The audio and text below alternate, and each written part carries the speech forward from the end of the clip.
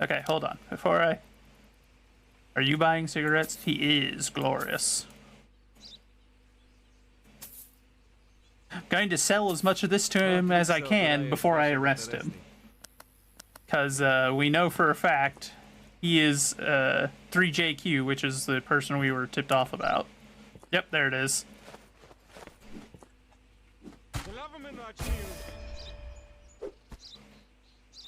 Contraband is cigarettes. I hope that's not the cigarettes I just sold you, sir.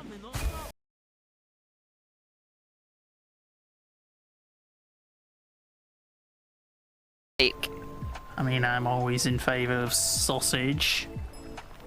Sausage and pies.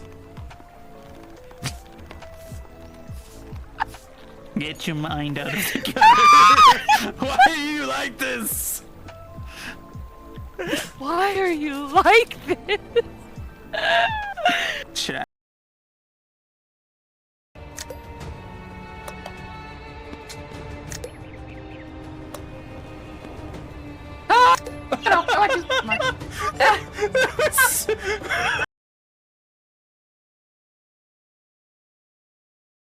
So, if we walk on this side, which shows as not having any bombs.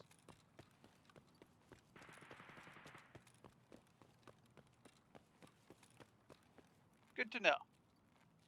We can go past it without being blown to smithereens.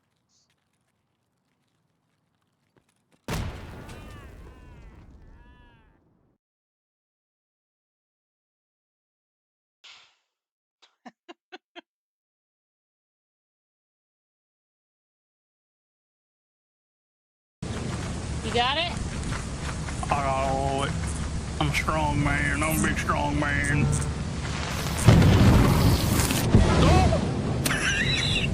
You ain't that strong. I was strong enough. I just, got annihilated. I'm a big strong man. Yeah. Strength got nothing to do with surviving a lightning strike. Right.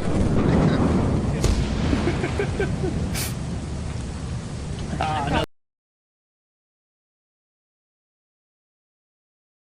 I'm not even gonna bother. That's a Churchill. I can't do anything to that.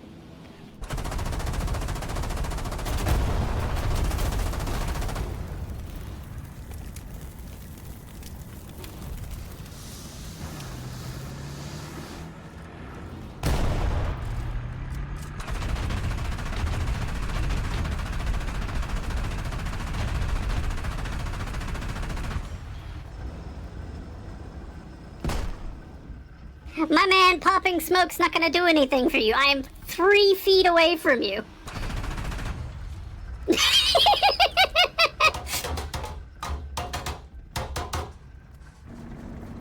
Your boyfriend can't save you. I'm going to still shoot you.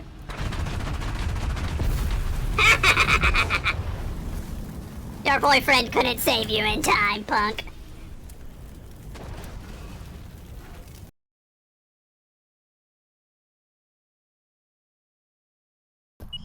Yeah. I see my breath and it's being active. Voice in particular makes Yep. this so entertaining. It's in here. The temperature's dropping. I'm glad that you're enjoying my suffering. Do you enjoy this, It gives Strawberry? It gives me great amusement, yes.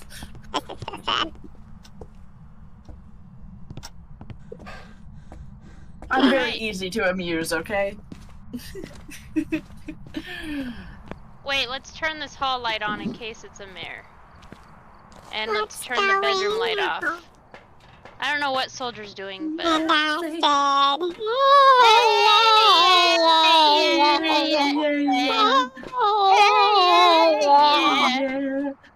said, hey!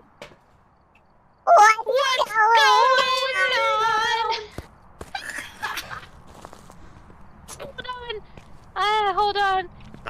I gotta get that.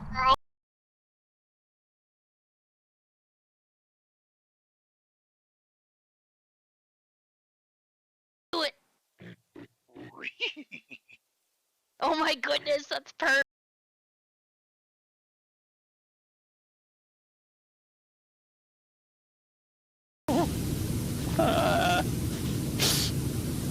I'm like laugh crying over here.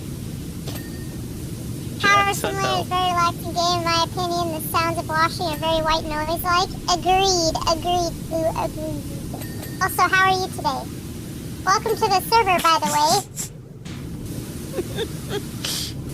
If anybody in here is not in the server yet, make sure you do exclamation Discord and join us. Join the Heavenly Legion. Join the shenanigans. Join the chaos. Join the squeaky. I'm going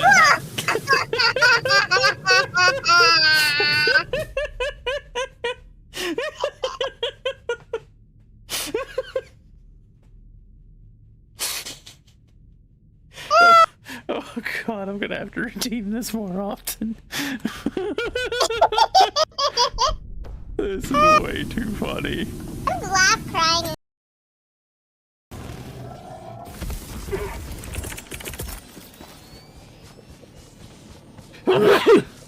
Ah. Ah. Here comes the cavalry. Orbital barrage incoming. Stand clear. Well, hello. Hello, everybody. I am back. I apologize for being gone for so long. But, it is what it is. I had already agreed beforehand to go and watch my father's home, so we were there doing that. And, yeah. That's why we were gone. I had to watch cats. They were very fun. Lovely little animals. Very well behaved. I enjoyed it. Good news, while we were gone, we have successfully gotten our new artist commissioned. Best viewers here, huh? I'm just gonna hit you with a ban right out the gate, because that name tells me everything I need to know. I already have the best viewers, thank you very much, filthy subhuman bot. So, farewell into the fires with you. Lao 2, welcome in, how are you doing, my friend?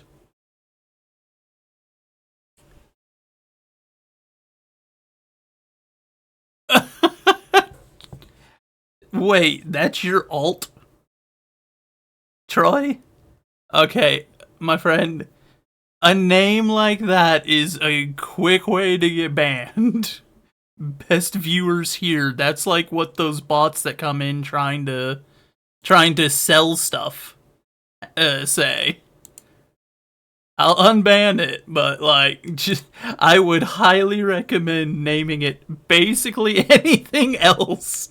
Because most people give it a chance. I don't play around with bots. I hate bots. They irritate me to no end. So I see that. My first assumption is, it's one of those. Destroy it.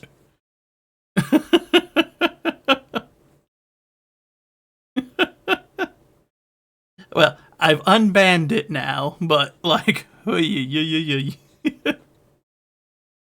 regardless, welcome in everybody. I hope that you all are doing well today. So, our plans for today. As per usual, we will open with prayer here in a moment. So if you got any prayer requests, this is your opportunity. Get them in now. Then, once we're done with our opening prayer, we will get into our Bible reading. Today, our verse of the day, Romans 5:10. Then we shall carry on with our reading through the Bible with Matthew 7 to Matthew 8. After which, we're going to play a game that we haven't played on stream before and that I've only played briefly once because I wanted to see how it felt. And that is Battle Brothers. And then later tonight, we have Plateup with the gang. So that's going to be pure chaos, but that won't be until later.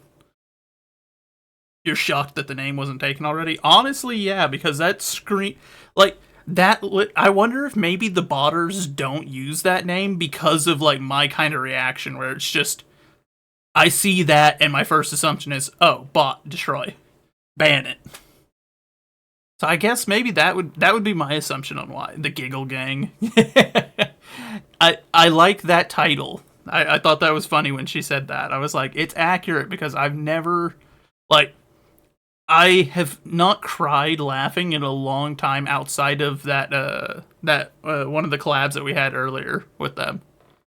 That was a blast. I've had so much fun with these little collabs with the Giggle Gang, with Kayla, Kat, and Rico.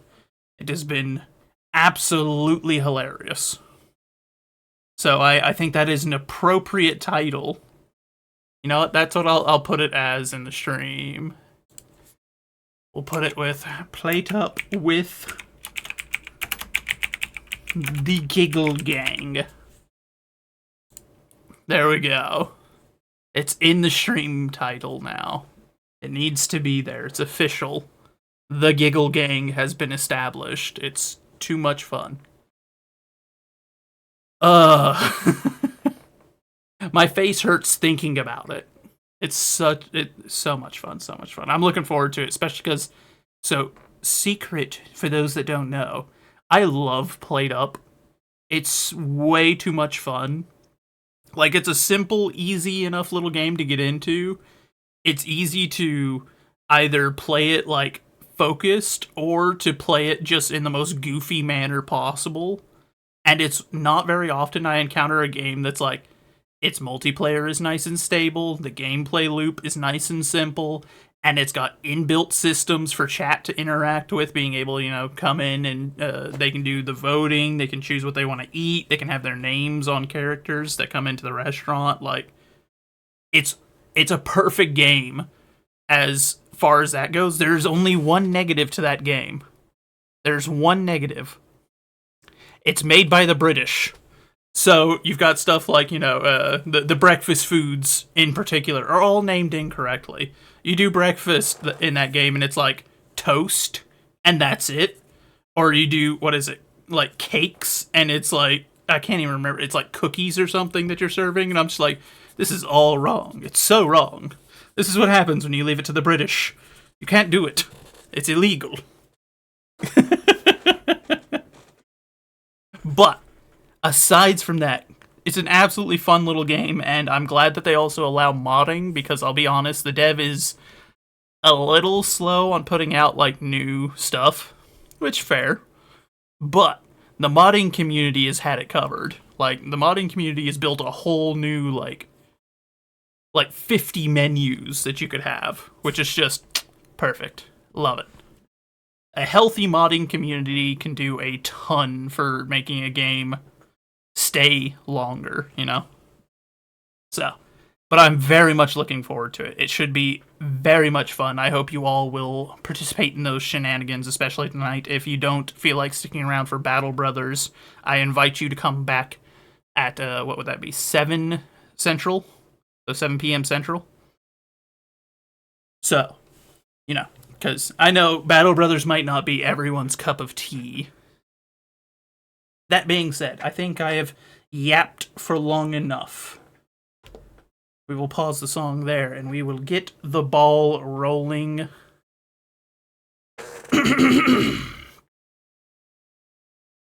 Heavenly Father, we come to you today, and as we do, we ask that you open our hearts and our minds. You provide us wisdom, guidance, and discernment as we go about our day, as we read through the lesson today. We ask that you will enlighten us and allow us not only to understand the message that it is that you intend for us to take from today, no matter where it is that it comes from, but that we can make use of it and that we may grow as Christians. We ask that you continue to provide a refuge for us, a place where we can gather with our fellow Christians in your might, where we can refresh and renew ourselves. We live in a world full of temptations, tragedies, and enemies all about us that would see us torn down and led astray to be led away from you.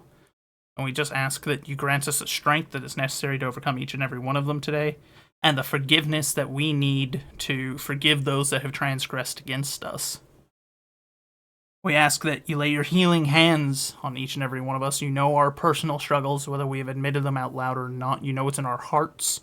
You know our needs better than we do. We just ask that you grant us those needs, even those ones that we don't understand yet. But above all, We ask for your mercy and for your forgiveness, for we are not but sinners and fools, each and every one of us, and that your will be done in our lives. In your heavenly name we pray. Amen.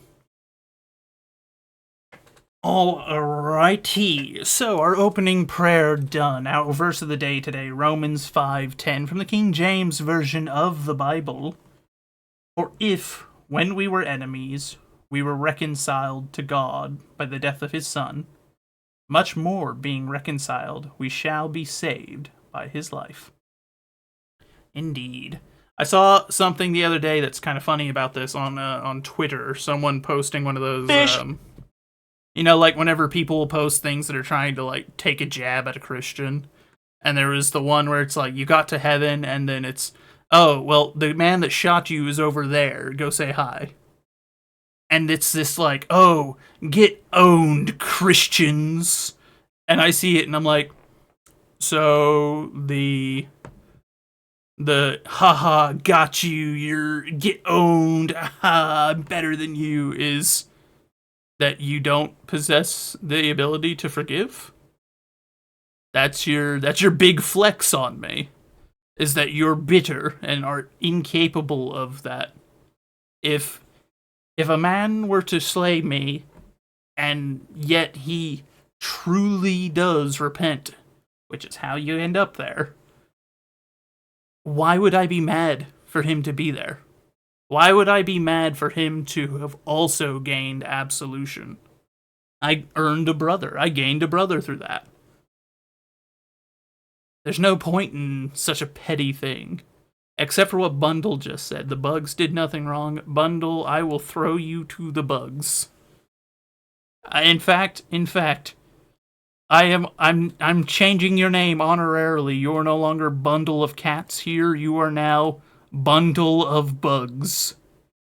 That is your official title now. In this place, he is now Bundle of Bugs.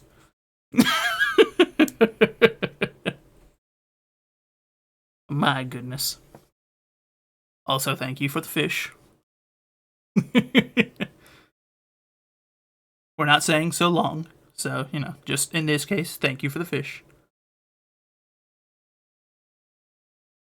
Your favorite boss in KH2 is Oogie Boogie. I don't know what KH2. Trying to think what that would be. I don't know. I don't know what that one would be. I don't know what game you're referring to there. Kingdom Hearts, maybe? I've never played it, so I do not know. Okay, it is Kingdom Hearts. All right. I was trying to think like what game that would be. So I guess that makes sense because Oogie Boogie is a character from their franchises, so that would make sense. But, alright, now to get into our Bible reading, continuing our lesson, our reading through the Bible. Today, of course, it is Matthew 7 through 8. So, let's get started, shall we? We've got a lot to do today. Not really, actually, I guess, but, we're gaming today, after this. Alright, Matthew 7. Judge not, that ye be not judged. For with what judgment ye judge, ye shall be judged. And with what measure ye mete, it shall be measured to you again. And why beholdest thou the mote that is in thy brother's eye, but considerest not the beam that is in thine own eye? Or how wilt thou say to thy brother, let me pull out the mote out of thine eye?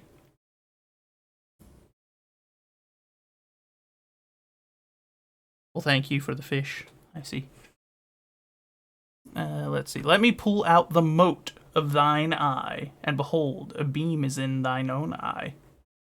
Thou hypocrite, first cast out the beam out of thine own eye, and then shalt thou see clearly to cast out the mote out of thy brother's eye. Give not that which is that which is holy unto the dogs. Neither cast ye your pearls before swine, lest they trample them under their feet, and turn again and rend you. Ask, and it shall be given you. Seek, and ye shall find. Knock, and it shall be opened unto you. For every one that asketh receiveth, and he that seeketh findeth, and to him that knocketh it shall be opened. Or what man is there of you whom if his son asked bread, will give him a stone? Or if he asks a fish, will he give him a serpent?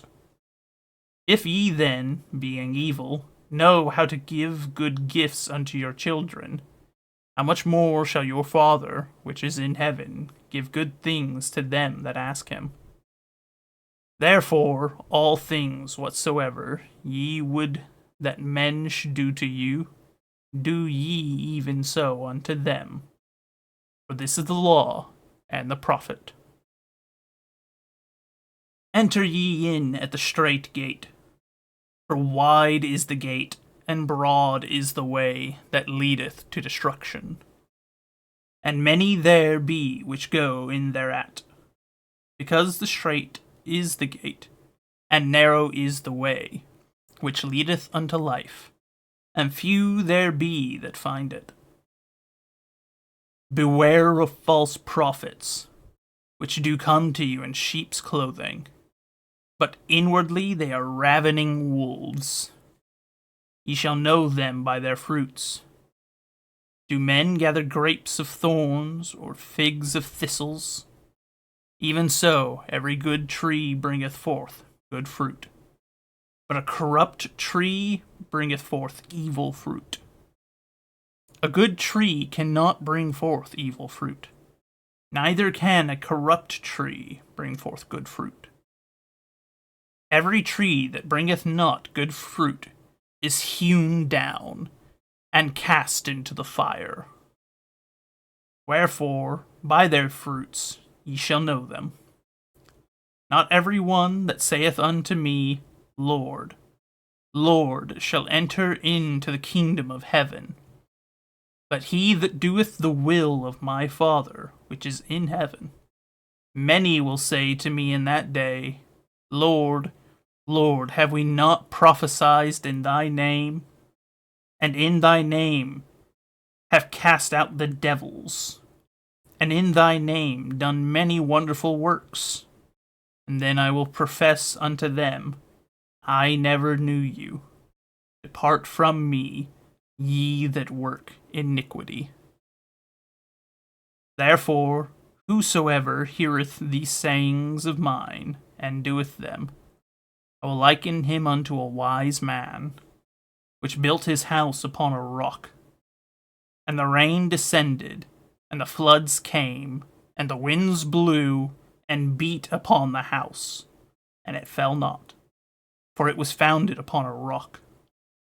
And every one that heareth these sayings of mine, and doeth them not, shall be likened unto a foolish man, which built his house upon the sand. And the rain descended, and the floods came, and the winds blew, and beat upon that house, and it fell, and great was the fall of it. And it came to pass, when Jesus had ended these sayings, the people were astonished at his doctrine, for he taught them as one having authority, and not as the scribes. Okay, normally I would push right on to read into the next one, but I thought there were two bits that had out to me. Where were they?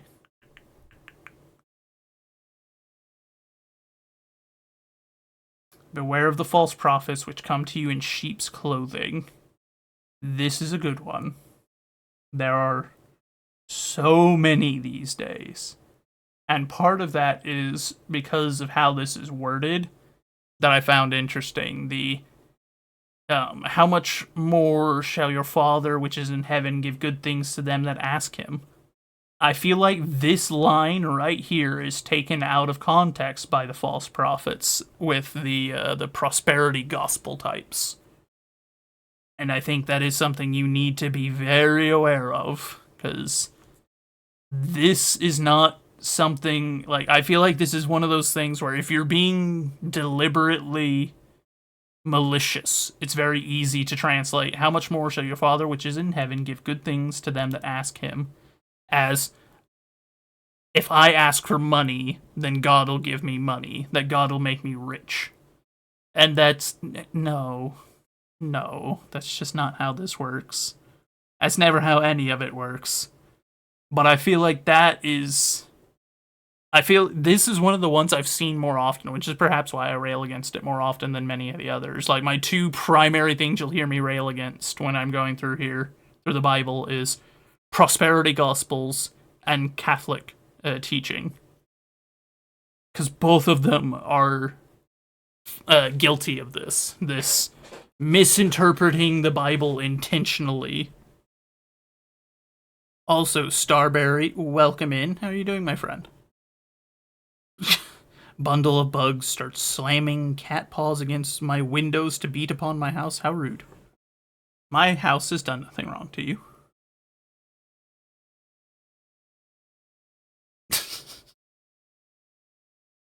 No, Bundle. Bugs chitter, they don't meow. What are you talking about? Outrageous. It's been a while. I'm doing alright. Yeah, it has been a while.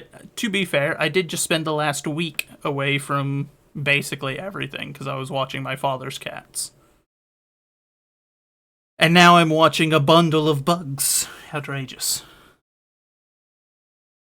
But we've got a little further to read through. We've got one more section, then we'll be good there. And then we will get into our games, and we shall chat for a great amount of time. But we do need to get through this. I can't get distracted, chat. Don't let me get distracted. It's very easy to happen. Alright. Continuing on with Matthew 8.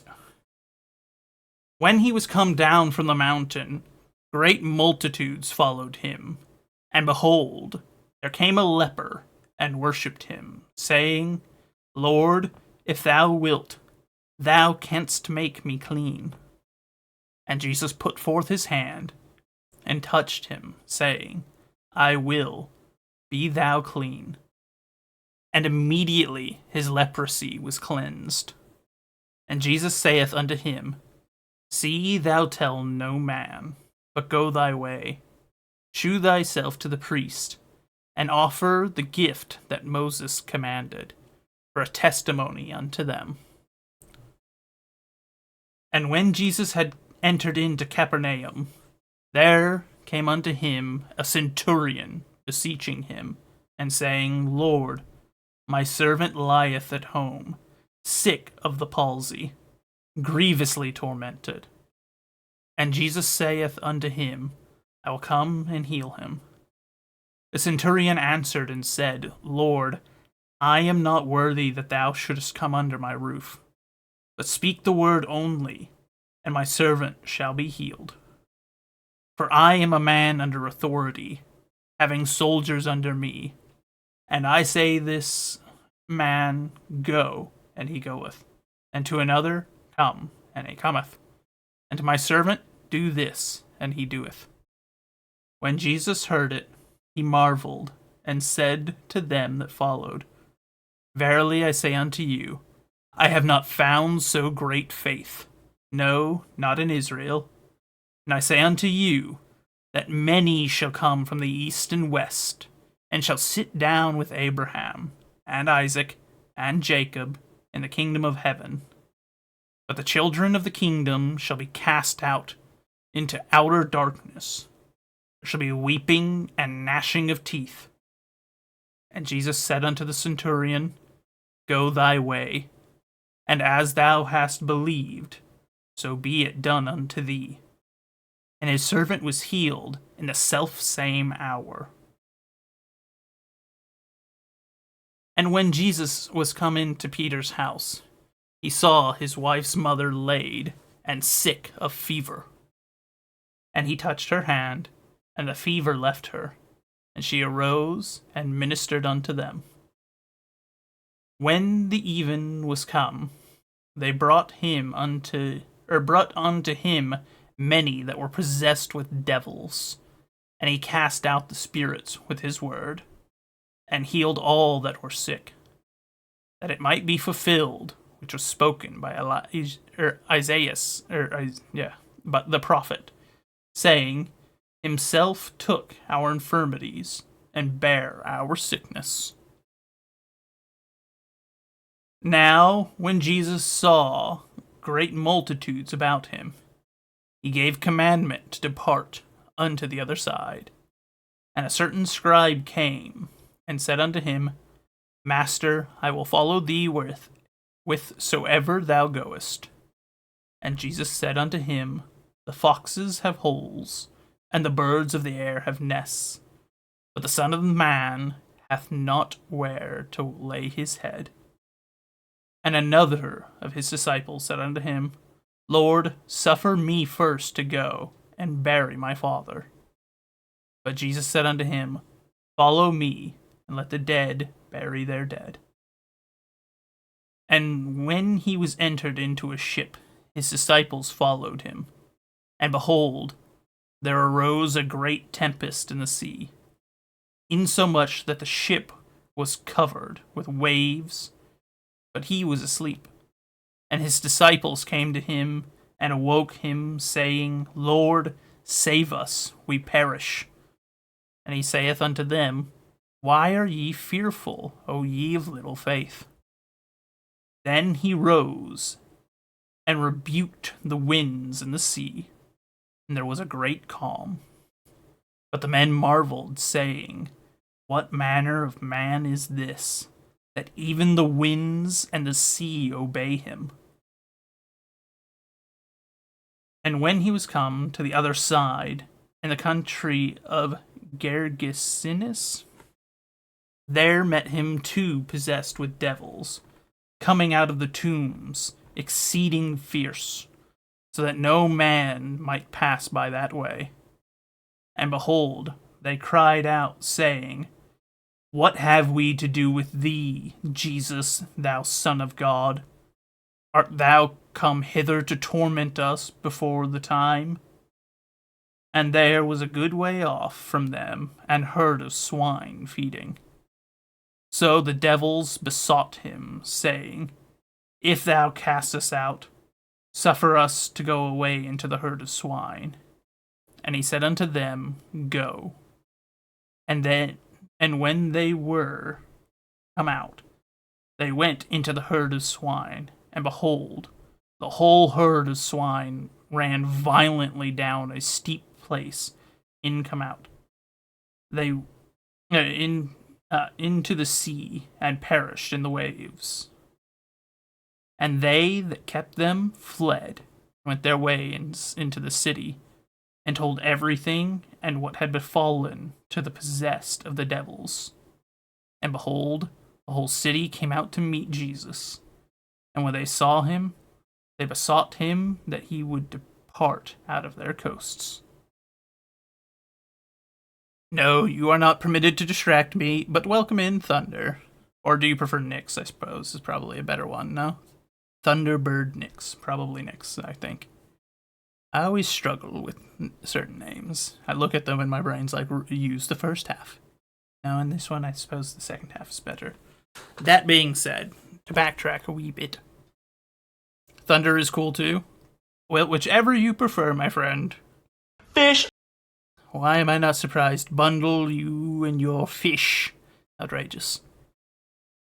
But I think that this is an interesting one. So rolling back to the interaction with the Centurion, the fact that it's how to say it, how to word it. The fact that this man is one of the first examples we ever see of someone believing so fervently in the words of Christ that they did not need to see him heal someone. simply that he said it. I think that's a more common thing nowadays. It is more common that followers of Christ, we are accustomed to that end of it. But this is a rare example in his day. In his day, wherein you had to do it before them for people to believe it. And this man, a centurion, a soldier of the Roman Empire, which is the ones that would eventually go on to be the ones who,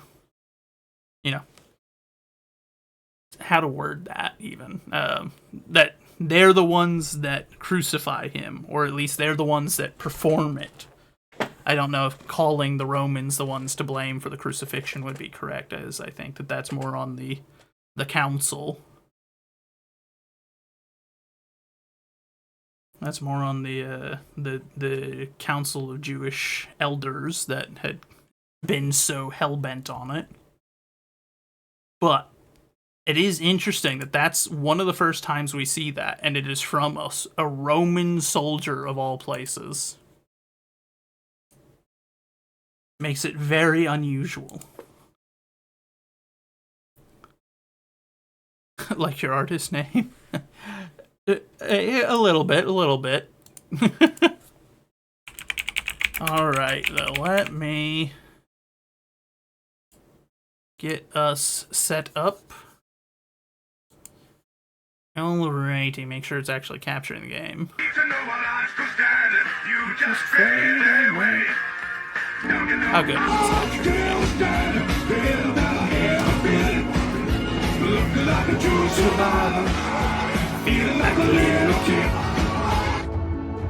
Welcome to Battle Brothers. A perfectly, the name is perfect for this game, I'll be honest. So I played it a little Some of them are doing on a dang old human, man. Boy, I tell you what, I get a goddamn superhuman, innovative, animated dang old rubber, so that anything you say is ricocheting back at you, man. Devastating more than ever, demonstrating how to get a dang old audience to feeling like it's letter hay. Faded like a farmer's tan, man, I tell you what. Here's getting worked up, complain, hot like propane, boom, how we're spitting them facts, man, spinning them rhymes like a dang old tornado, jib-jabbing like it just ain't no thing. Why be a god and not a dang old king? So I've played the game a little bit off stream. I did the rebuilding a company tutorial one. My goodness, Bundle. Are you having fun?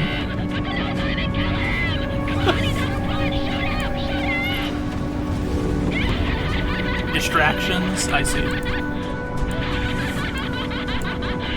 Alright, we need to find a banner. That one is what I went with last time, but I want to look through all of these and see if there's one more fitting. I doubt it, but... Fish!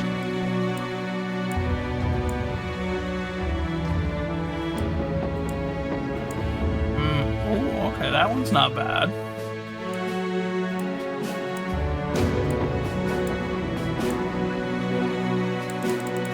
Alright, chat, do we want to go with this one? So, I guess we'll call this, this is the... This one almost looks like something out of, 40K. Or... do we want to go with the more traditional, Crusader? I'm leaning towards the other one, I'll be honest. The other one's quite cool.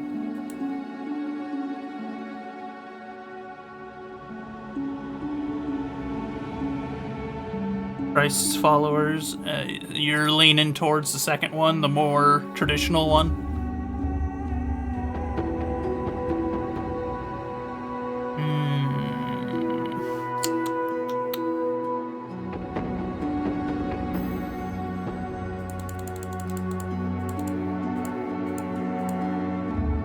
This one is quite nice, I will admit, and it looks proper.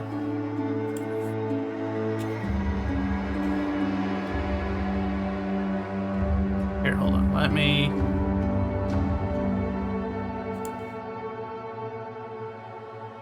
Need to look up how to spell this correctly, that way I don't misspell.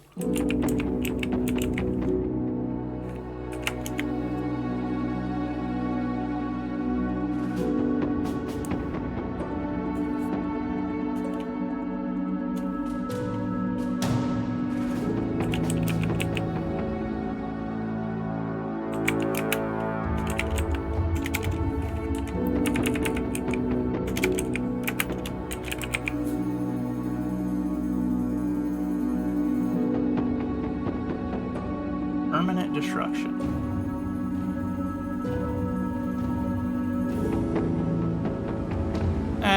We'll leave that out just because I don't feel like that's particularly normal. Iron Man mode. Stable manual saving. Only single save when you do this for the company. Bang. Well, I think that that's appropriate. So be it.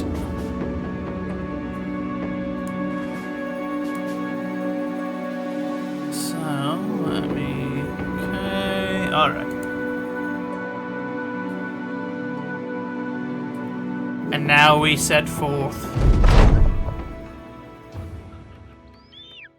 The Martyrs Band. You soak in the cool morning air as the sun slowly rises. So does a new chapter in your life begin. After years of bloodying your sword for meager pay, you have saved enough crowns to start your very own mercenary company. With you, Erwin, Bertram the Berserker, and Espen, with whom you have fought before side by side in the shield wall, you are their commander now, the leader of the Martyrs Band. As you travel the lands, you should hire new men in the villages and cities to fill your ranks. Many who offer their services will have never picked up a weapon before. Maybe they are desperate, maybe they are greedy for quick spoils of war. Most of them will die on the battlefield. But do not be discouraged. Such is the mercenary life. And the next village will always have new men, eagerly looking for a new start in life. The lands are dangerous these times. Robbers and pillagers lay in ambush by the roads. Wild beasts roam the dark forest, and orc tribes are restless beyond the boundaries of civilization. There are rumors, even of dark magic being at work. The dead rising from their graves and walking again. There's plenty of opportunity to earn good money, whether by taking on contracts you can find in the villages and cities all over the land, or by venturing out on your own to explore and raid. The men look to you to give a command. They live and die for the Martyrs Band now. Huzzah! Glorious. Okay, hold on. So, let me know how's the music, because I'm going to be real honest. On my end, the music is aggressively loud.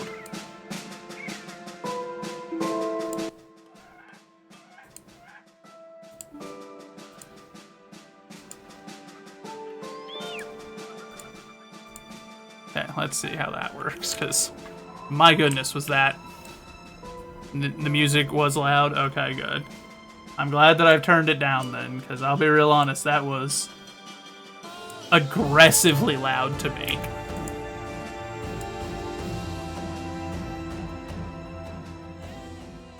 Alright, so let's see what we've got. Rupert of Krakenland welcomes me in, waving you in. Very well, now that you're here, please shut the door behind you. One of the men's guard pokes his head around the corner. You smile as you slowly shut him out. Turning around, you find Rupert of Krakenland. Walking towards a window, he stares out as he talks. I need something. Well, you don't need to know what it is. I need this something delivered to a fellow called Conrad of Torvastad. He is waiting for it in Torvastad. It is important that it actually gets there. Important enough for an armed escort for a day of travel. Which is why I'm turning to you and your company. What say you, mercenary? Only 130 crowns.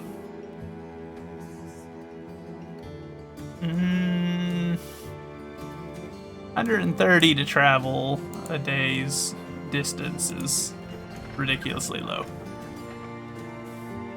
Enter a tavern, garner a few looks from your arrival. Mercenary been wandering about. Curious, you ask what he knows. The only man walking around with a sword, he laughs. The eyes, they're where I can see it. You're a man who hunts some most dangerous sort of prey. A life of taking lives is in a world and itself. But you seek out those who live have gained such odd values that their death would be but a monetary appreciation for others. A purchase is placed so that, okay. Not understanding. Alright, what are you actually trying to hire me to do? Oh, it's Rupert again. Hi, Rupert. Not cheap, sorry, but I'm not gonna get it right. So I need a caravan guarded at Torva State. Okay, you know what? Fine. I'm willing to transfer that. The pay is still not great, but 2 crowns per head when you arrive. I'll pay up to 15 and 120 when we get there. So be it. We shall accept that contract. That's not quite so bad. What's our party looking like?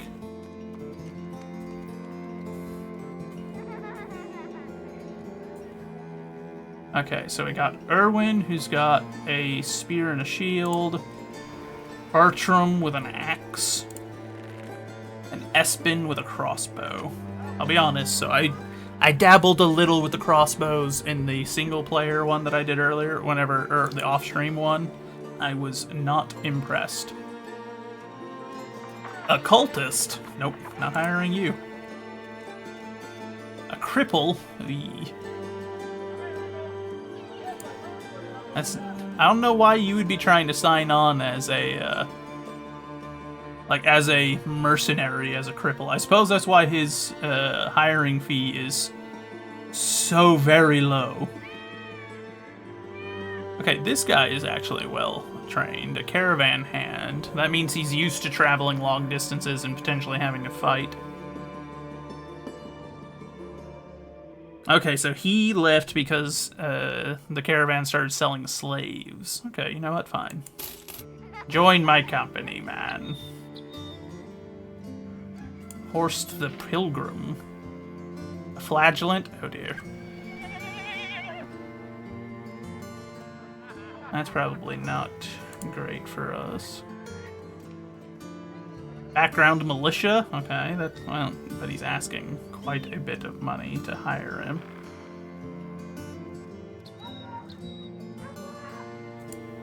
A fisherman, huh? Unknown character trait.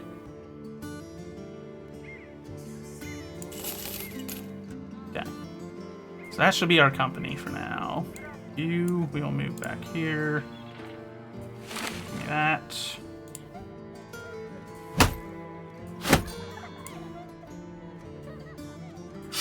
Okay, so we're gonna try to get our men to some uniform equipment. So we're taking the equipment that they have for now.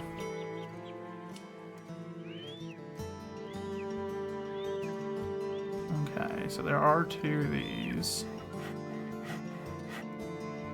There's not enough shields, but I guess that'll...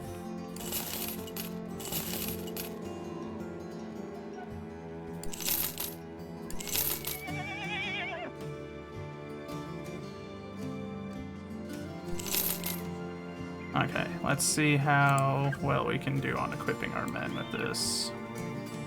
Oh, I forget.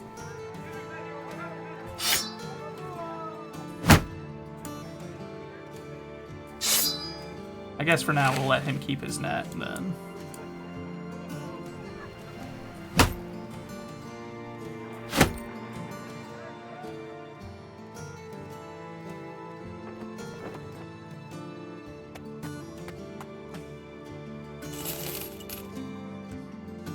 Not another quiver of arrows, though. That's the problem. So I guess we'll have to hold on to the crossbow for now, because that bow's not going to work. Buy 2 sets of tools, because we're going to need them.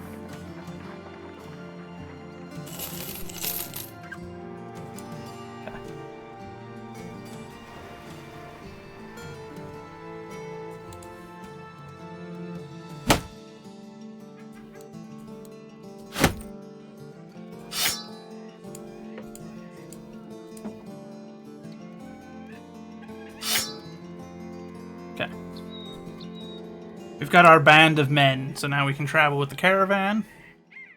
And we're just guarding it, so long as it doesn't get attacked, this will be easy pay. But if it gets attacked, then We may have to fight to earn our pay, to earn our wages.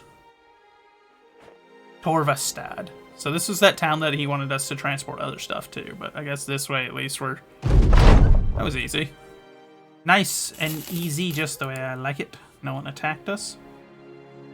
And they've got a contract. The only contract here, sellsword. Yeah, so let's see.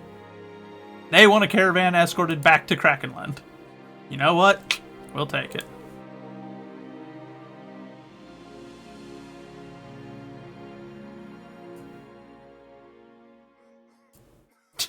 Fine. He won't negotiate, but we'll take it. And so we guarded a caravan going there, and now we're going to guard a caravan going back.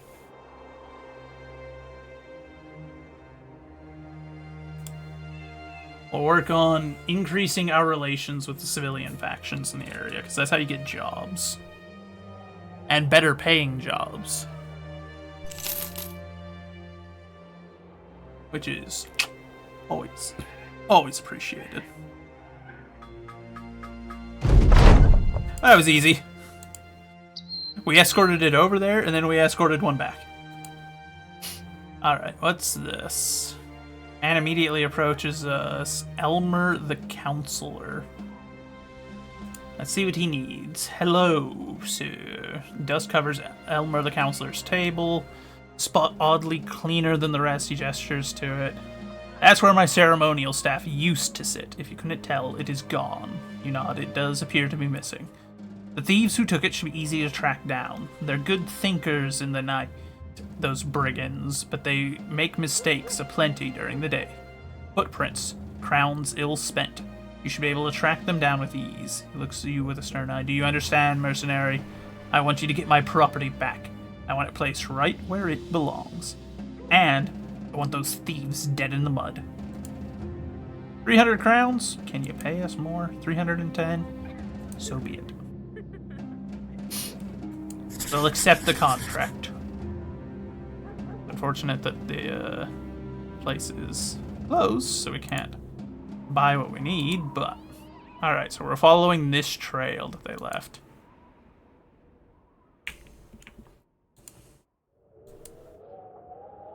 See where they went off to, eh?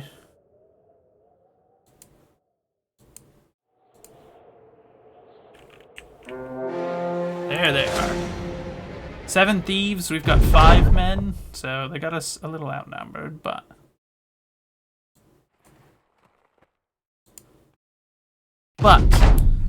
hopefully that should not be a problem. Alright, okay, so which one is it? Spacebar to hold our turn. And we are going to hold our turn until they draw in closer, because we can't see them anyway. Fish! Fish? Outrageous.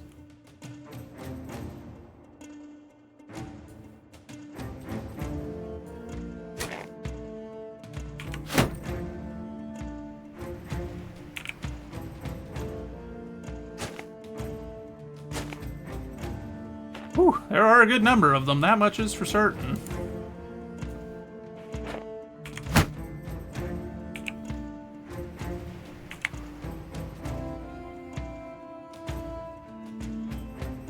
We're just gonna shoot into the crowd.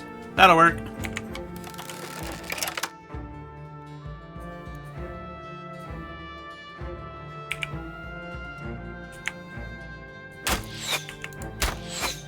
Of course he missed both shots. Curses.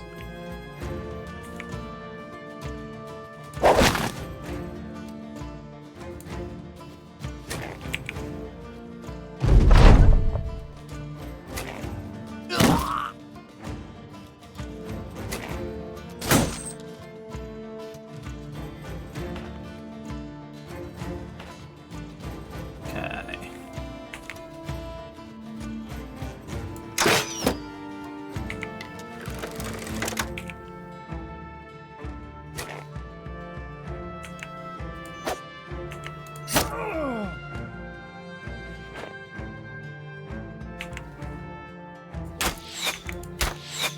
course, our archers are just whiffing their shots, which is going to be real bad for them here shortly.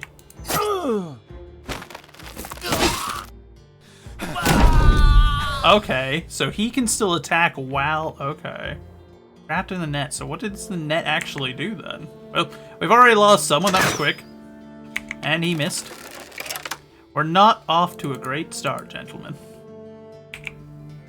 In fact, I would say we're off to about as bad a start as they could have gotten off to. We've already lost a man.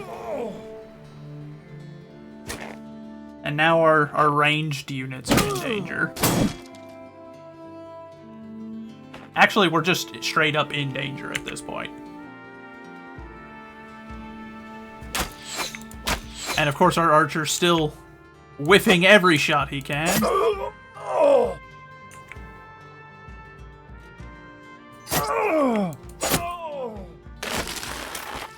Okay, so that guy got free of his net. I'm assuming... Okay, well, we lost another one now. So I'm assuming the net literally... Okay, yeah, we're gonna get wiped already. Wow. Our first job is going to be a total party kill. Well, this is a short campaign.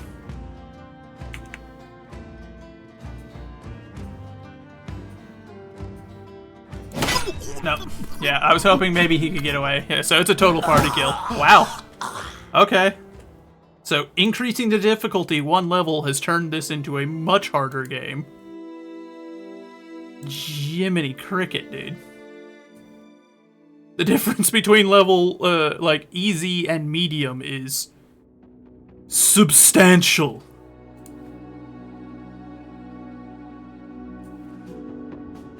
That was veteran, which is medium difficulty in this game.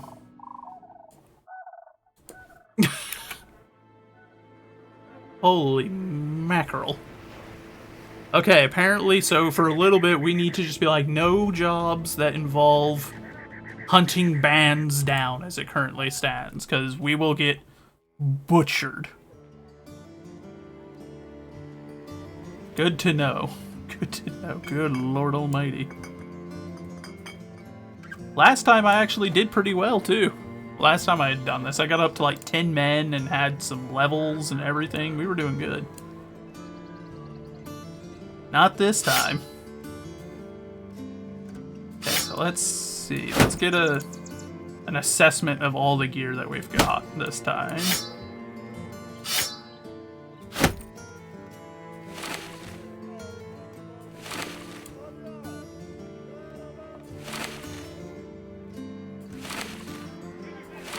So instead of hiring anyone, we're going to see about better equipping our men right out the gate this time, because... Hey.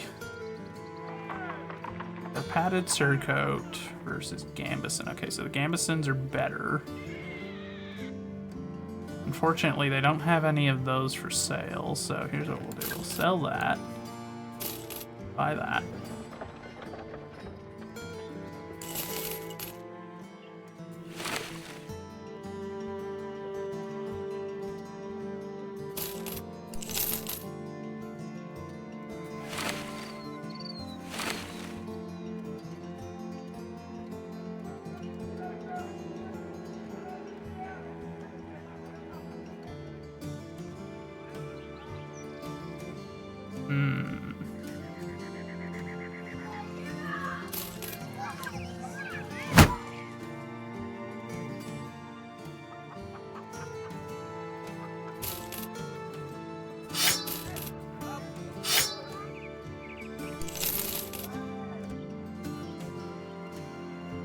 Okay, so...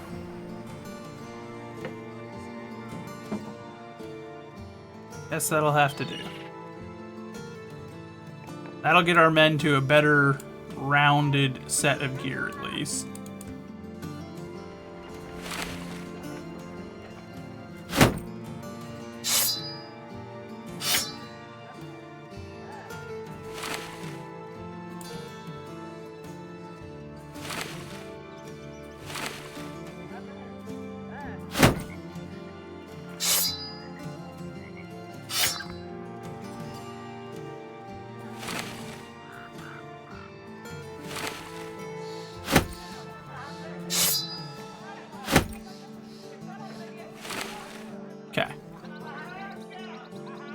And now we'll see if there are any, like, decent hires. Because apparently I need to be much more strategic about this now.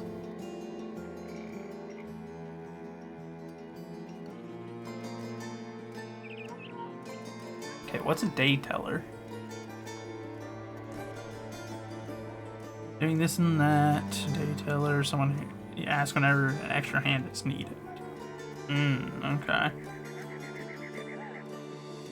Doesn't have a weapon though, and I've already spent the money that I intended to spend this time.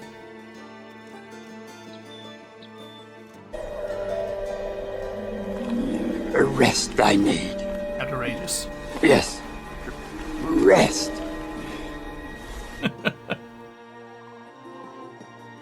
Anton of Krakenland has got a map of a cemetery on his desk. Half the plot squares appear to have been filled in with ink. Every square you see there has been robbed. Every night they come. And every night I can't quite seem to catch them. I'm at my wit's end here, so I've decided to end this once and for all. I want you to go to that graveyard and kill every grave-robbing fool you see. Got it? I'm confirmed an old fart. How dare you, bundle of bugs. How rude.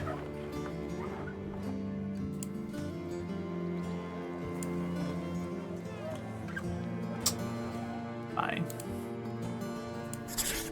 Okay, so.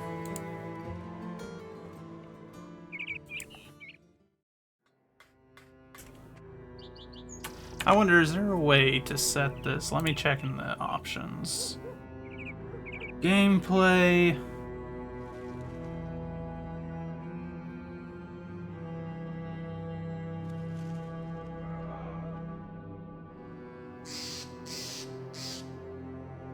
Darn.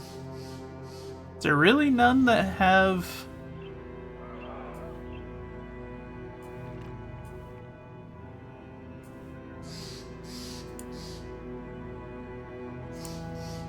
Huh. I was kind of hoping that there'd be a way to set it to where it would automatically follow the party whenever it's going somewhere, but I guess not.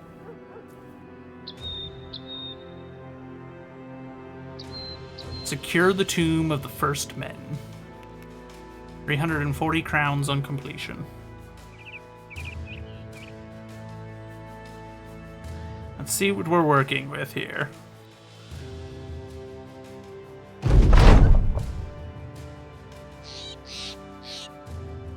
There are grave robbers. Okay, I was afraid it would be like monsters or something, but if it's just a few grave robbers, we may be able to handle this.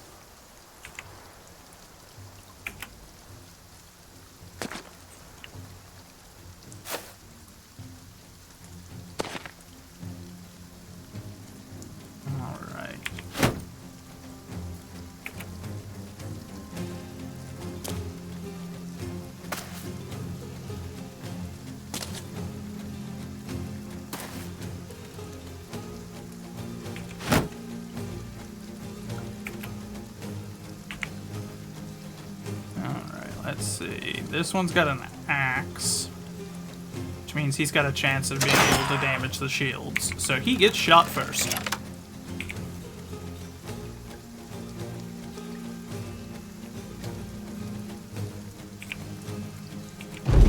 And we'll have both of our spearmen just wait and let them come in. That way we can stay in our shield wall.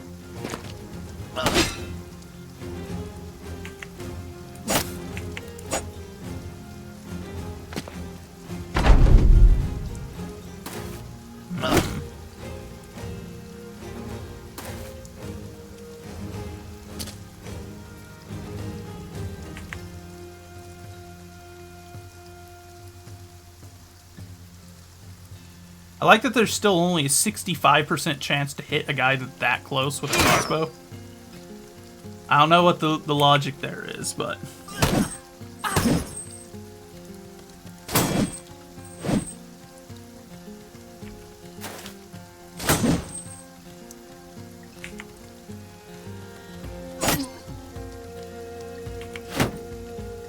Okay, I see what I did wrong. Yeah, we're already gonna get wiped again. Which means we're going to be restarting again. Is there a way to...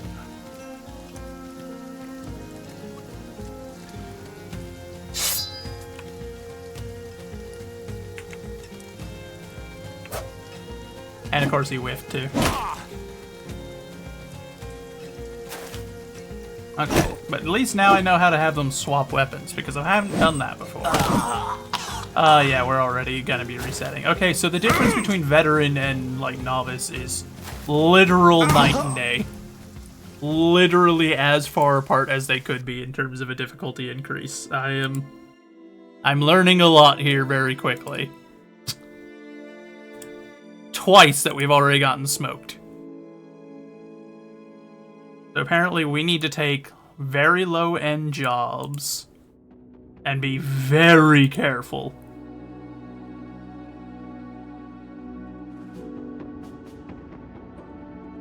Can provide... It can be quite challenging. You don't say. That's 2 starts in a row where it's like, start and everybody died. That is putting it lightly there, boys.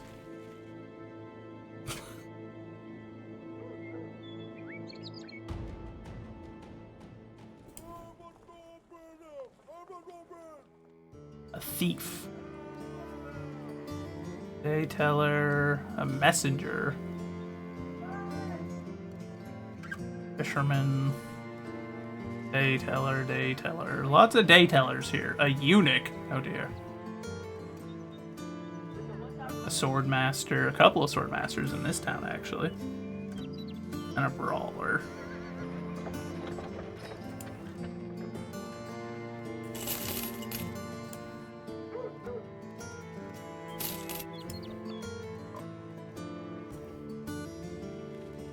Wait, hold on. Okay, so let's go to our men. Alright, everybody, hand over all your gear for now. We're gonna try to standardize, see what we're working with here. This one didn't even have a weapon.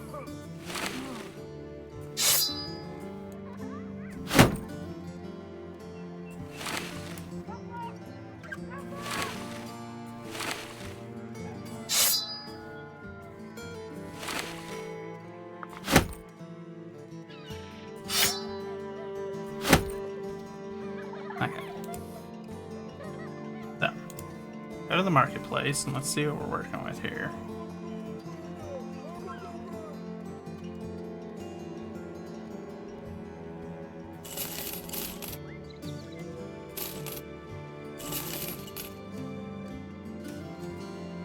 Okay, so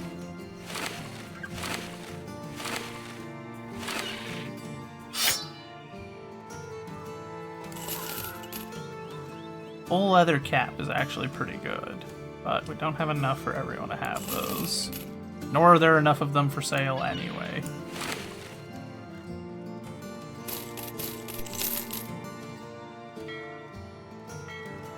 Okay. We'll go back to our men. Get some standardization on equipment here.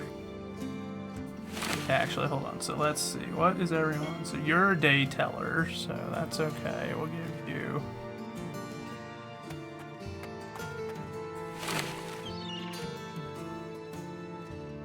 This is also one of our daytellers. Companion. Alright. Oh.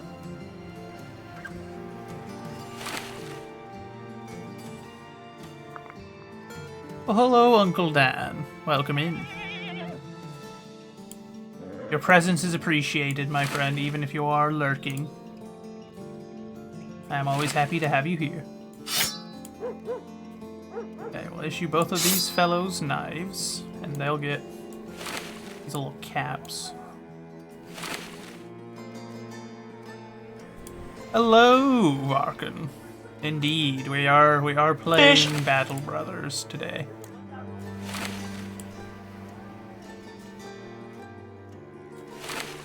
Alright, so there we go. Now to figure out equipping our men. We got 2 who will be ranged and 3 that'll be melee.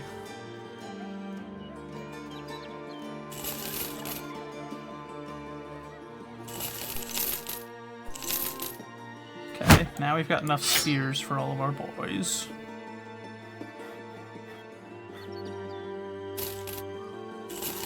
And we'll just have to make do on that as our ranged, because that's what we've got.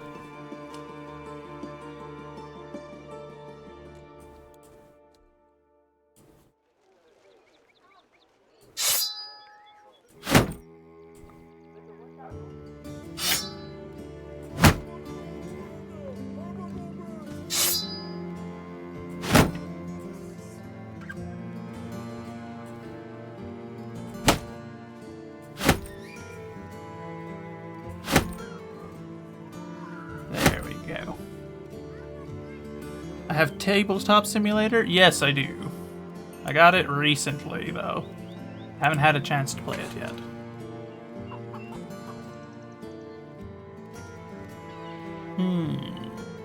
How much are you paying? $240? That might still be bad, but we'll see what we can do. Okay, he'll pay 70 advance and 20 or 270 after the job is done. We're going to accept the contract, but like hopefully this will go better than last time. We'll be a bit more cautious and a little bit smarter on our deployment rather than letting them come to us. See if we can set something up to where we have a better chance of winning instead of just instantly getting smoked. Ooh, especially because they outnumber us again. Fine.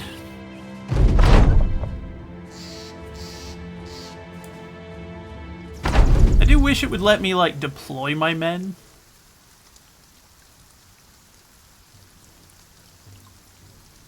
Right now, it does not.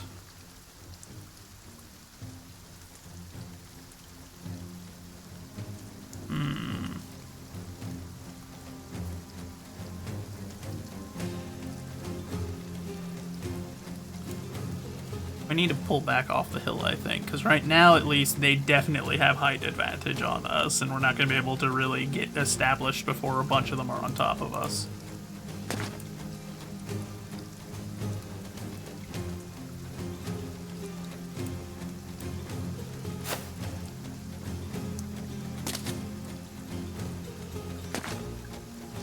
And we'll make them come down to fight us on more even ground.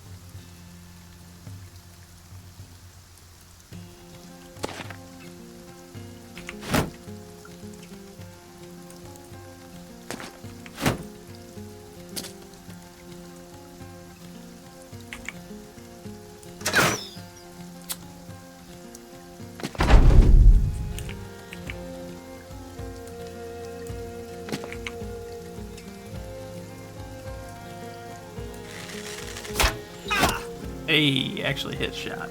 Nice.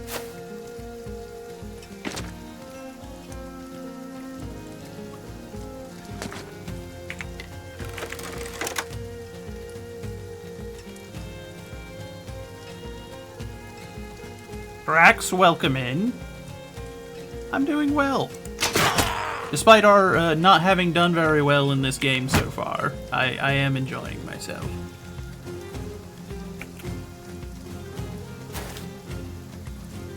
'Tis just a flesh wound, my lord. Yeah, I wish it were a flesh wound on the other 2 rounds that we've done.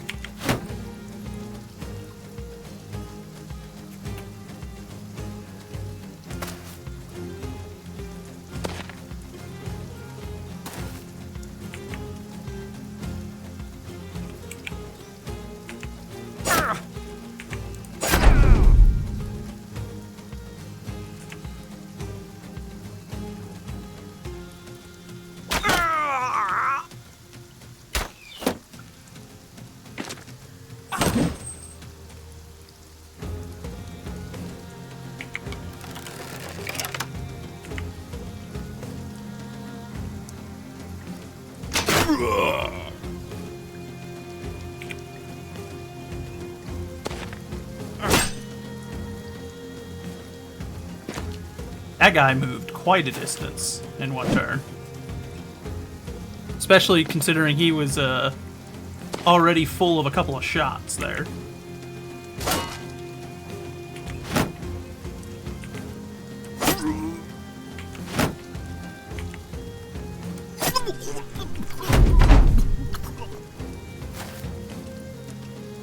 I'll be honest, I don't quite understand how initiative works in this game. It seems like it rolls initiative every single round, which is interesting.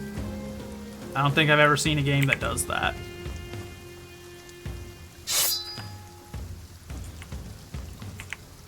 Stab or puncture?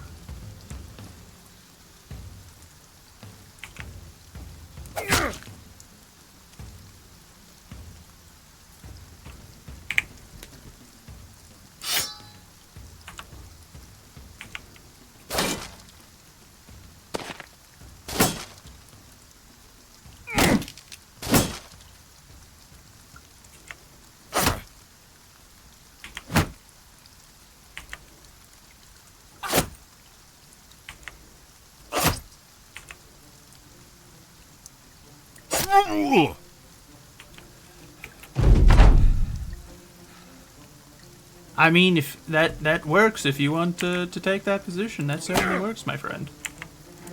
I see no reason for you not to.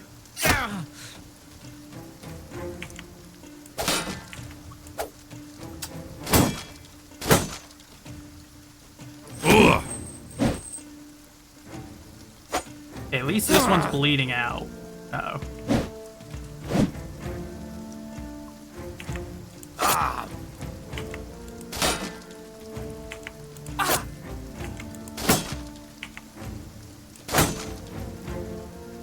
Really, that's all he could handle that turn.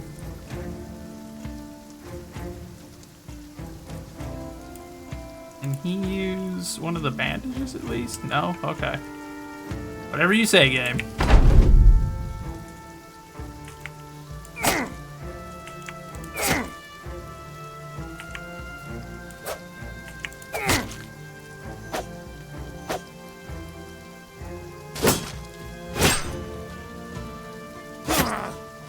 Oh, come on.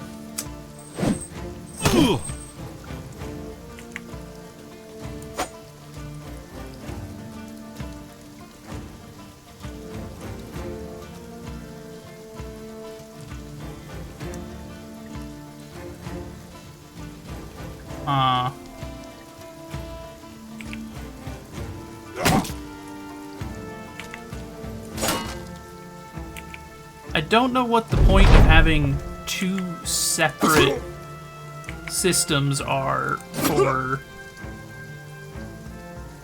what's the word here? For like a stamina system in a game? That's kind of surprising, I'll be honest. Like, the fact that there's both a stamina, like, so you've got action points, but also a fatigue system.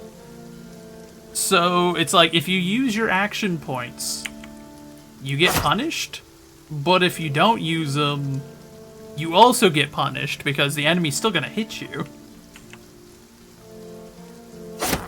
So it kind of becomes a situation of like, damned if you do, damned if you don't.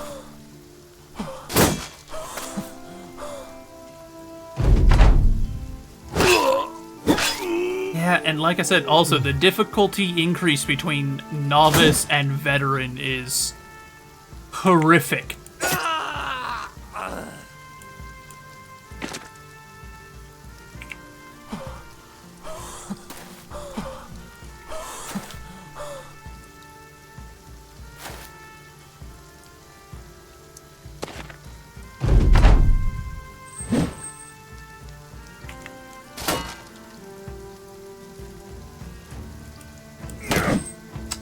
And the fact there's a I agree, Varkon. So I played this a bit off stream, and I'll be honest, so far I have very mixed feelings on the game. On the one hand, it has some really cool mechanics that I do like. On the other hand, boy, there's some stuff about this game that I do not understand the decisions to include.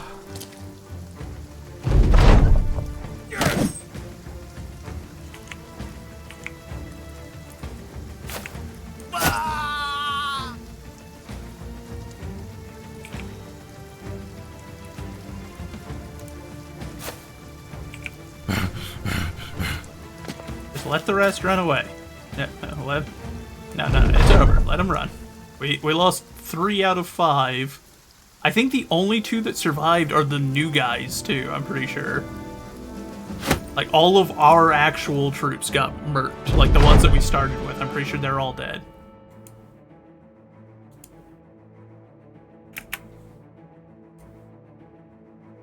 Let's check. Dayteller. No, okay, one of them is a companion. But we lost 2 of our companions in one job. Like I said, the difficulty increase. Oh, I didn't get the supplies off my dead either. That's really dumb. Huh.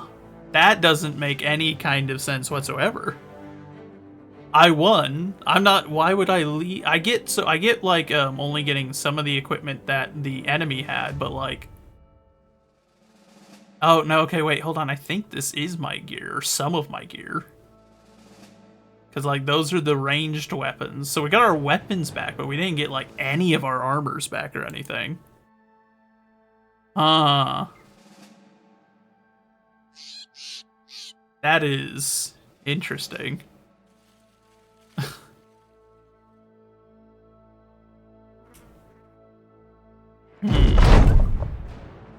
Yeah, we should have been paid way more for how one-sided that was, but okay. I guess we'll take it.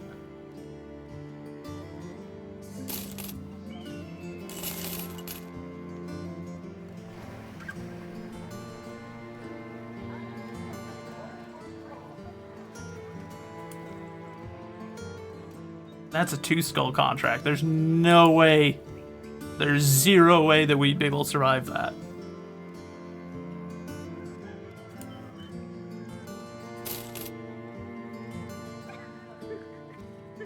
I guess we're just gonna hire some cheap guys and see if we can get to some degree of maybe being able to fight on our next mission. But I'll be real honest, I already think I'm gonna have to drop it back down to novice. If we get smoked again, like, we're going back to novice, I guess, because I don't know what else to do at that point.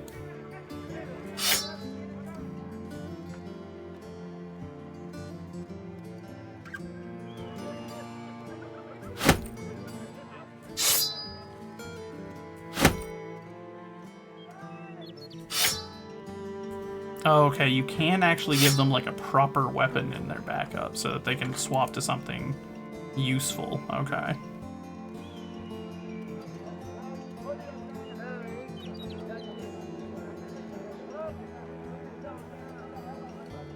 Now that Rico also struggled with this. Yeah, so it's not that it's a bad game, it's just trying to figure out, especially the logic behind some of it. Like, it's kind of all over the place on some of it. The durability system, I get why they added that, but it also feels like stuff breaks down really, really quick. Like, that was one battle, our armors are almost all ruined, and our weapons are pretty damaged. And I'm like, holy crap, that was like, what do you mean? Are we using, like, the pig iron or something for these weapons? Is this what kind of environment are we in? Like, I'm pretty sure copper weapons would hold up longer than some of these ones do. Not some woman more important, still idol of fertility. Eh? 280, oh dear God.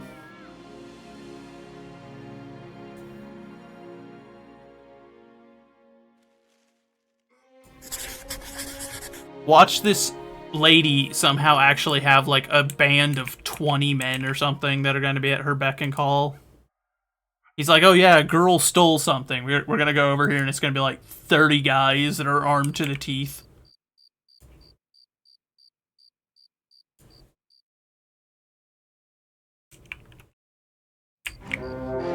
Seven men. Yeah, so...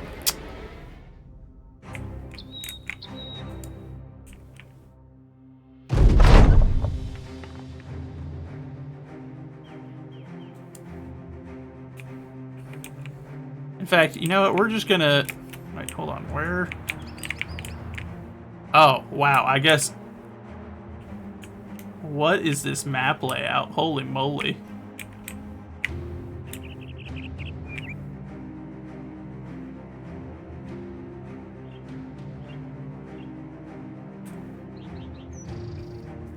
Yeah, it definitely feels that way.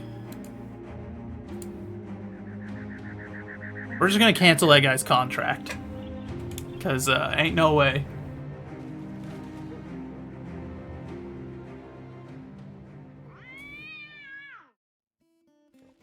No, we can't afford to hire anyone right now. We need to see if we can sail to one of the good places. Witch burnings. Oh my goodness. Okay, let's see. Are there decent jobs here? Trade master to traders, no longer patronized. Brigands. How much? 430? Nope. If he's offering that much, that means that it's going to get us slaughtered. 330. Nope, never mind. We are in trouble.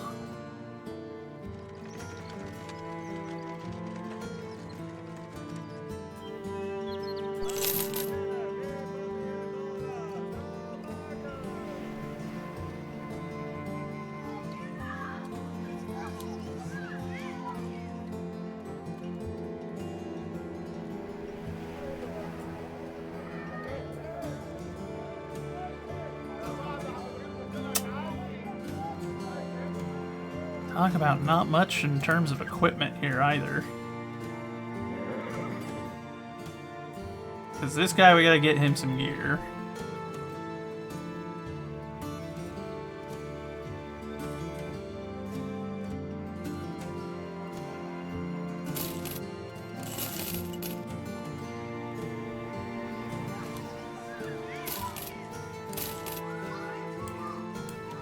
Oh dear lord, we've got no money after that.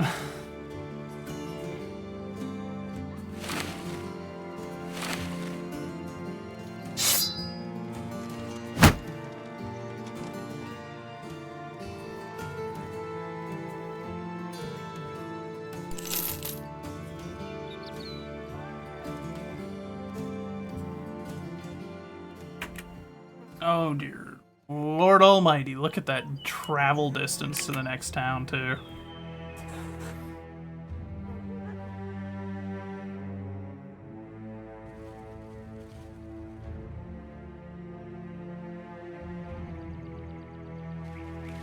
We need to find a town that has like some low-end jobs that we actually have a chance at, because holy moly. I turned the difficulty up one notch and it's just like, good luck. We're throwing you into the meat grinder. Oh, okay. Welcome in, JT. How did you find us? Welcome, welcome. I hope that you are doing well today.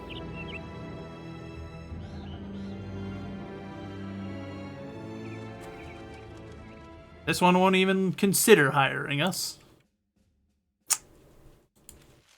I don't like our odds very much here. We're off to a very poor start.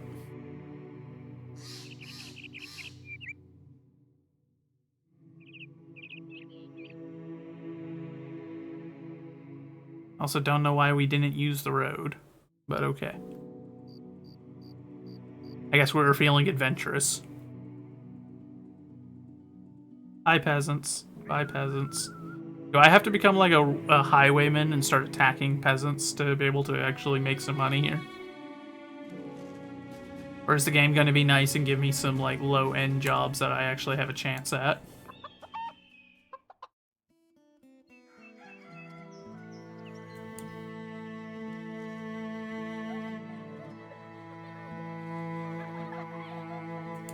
Okay, well, I guess we'll...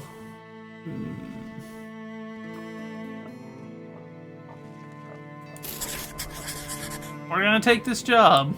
I don't like our odds. But we're gonna take it, because we gotta make some money.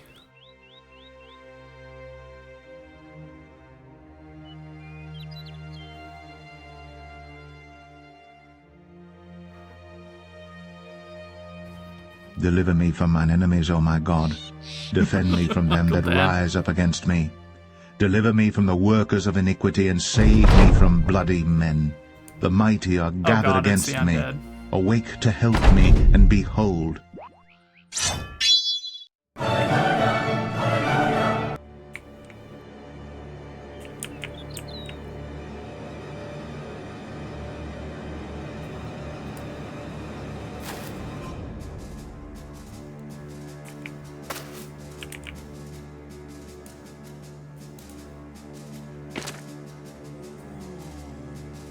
Yes, well, in times like this when the undead horde is bearing down on 5 guys, like, we need Christian Kerbo, clearly. We need Kerbo, the Christian Kirby, because otherwise, oh god. This is not entirely preferable.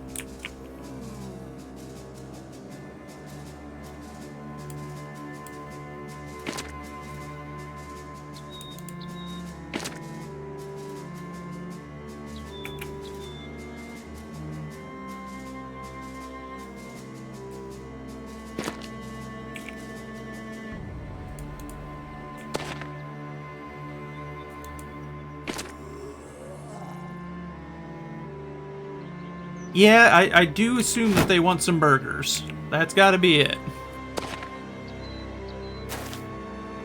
If that's the case, they chose some very expensive burgers. I don't know if you've ever had Five Guys, but Five Guys is pricey.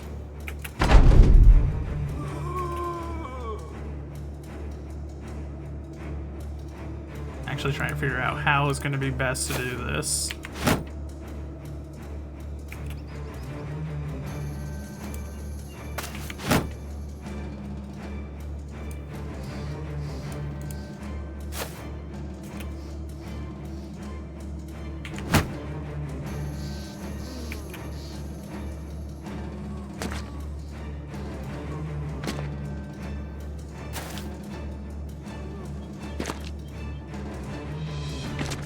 At least there aren't any wraiths. The first time I started doing, like, I fought undead the first time, it had wraiths, and as I discovered, wraiths just melt your troops because they, unless you've got, like, guys that are specifically good at, like, high morale, then everyone just breaks and runs the moment that they encounter wraiths, because the wraiths can just scream, and that's enough for your men to be like, and I have now pissed myself. And you're like, why?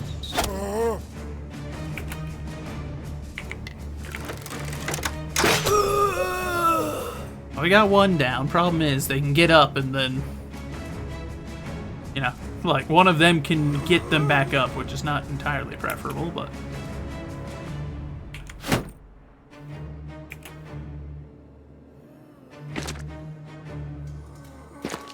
yeah, like, I'm sure he's gonna get him up now.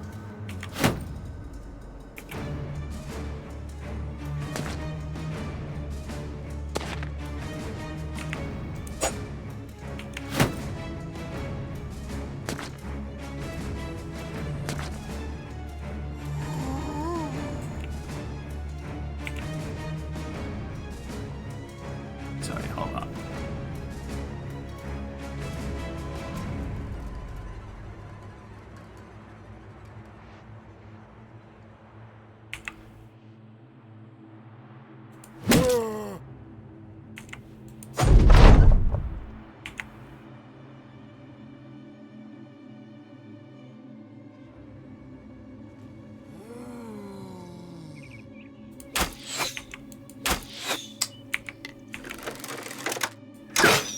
Good lord, of course they both just are out here whiffing.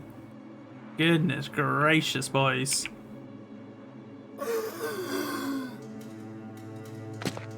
Yeah, we're gonna prioritize the ones that have weapons first.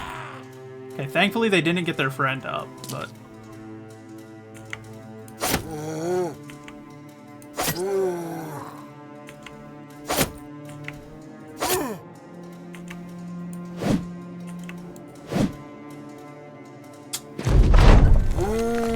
Oh, no, they did get him up somehow.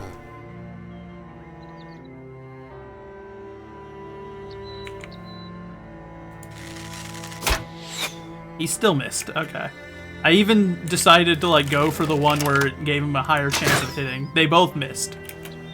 I'm gonna be real honest. I might not use ranged weapons very much going forward in this game, because as I've discovered so far, it is... The chances of them hitting seems to... Oh, okay. We've lost a guy.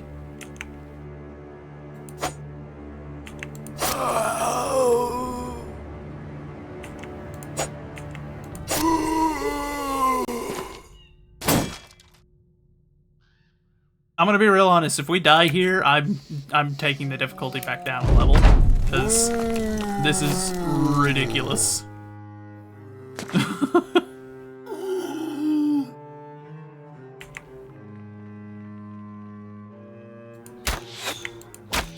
Just keep on whiffing, boys. Keep on whiffing. Why would you want to aim? Why would you want to hit a target that's right in front of you, you know?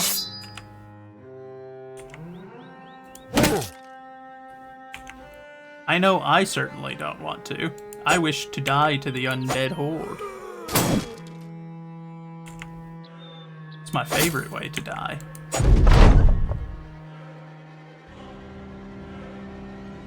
Yeah, that does seem to be the case so far. These guys just cannot hit a thing.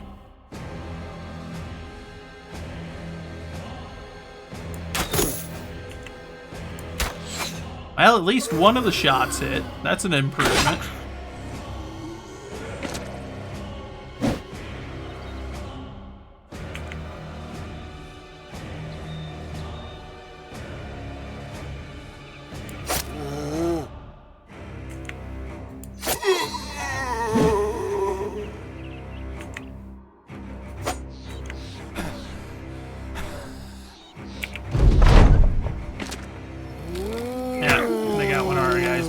That's unfortunate.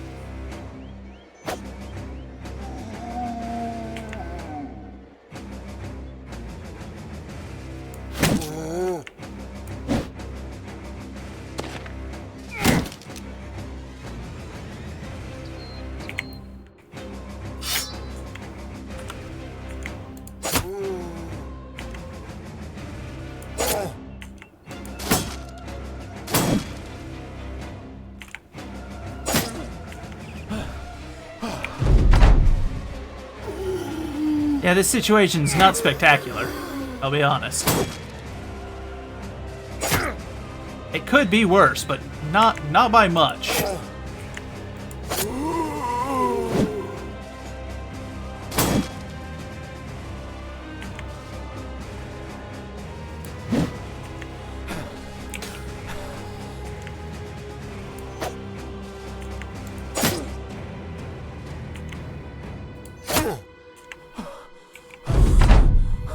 Need to change the game name to Dead Brother. Yeah, basically. Of course that one's back up.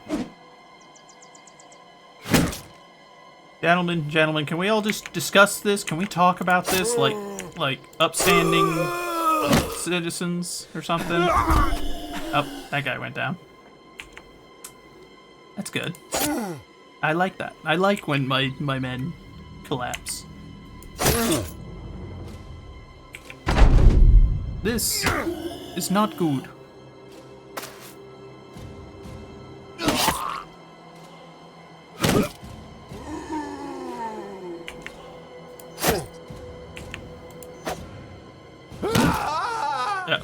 Yeah, we're done for. Prepare for a reset, boys. And we're taking the difficulty back down a notch, because apparently Apparently, if you choose veteran mode, what they actually mean is kill yourself mode. Because holy crap, every time I've put it on at this difficulty, it's just the first job we take, if it's not an escort job, kills us. Yeah, there's just... What's the point?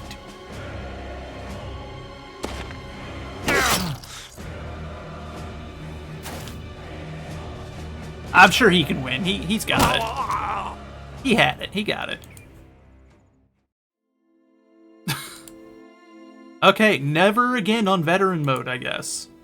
I guess I am not worthy of veteran mode. According to this game, you choose veteran mode, game tells you kill yourself.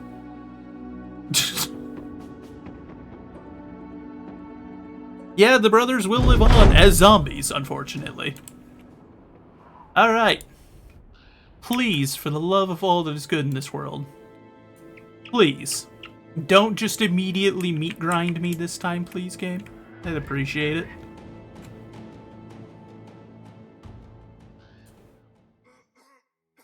What is Iron Man mode? I think it's just you don't get any saves.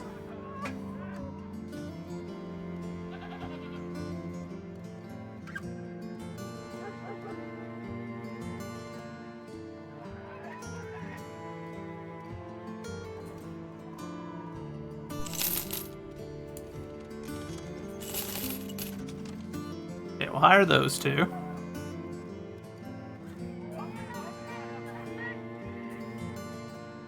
Alright, everybody, hand over all your equipment. We're gonna try to standardize here a bit.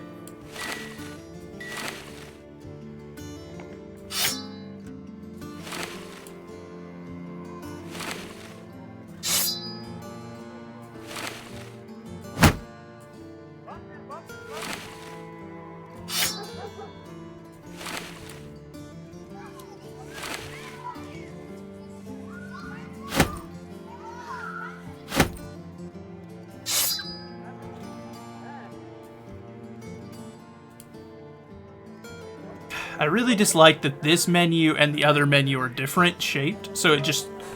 this happens every time. Why? Why?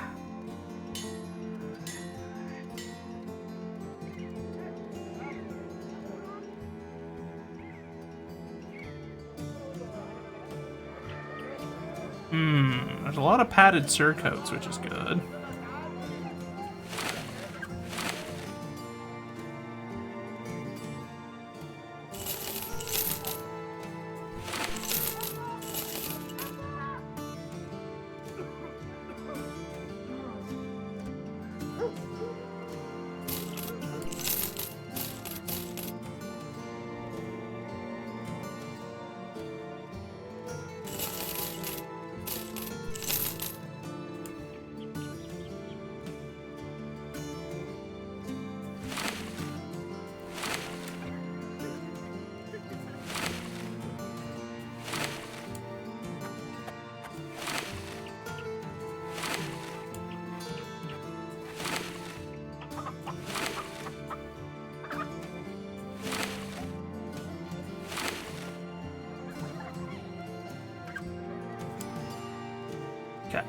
Let's see what we got for weapons. So this time we're not doing melee weapon, or we're not doing ranged weapons this time. It's all in on melee, because apparently ranged weapons is just not the way to go.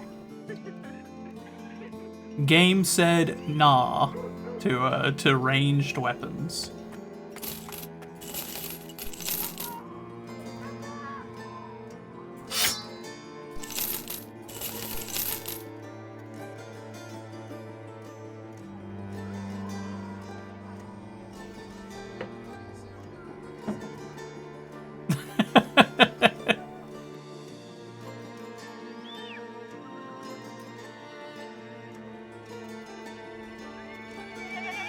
I guess we should have held on to the bludgeon.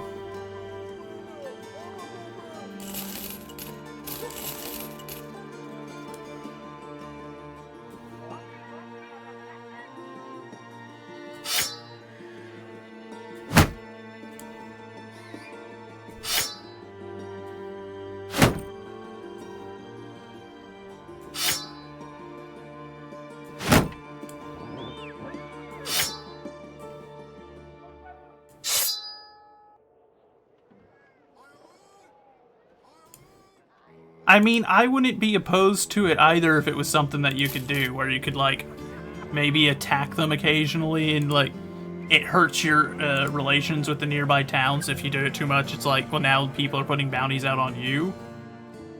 But...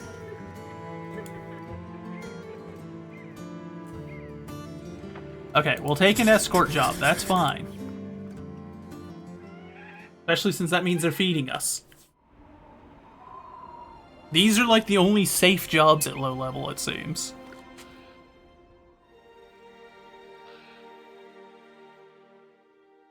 And Uncle Dan, you're not wrong. There wasn't much saving needed in veteran mode. In veteran mode, it's just die.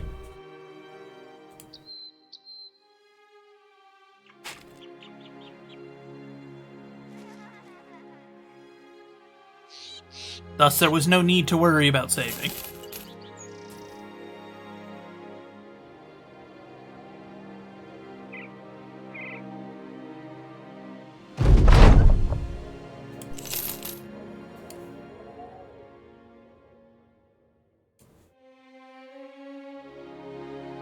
Let's see.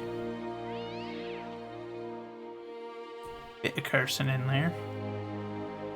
Track down and kill creatures. Wait, okay, what kind? Glowing red eyes, livers at whims. How much are you paying? 310? We need more than that. 80 in advance, 310 when the job is done. Fine. We're gonna accept it. We might die.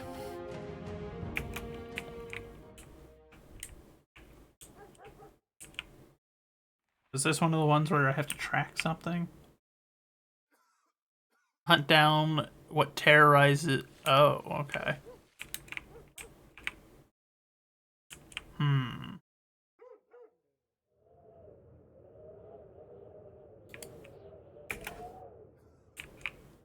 Guess we'll just wander around and see if we can find him.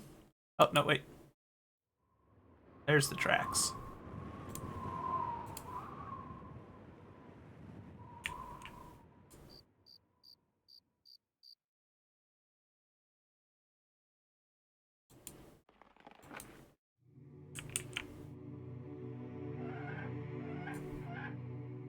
Good lord.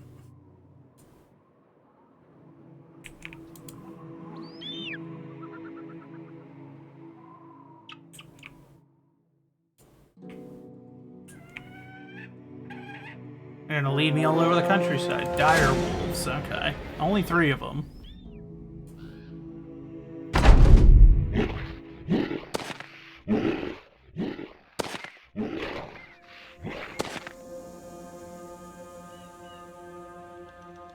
Alright.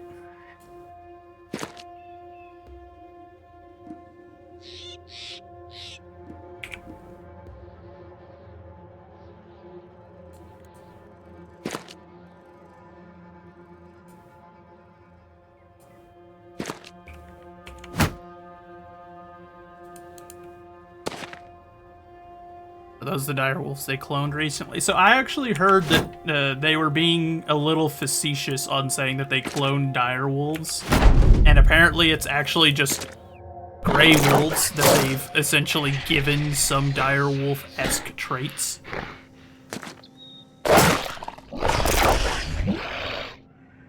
But I have heard about that.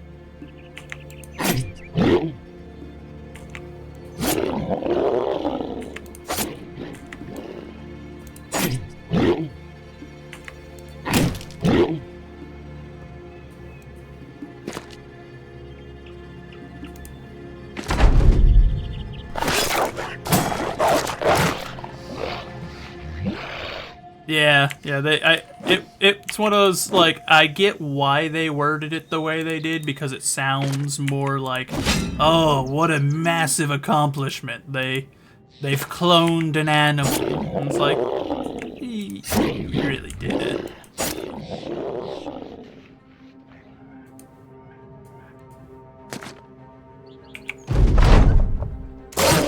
Which is funny because we have cloned animals, like we've cloned sheeps and stuff like that, things that we've got plenty of.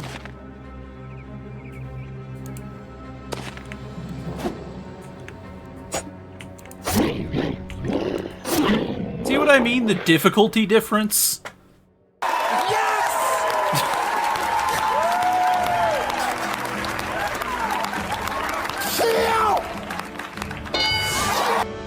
Like, the difference, the game essentially is just like you either play in little baby mode or man mode. And in man mode, the game just kicks you in the teeth. And it's like, bruh, why? There's no middle ground. I feel like if you go for veteran or something, you have to choose like one of the other starts where you have like a certain level of troops already. Because otherwise you're just hosed from start to finish. Like, you don't stand a chance.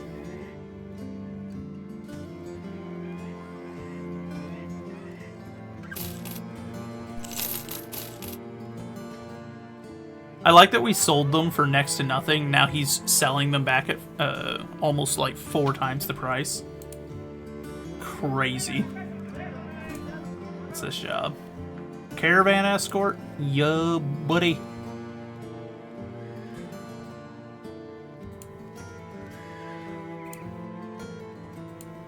We will happily accept that contract if the game will allow me to click accept contract. I was like, uh-oh. For a minute there, I was worried. Like, oh, this isn't a good sign.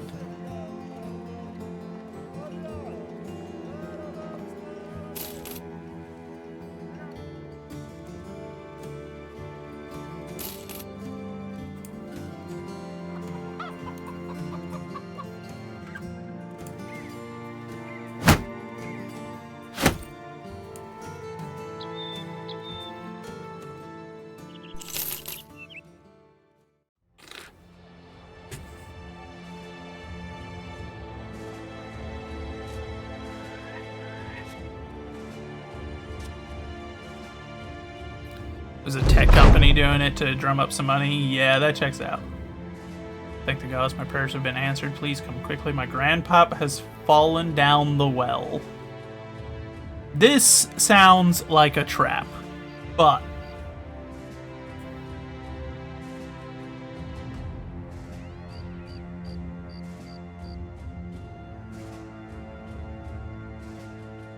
oh, okay, good. We didn't get led into an ambush. An unexpected outcome, but you know what? We'll take it. We also only need one more shield, and all of our guys will have shields.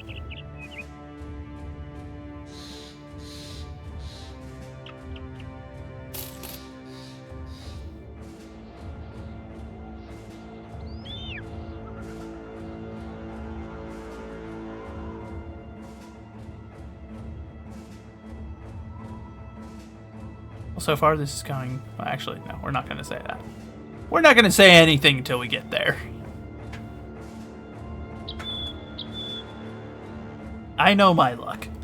I know how this kind of game works. I know it'll happen if I say something.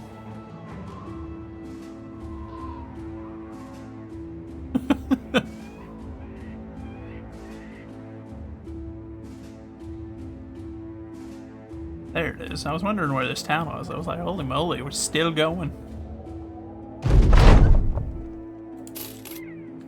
Yippee! We got paid.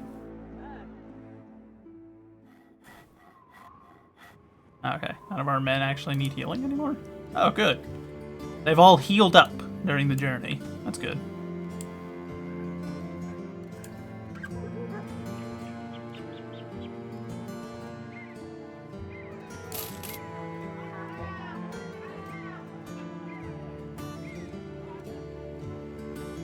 furs.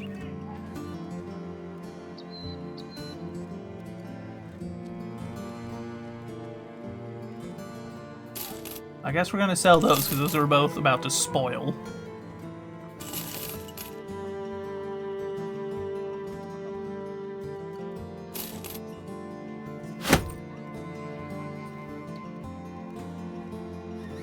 They literally walked it off. Yeah, they did. They quite literally did walk it off.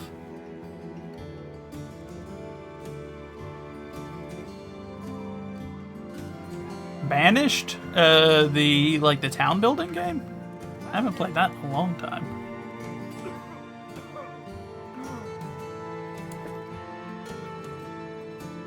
I haven't heard that name in some time. Public executions, well supplied, rebuilding efforts. I see. Here's what we're gonna do as well. We're just gonna real quickly do that, see if that gets all of our men up to. It did not, but you know what? It improved morale slightly. It wasn't worth it, but.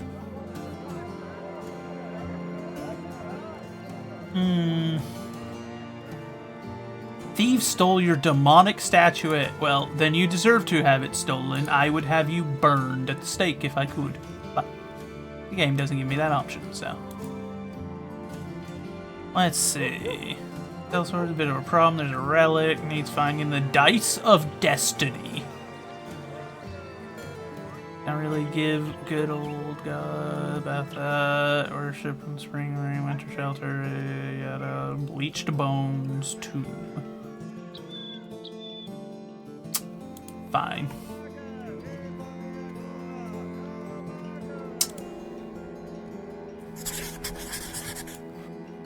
Let's see, is there anyone here worth hiring?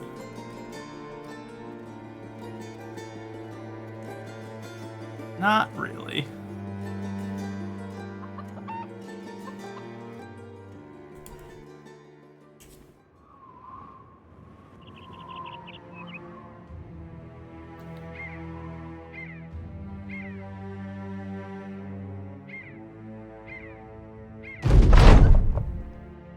Like that there's no tech tree and whatnot. Yeah, fair enough. Ooh.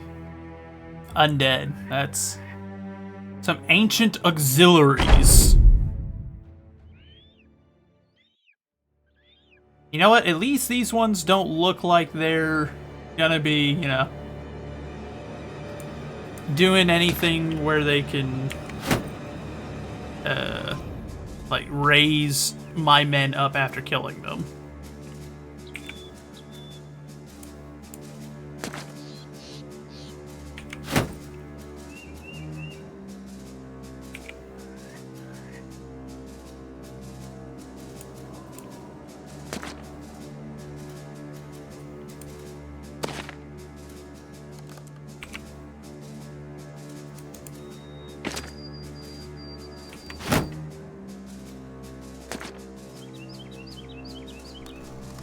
Just these four?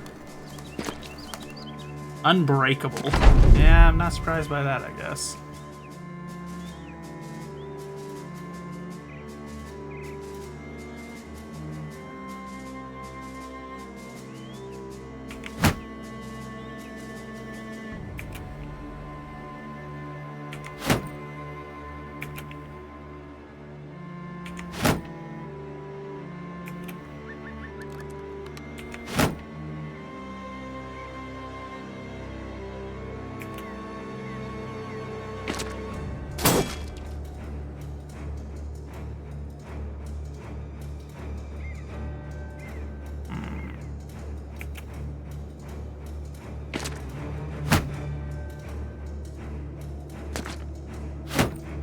They're doing the exact same thing back.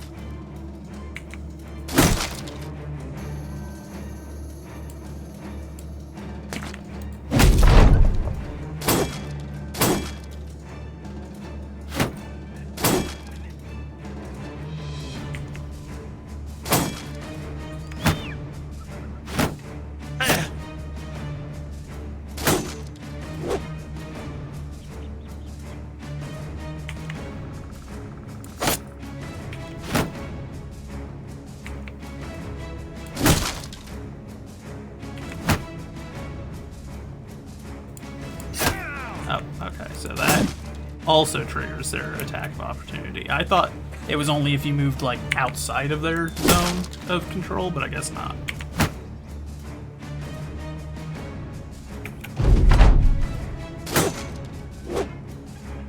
I guess better to learn now than later.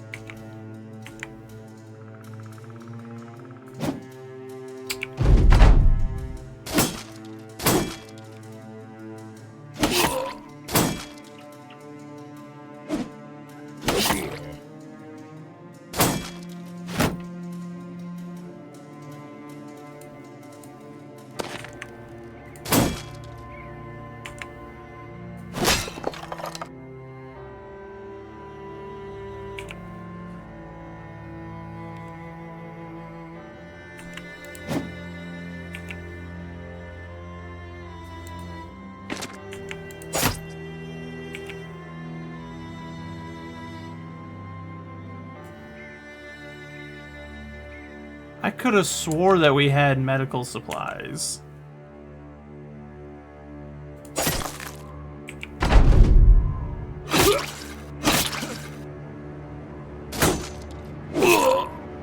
Okay, yeah. Okay, apparently bleed effect is a very, very serious concern. Like, you need to deal with it instantly. Level of concern.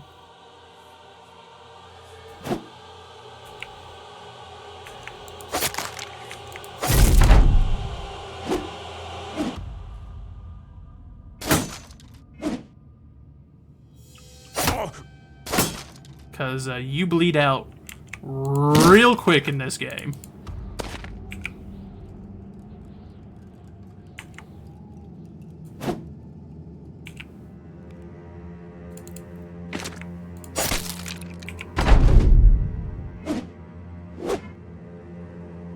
Yeah, good God almighty.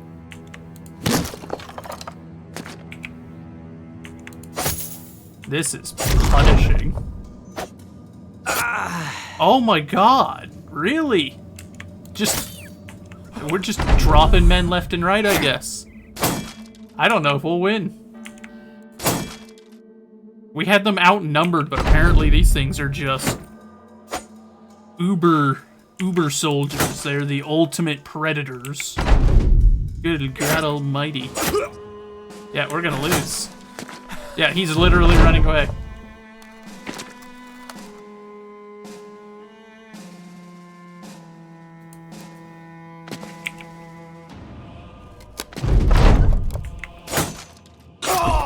Yeah.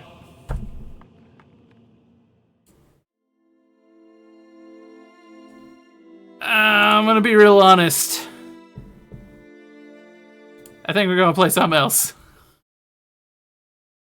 I have such mixed feelings on that game. That puts me at just under 5 hours of gameplay on that, and I still don't know what my stance on it is. On the one hand, it's got a couple of things in it that I really do like. It's got a cool aesthetic. The concept's okay. Like, I get the concept. I dig it. Mechanically, good God, does it feel painful sometimes. Like, it feels punishing to play the game sometimes. Especially the ranged fighting. Like, the main advantage, it seems to be with the ranged fighting, is your characters don't tire out quite as quickly. Which is nice. But, like, the offset is, you've got no real way to prevent enemies from just closing in on you. Like, there's nothing that you can do that will stop them from closing in. Outside of having units that have shields that you can put in between them and the enemy. There's no, like, pre-positioning, there's no scouting as far as I can tell. The most scouting you get is, like, occasionally with some of them it'll tell you, like, you know, a band of raiders, 7 men. But, like, there's not much to it in terms of, like, the planning side. And it kind of feels like it just comes down to, are your troops stronger than their troops? Because if you're strong, so, like, in my offline ones, I had ones where I was winning, you know, battles where I was almost outnumbered 2-1 because my men were just better than the enemy units were. And so we would just stomp them without any issue. But it feels like it's almost...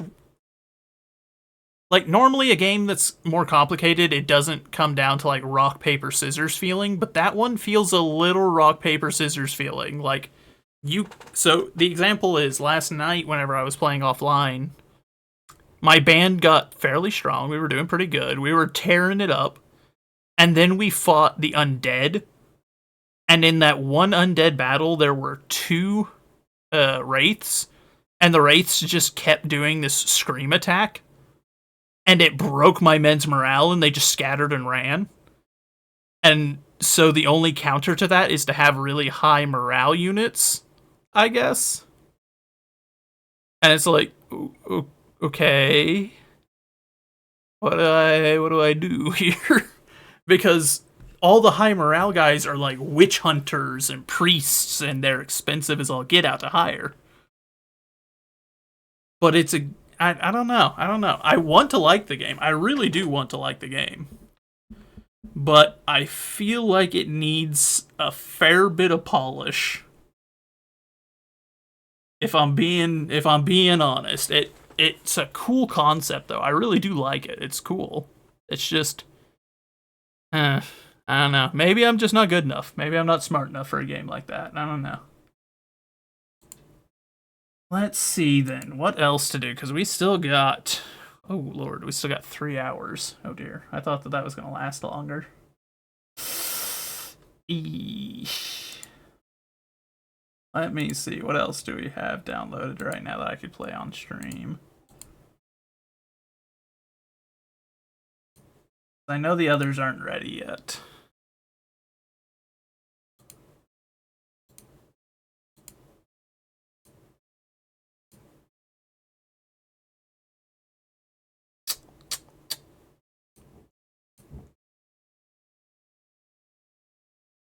You know, we could play some Talos Principle to make up for the missed streams of that lately, because I've had a couple of times where I was supposed to stream it and then something will come up and I wasn't able to. See if we can get a little further along in that one.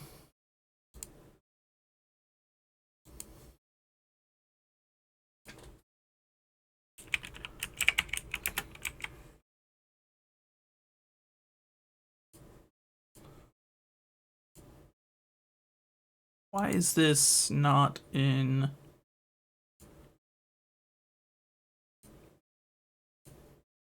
Why is it saying it's in full screen? It's not in full screen.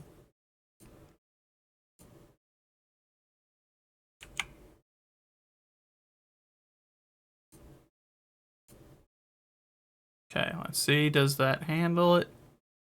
Okay, there we go. That was strange.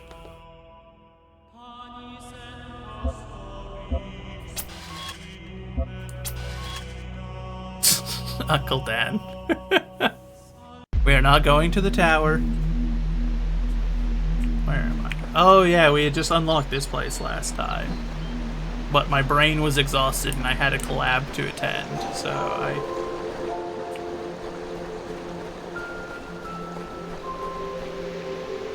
I'm noticing some screen tearing. I don't know if that's supposed to happen either. Is that normally part of the game?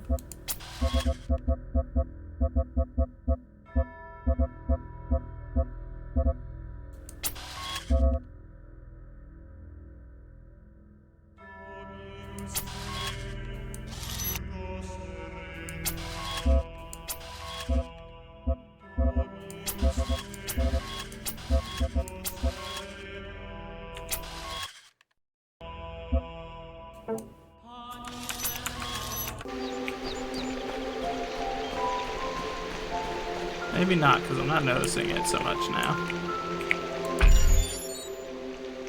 Okay, yeah, so this is what we were doing last time, and I was trying to figure these things out, and I was like, I am burnt out.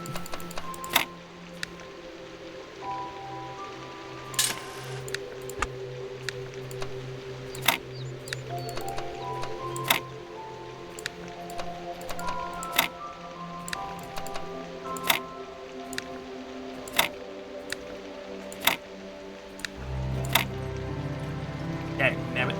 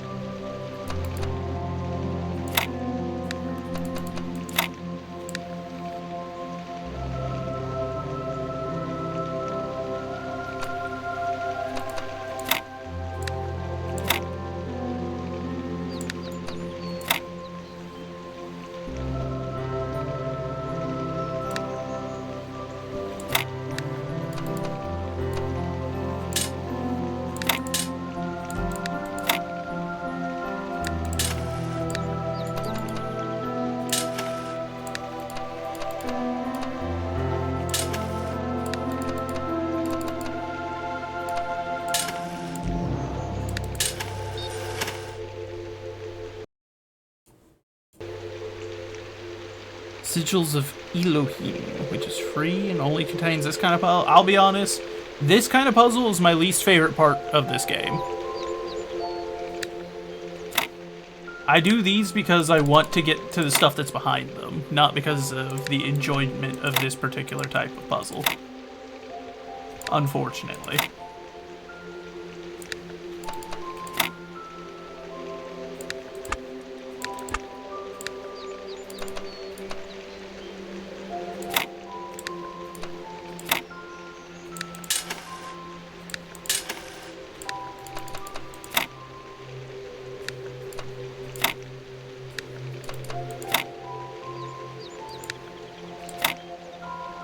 Dang nabbit.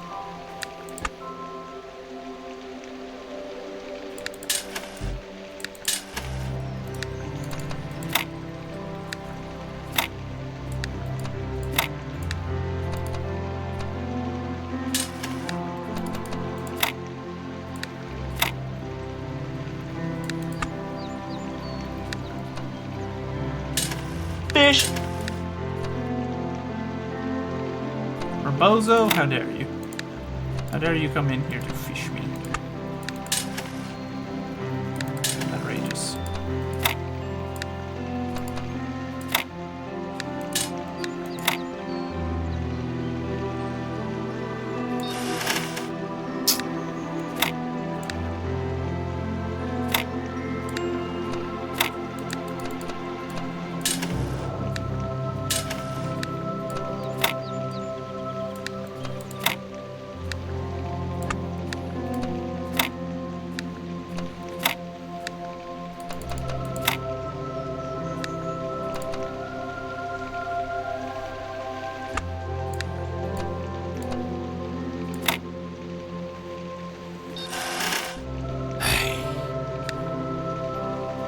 was my trip. I don't know if I'd particularly call it a trip, but it went well enough, I suppose. I was just watching cats for my father. It went smoothly enough. The cats were well behaved.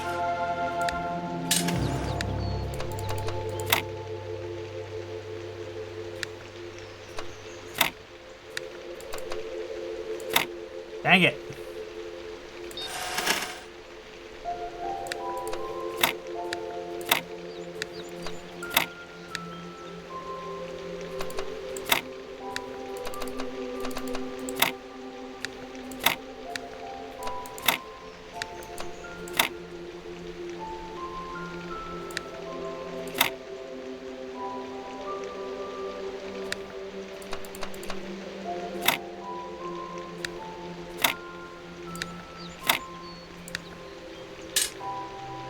That's good enough. Come on, let me.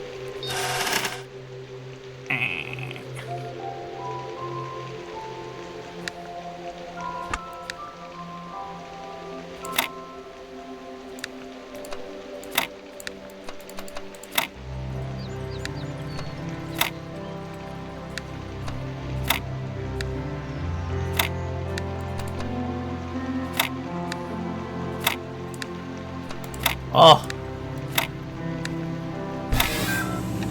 Thank God. Holy moly.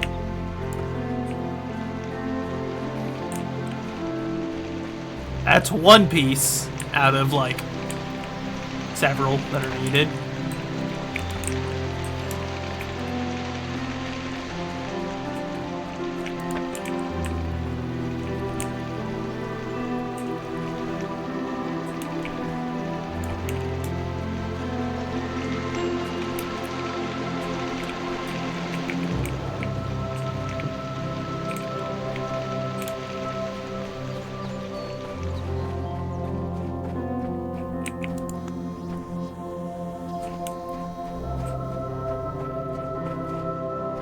Yep. It's one of several. Ay, ay, ay, ay, ay. Here, let's listen to whatever this is. If you're looking through the archive, you may find people from my time claiming that civilization doesn't really matter, that we'd be better off dead. We have a lot of cynics like that. I hope they seem as absurd to you as they do to me. I hope you can find something in all those files, a song, a book, a movie, maybe a game, just something that you'll love, that makes you realize how much poorer the universe would have been without it. I really hope so, because a lot of people made a lot of sacrifices to preserve it all.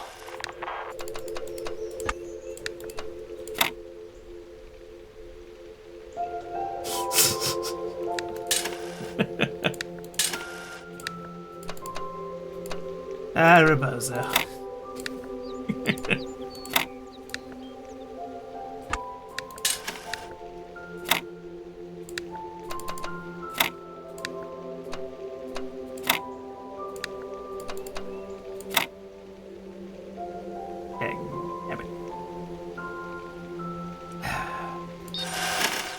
Alright, so let's see.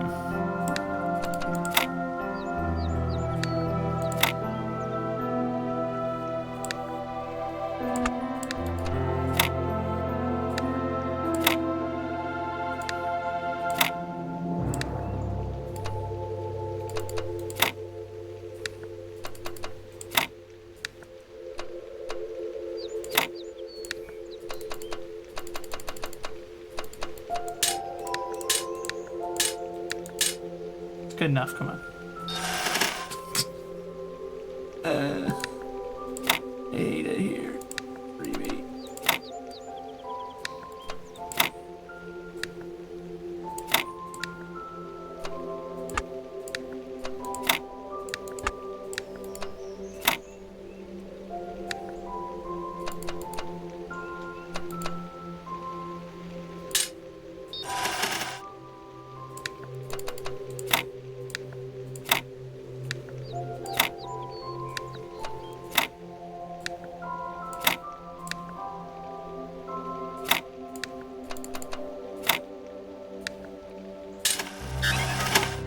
That's not what I wanted to click on, game.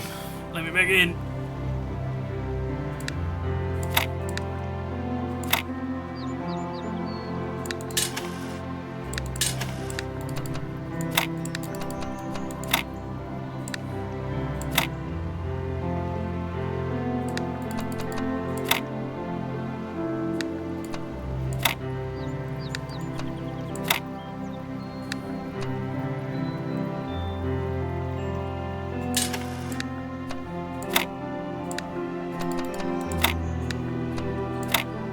Oh.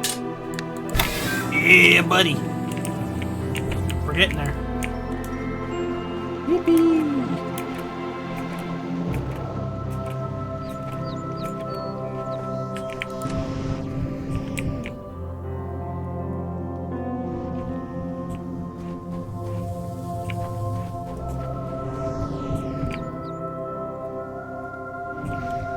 Man, those things got some oomph. Took me long, that Rebozo. I'm gonna slap you.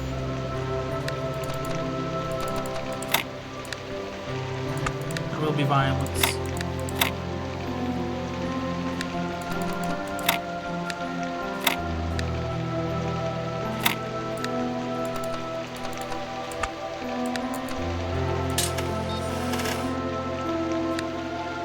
There will be blood shed.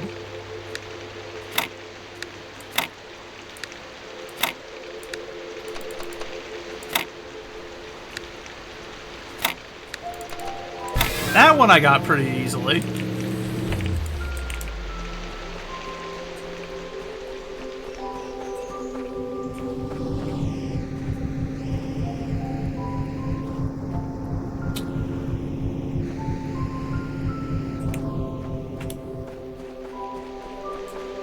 Okay, now we just need to get the power source exposed. That way I can do the beam over there. We got all the other ones now on this side.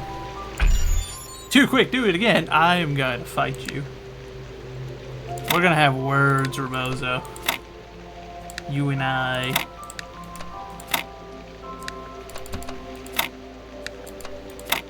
Unless my neighbor falls to the ceiling.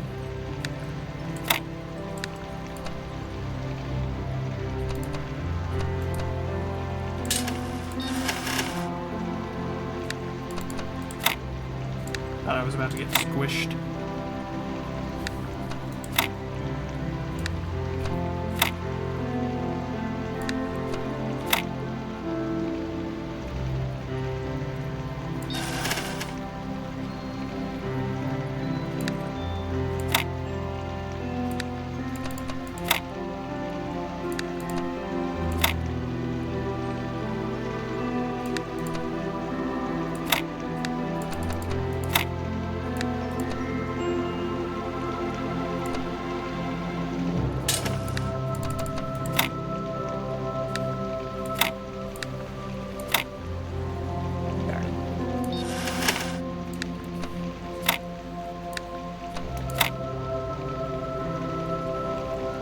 All on the wrist. Oh no.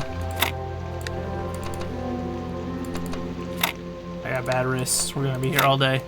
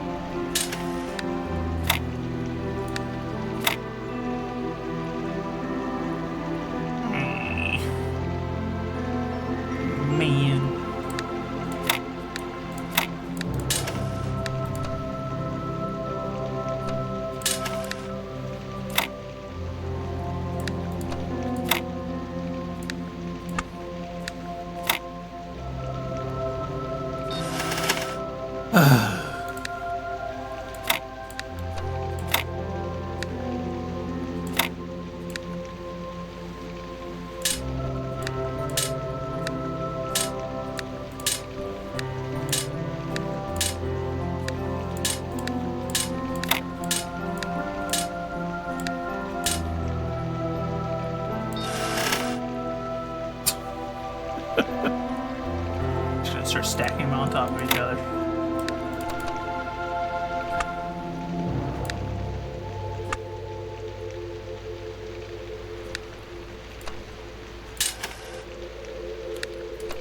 Me losing it? Never. Never lost it a day in my life. I am a professional, don't you know? Or something like that. What I tell myself. Helps me sleep at night.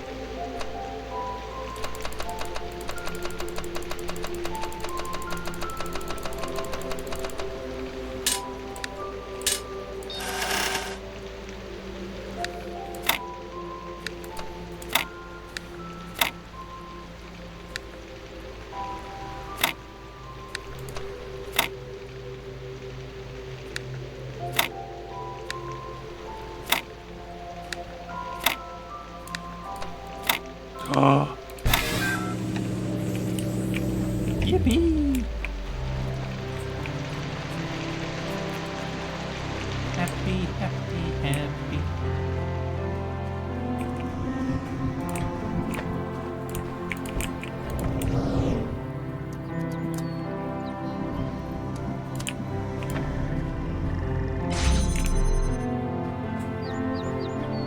No, there's more in here. Dang it. Oh, wait.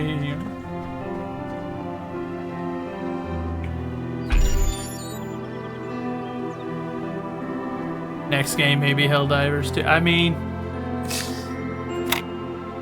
we do have a few hours till to collab, so.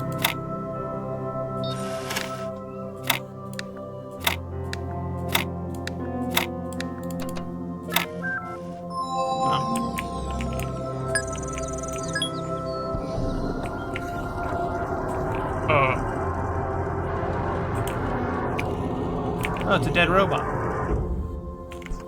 Oh, it's not dead.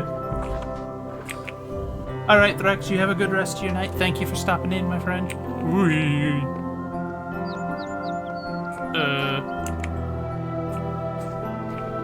Ariel?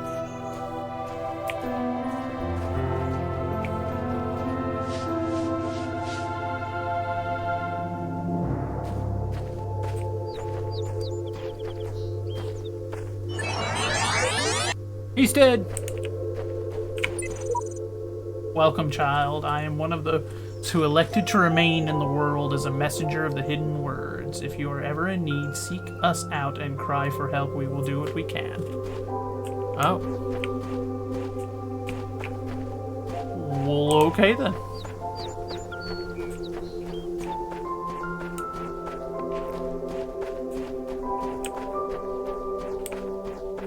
Yippee! We got the first one of these done then, because I'm pretty sure that's everything that was here. Oh, what's this?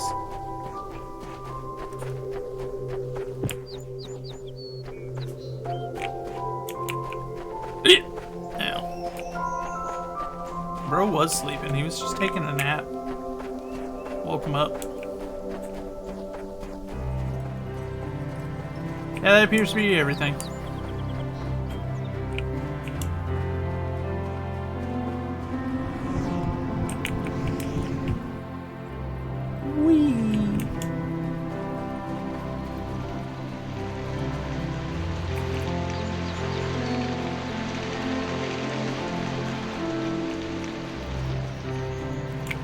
Oh, hold on. I just noticed I've got...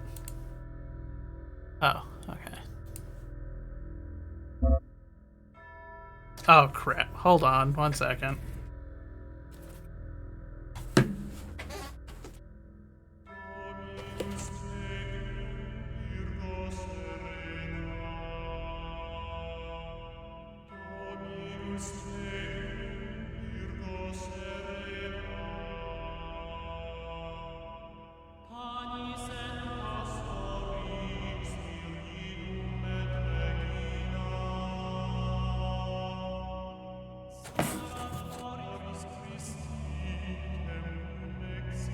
Alright, I'm back. Sorry, chat. Jockey came home and didn't think to pop into the stream to inform me. So he was messaging me, and I'm in stream mode, and stream mode doesn't give any notifications. Can you reveal something about the game and the endings? Sure. If you would like.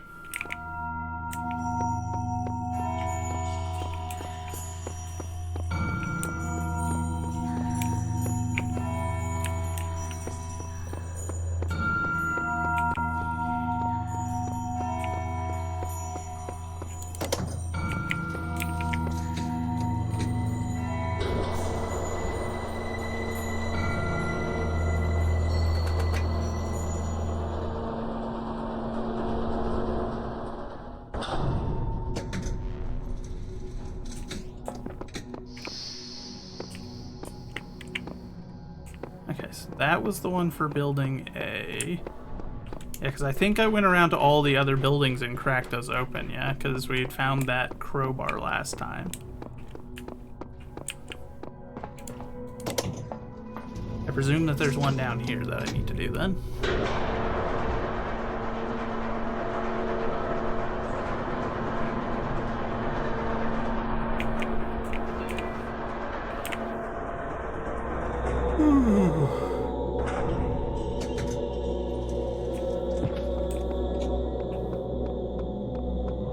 There are 3 endings, one in SeaWorld, one at the top of the tower, and one on level 6 of the tower.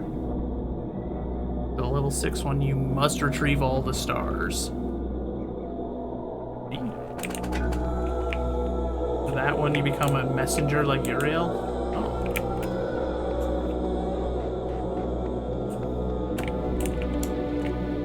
Okay, so we already come through here.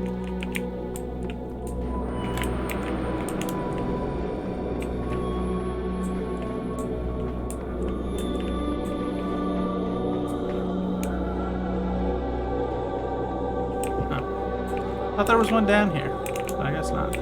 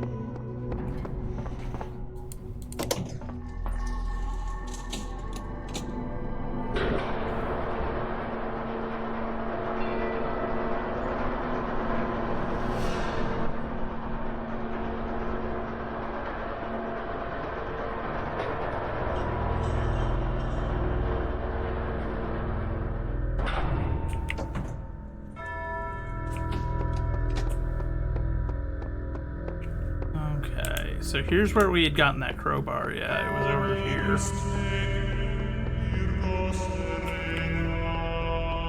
Or no, it was the axe. And that let us knock down those barriers.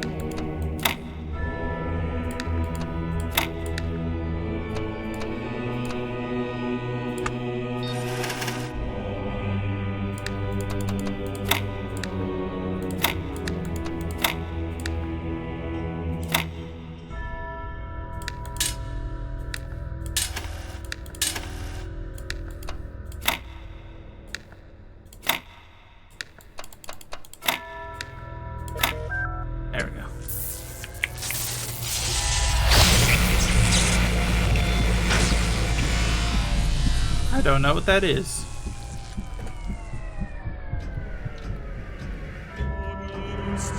You have come far in your journey and learned much. You have served our cause with the truest faith. Therefore, I name you blessed and beloved. Wield these, the instruments of our power, to fulfill your purpose and achieve eternal life.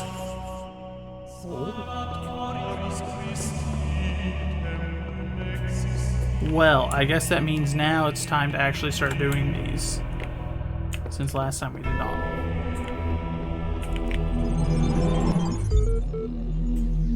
Chaos is that which existed before time, when the words of a story lose their meaning, when actions cease to have purpose. Know that only faith can protect you from this peril, here in the Garden of Worlds. Alright, let's see what we got here. Searching locally. Okay, Apocryphal. The Apocrypha of Saint Eadwald. This vision was granted by the Archangel Uriel to the humble servant Eadwald, that he might bear testimony of corrupted functions corrupted. I turned to the north and saw 7 black clouds coming down upon the land, and each cloud was a plague unleashed from the throne of God in the time of the Nephilim. In that age, the plagues were buried in the pit, there to remain until the end of days, which was surely now come. I fell to my knees and prayed, and before me appeared 7 angels, riding their chariots, wheels within wheels, turning in the sky, and their light hid the clouds from my sight. One angel stepped down onto the earth, and by his fiery sword I knew him to be Uriel. He spoke, saying, 7 plagues have awoken in the land, but not at the hand of Elohim. Look upon the wages of sin, and shall he send forth the deluge once more, to cleanse the land of this evil? Shall he end all that slithers and all that crawls, and the birds of the sky, and the fishes of the sea, to the end which you have uncovered in your folly?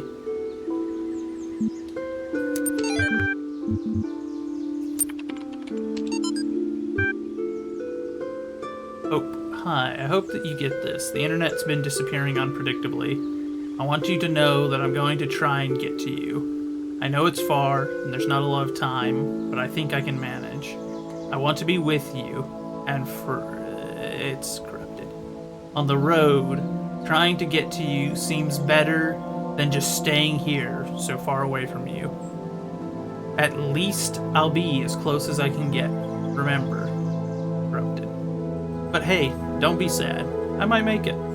I've thought about it, and the distance should be crossable on time, assuming the blank don't kick in before blank. See you soon. I love you.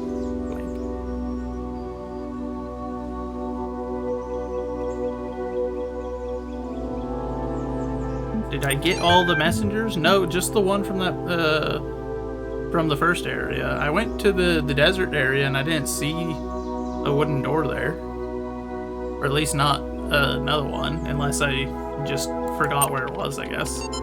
Which is entirely plausible. It's been a minute since we last played.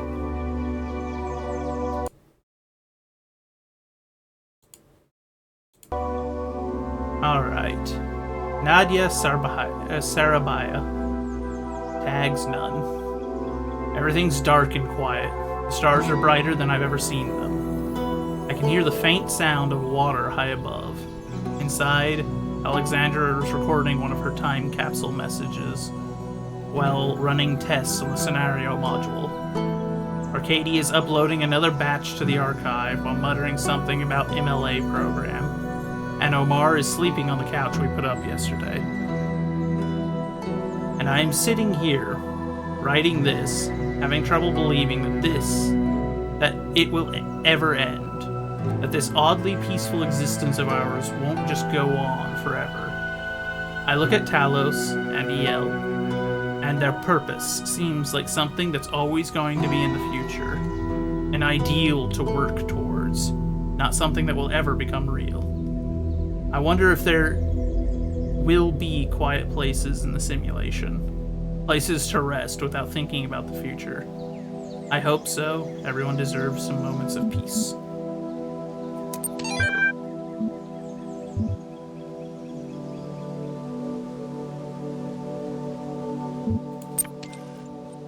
Oh, here. We'll go back and we'll take a look.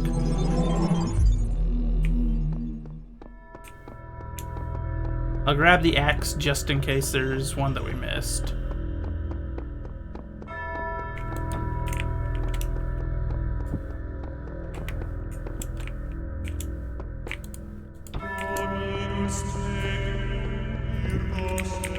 Okay, so either button will cause me to drop it. Noted.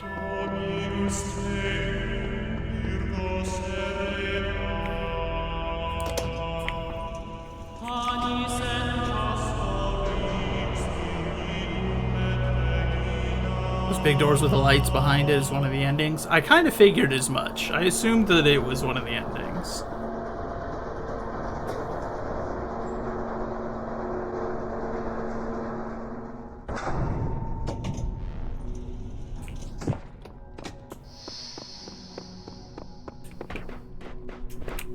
So the one we did at the start was A.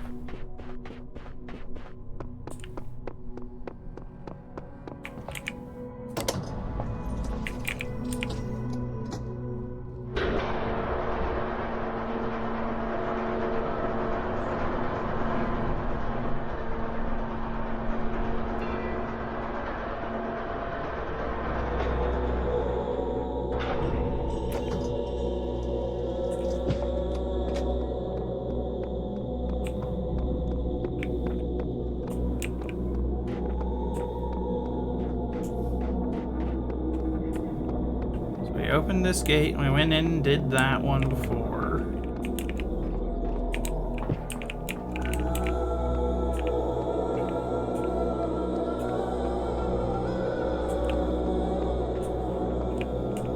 Oh. I guess I didn't notice that. But I had cracked it open a previous time. That's good to know.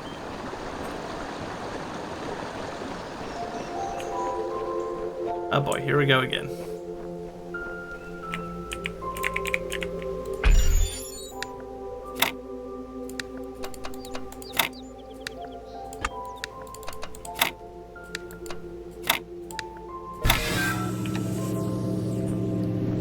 One down.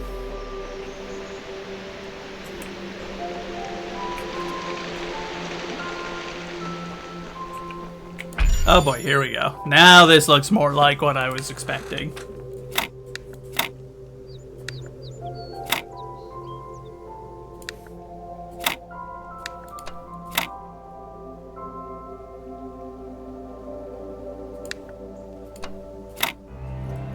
A hidden passage behind one of the waterfalls.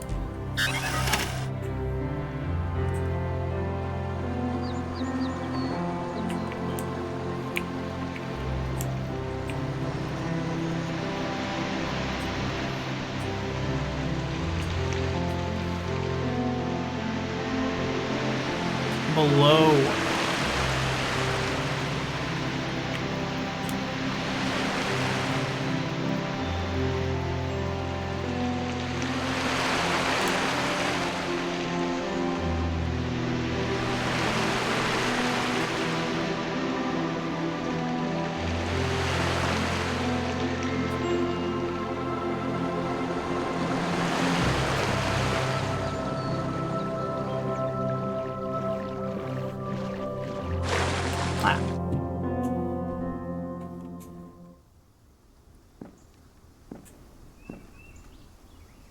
I guess it makes sense that I can't drown. I am a robot.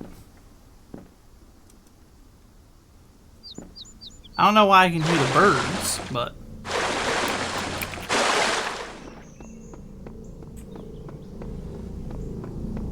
Well.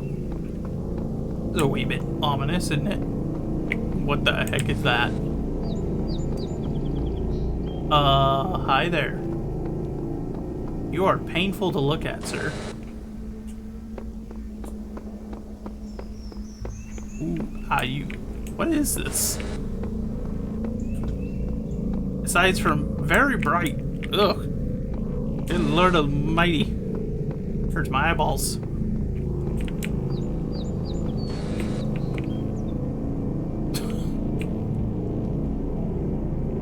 I presume this is a reference. I don't know what it is. I don't know the reference.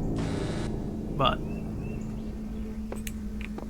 though it looks like those heads that they find at like some of the old like Mayan ruins and stuff like that.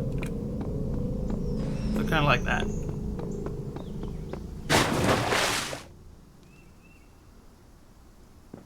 Weirdly quiet underwater, except for the birds chirping for whatever reason.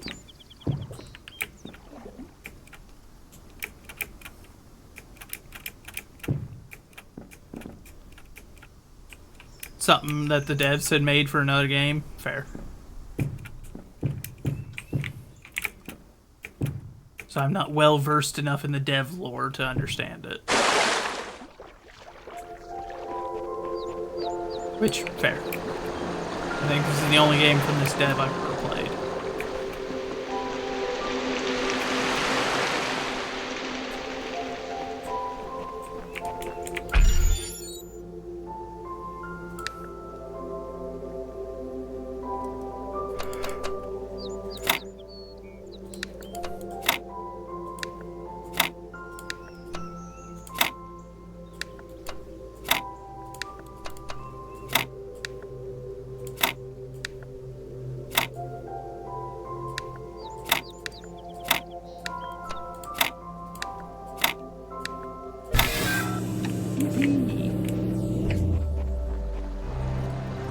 Another one of those done.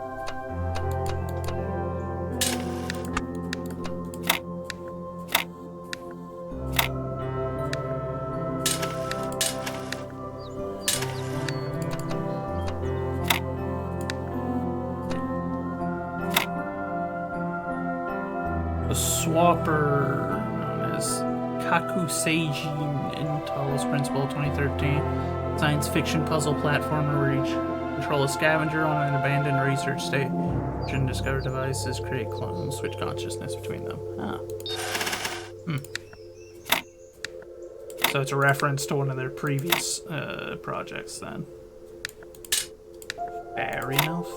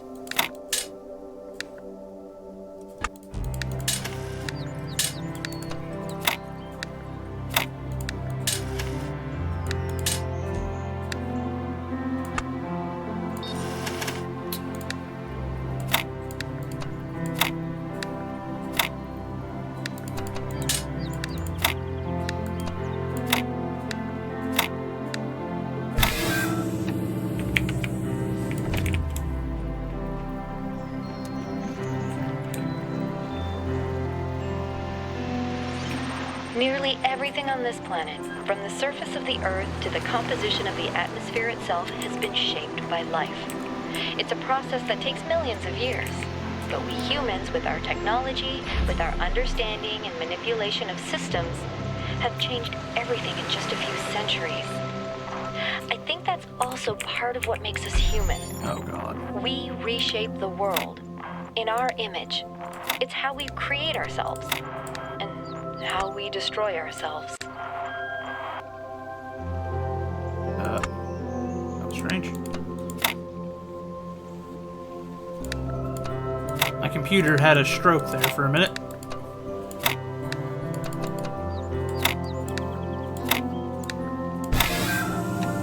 Well, that one worked out nicely.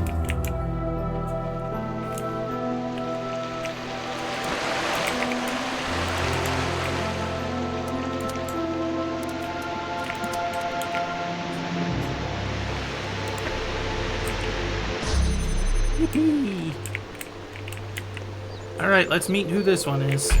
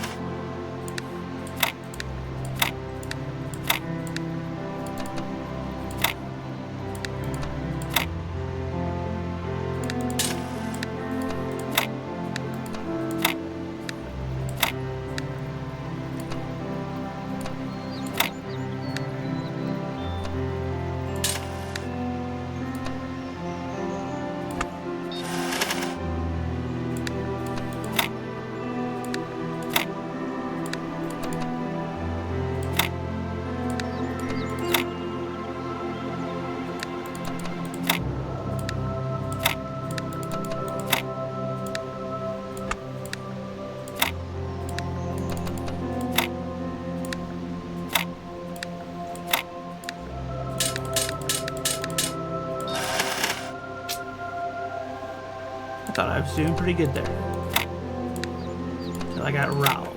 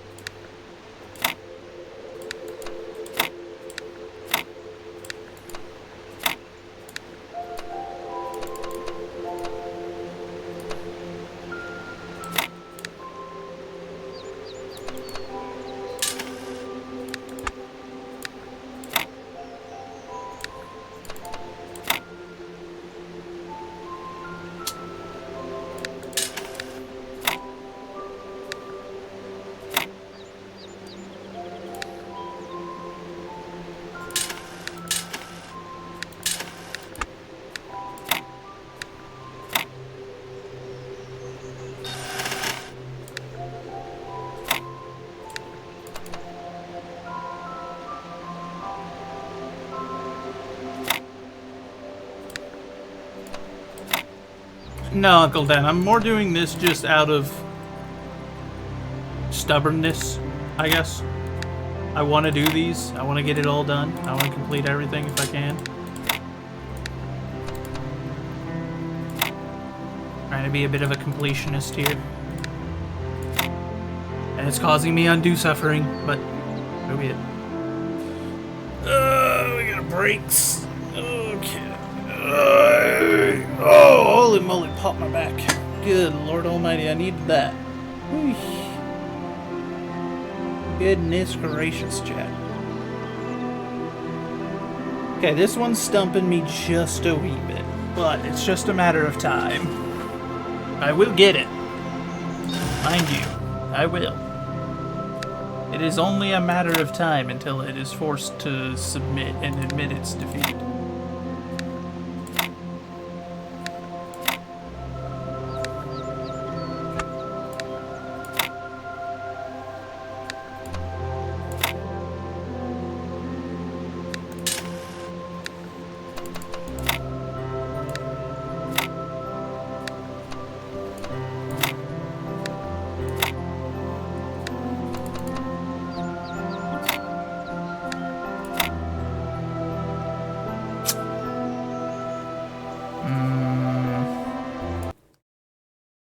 Hold on, I've got a bunch of notifications. 1 second. Make sure I'm not missing anything.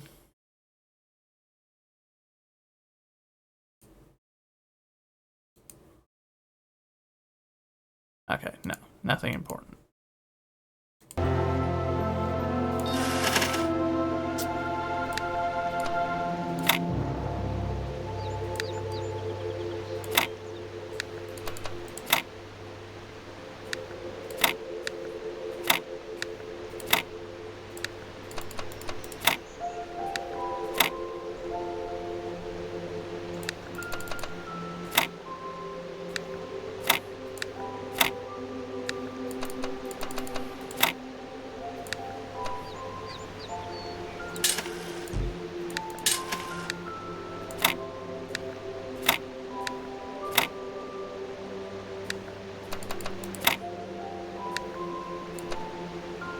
Nabbit.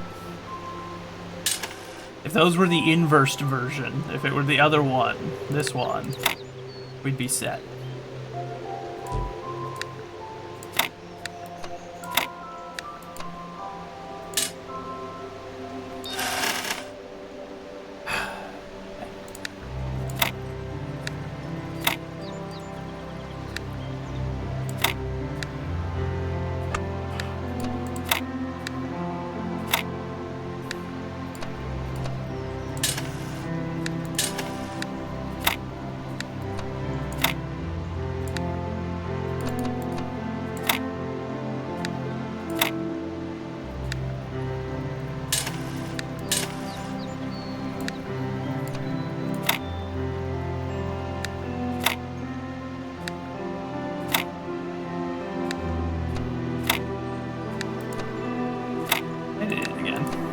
Exact same issues we had last time.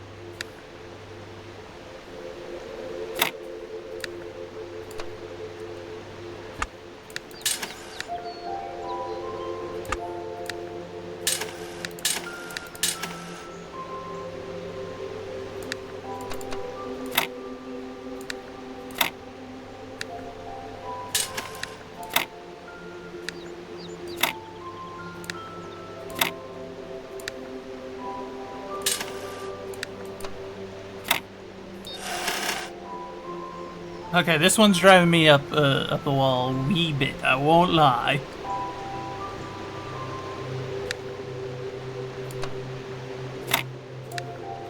And I think it's mostly just down to I'm not clever.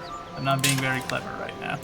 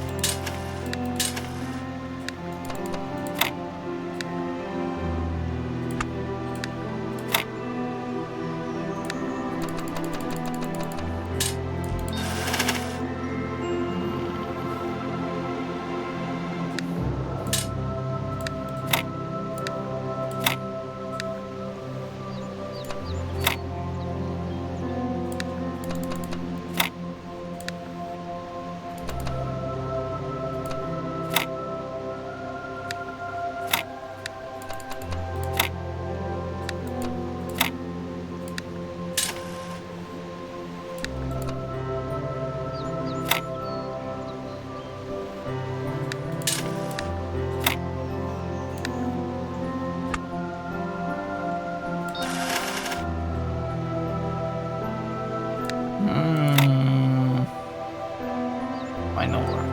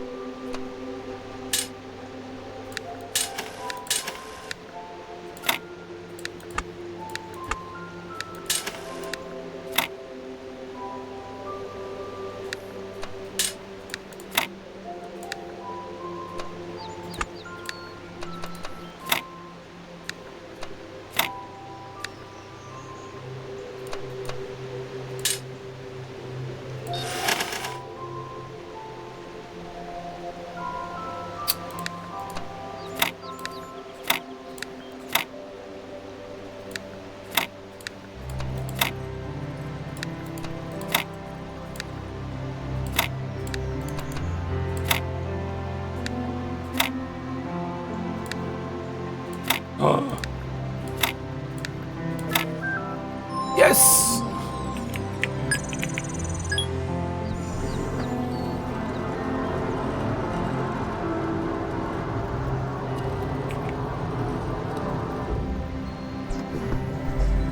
Ugh.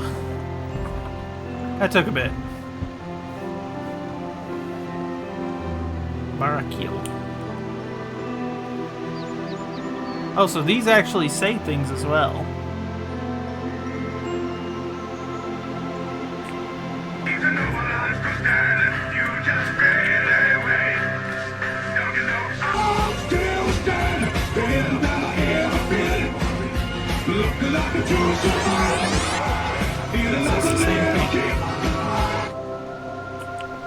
Are these all the ones that I can find? Because if so, I've got a few more that I gotta find, because I've only found these two. So we found Uriel. I shall protect the Garden of Worlds in eternity. And Barakil. My counsel will guide the children of Elohim to glory.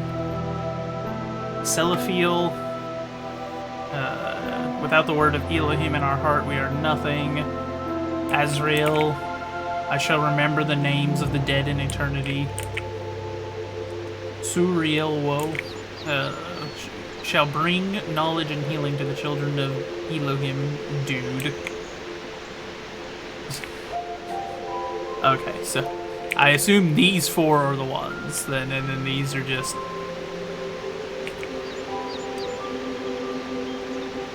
See, the bottom right one is empty. Ah, I presume that's for us if we go that route. Only through the mercy can we reach eternal peace. I shall carry the message of Elohim to all the worlds of his garden.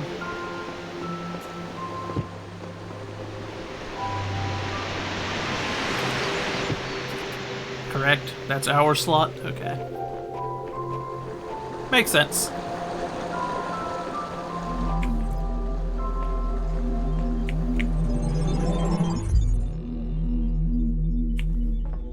Alright. Is it just the one per each world, or are there actually 4 of them I need to find? I presume there might be a 3rd one in Building C. You gave up on that ending because there's one puzzle that frustrated you beyond no end? I see. No, just the 3 messengers? Oh, okay.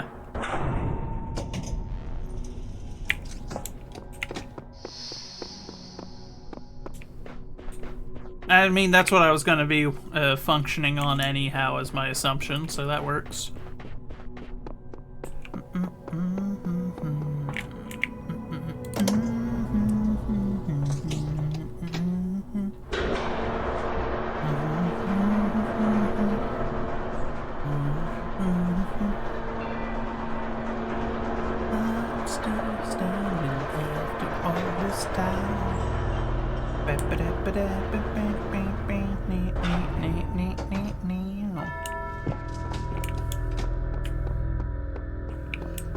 Okay, let's actually do some puzzles instead of just those little mini games. 3 in the base game plus 3 in the promotional extra Sigils of Elohim game. That makes 6. Okay. Well, I'm not going to play Sigils of Elohim because, don't get me wrong, I like this game series. That is my least favorite of the, like, parts of the game, though. Hey, Uncle Dan. Don't worry, if you're anything like me, you just need to take your time and the solutions will present themselves. I feel like Uncle Dan's been here before I did. The conservatory.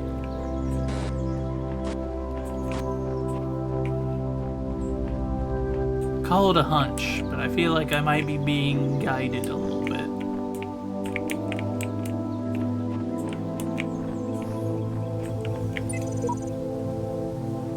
QR reader, see what others have to say.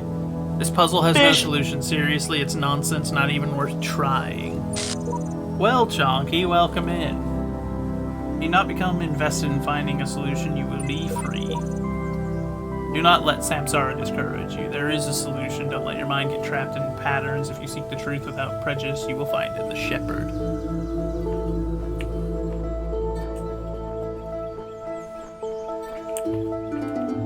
Got little gargoyles. Okay, I like the music of this area so far.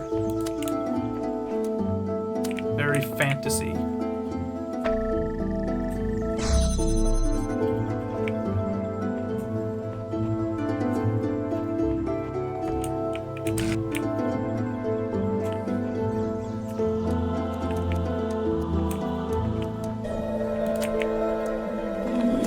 Rest I need.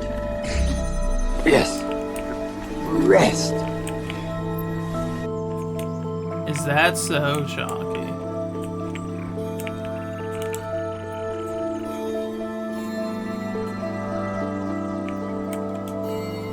He's a rest. He's a tired little fella.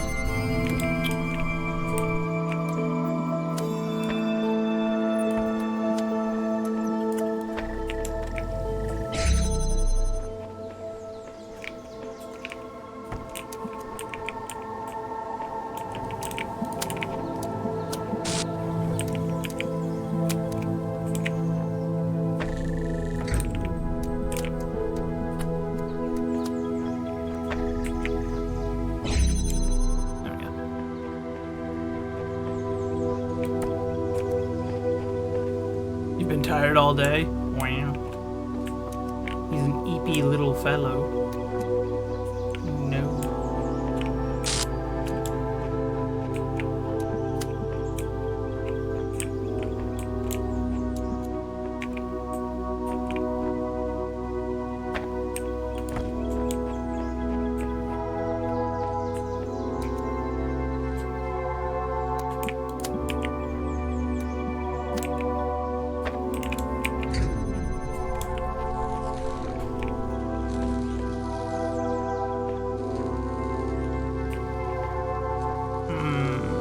consider how I was gonna get back over there.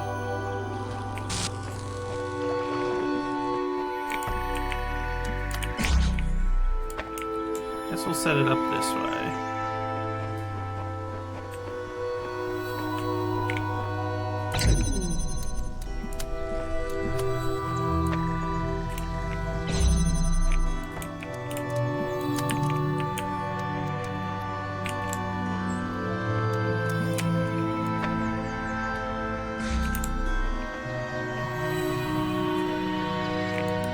Oh, come on, that side's open. Just let me in.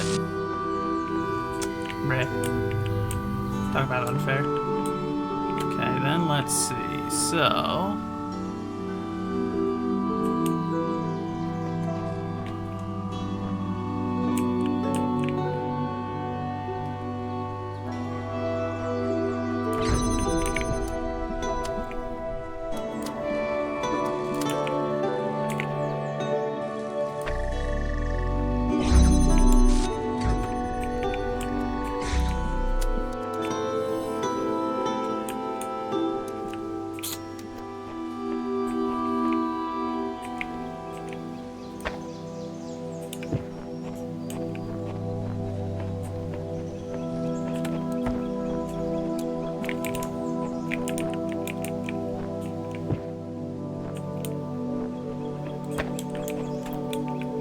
Am I missing one? Is there another one around here somewhere?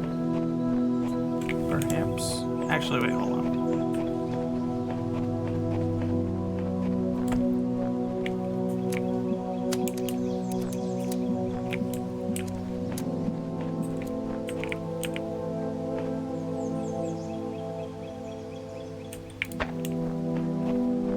Maybe not. What am I...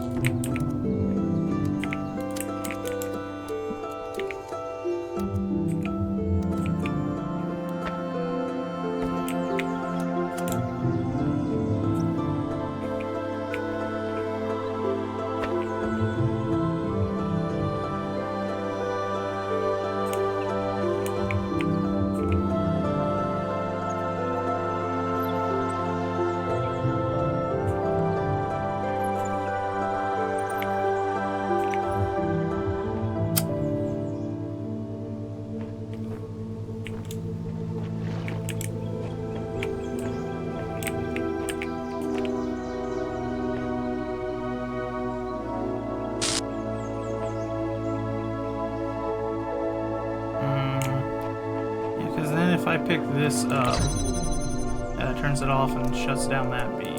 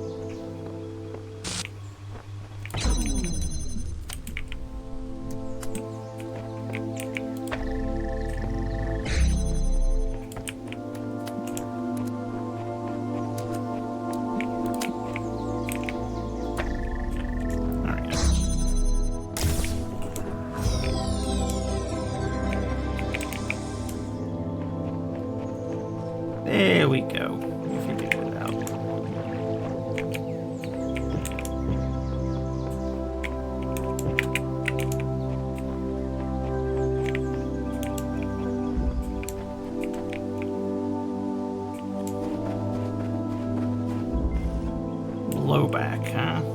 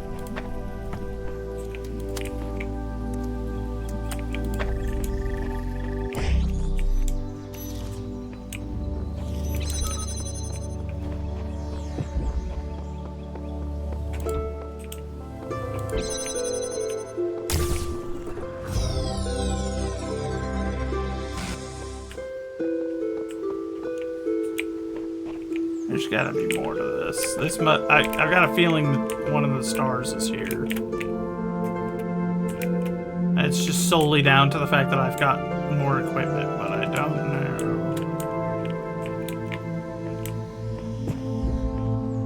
I don't know how well-founded that is.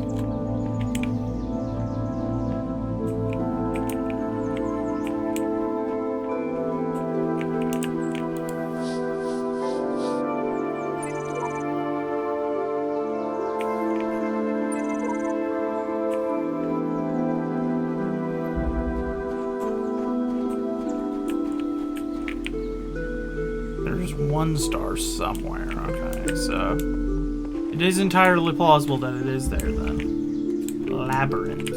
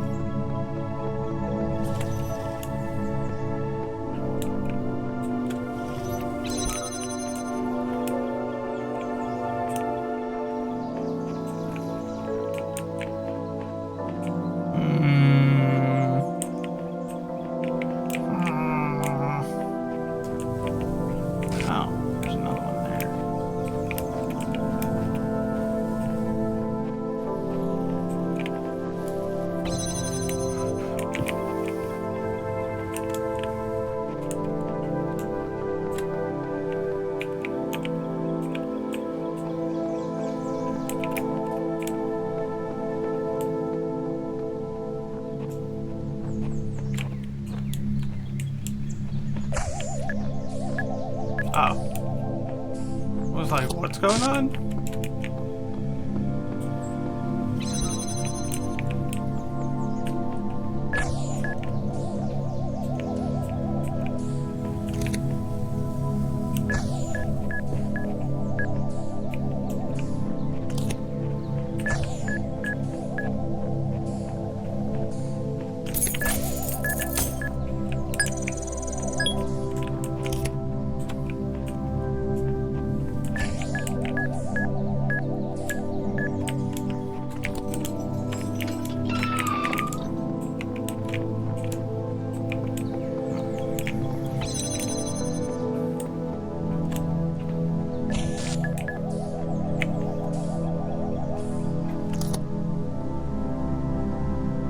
Hey, come in. Hurry up, little bot.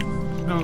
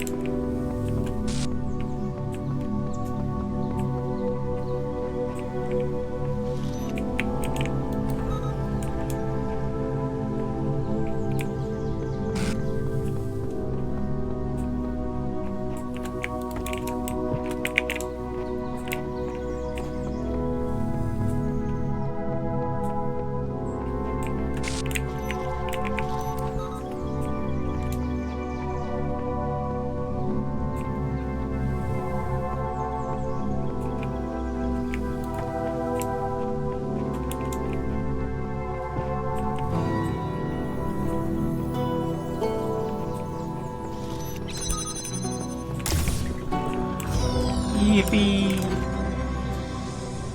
That's another one.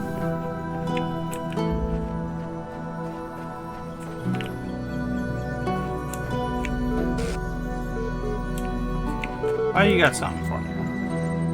Oh, you came back to keep me company? Okay, then humor me with a little hypothetical. Imagine that a few hours from now you climb to the top of that tower, there's a flash of light, then magic happens, and then you find yourself in the real world living whatever you take to be a normal life. Then what do you do?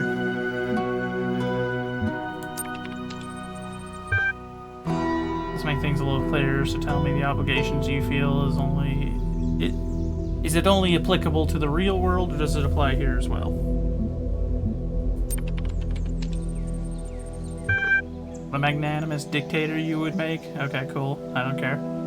Of course, I'm sure it would take a dictator to enforce a single moral code in the entire universe. So come on.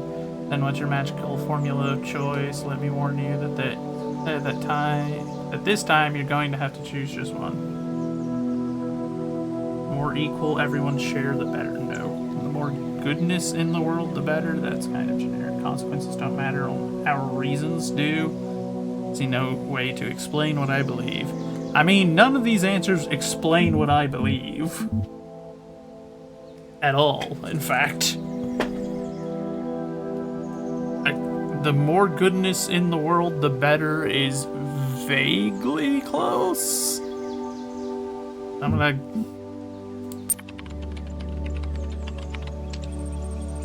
That's right, blame me for the fact that your theory is too complex to express in neat aphorisms. Why don't you try and think a little harder? Maybe some new ideas will come to you. It's not my fault that I don't get to choose the answer. I've got set answers. I can't give you my answer. Less suffering in the world, the better, in my opinion. Only by abstaining from pleasure can we discover good. More equal, everyone share. The consequences don't matter. You misunderstand me. I don't know what to believe. True. Goodness can only be attained through enlightenment. Everyone should look out for their kin, no more than that. I still don't see an option that I can get behind.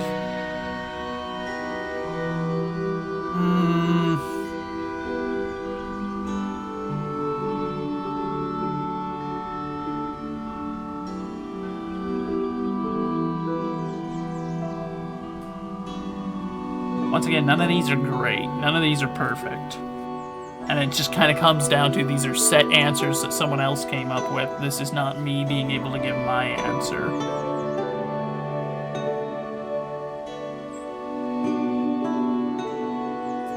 And I don't know if he's going to give me more options if I say I still don't see the option that I can get behind. Like, I feel like it's just going to berate me again and be like, well, you don't actually have any beliefs because you can't put it into wording. No, I can put it into wording. You just aren't permitting me to. I'm sorry, but you have to accept that we all have limitations. Make the best of...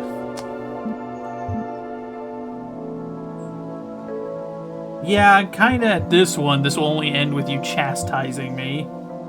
But...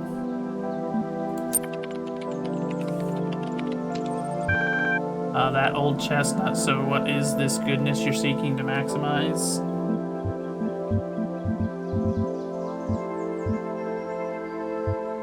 Well, it's not all the above, because wealth and equality are both not positives. Equality, because it's most likely being used in the modern term, which is the equality of outcome, which is not a necessary good.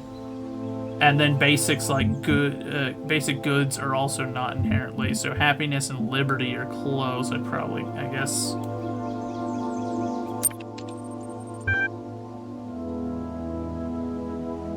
My liberal paradise would...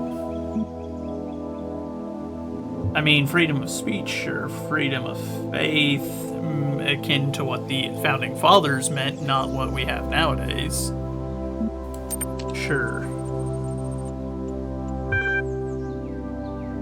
But might not the outcomes of those liberties be to reduce the liberties of others? No, not really. If I am free to establish a faith from which women are excluded, you are not free to live in a world without discrimination, and each liberty counteracts one another. Only if you look at things in an absolute black and white.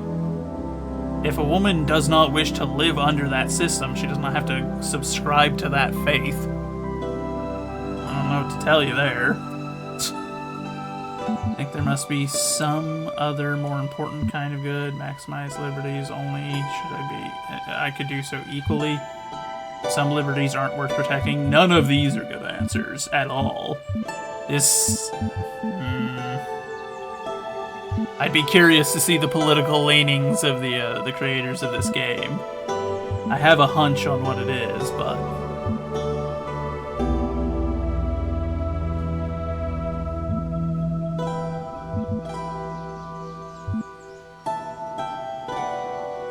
This is one of those things, I feel like I'm defending a position that I don't actually stand by because I couldn't find, like, a answer that was actually closer to what my actual opinion is, so I'm kind of defending something that I don't have a massive stake in.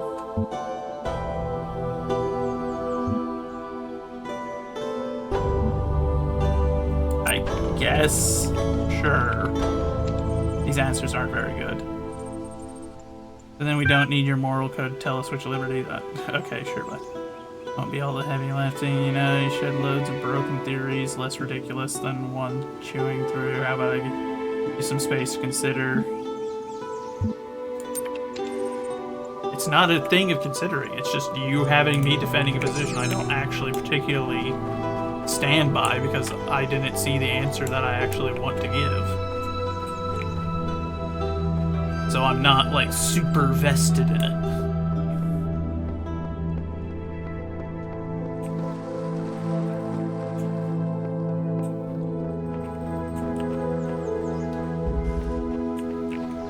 Multiply impossible ascension.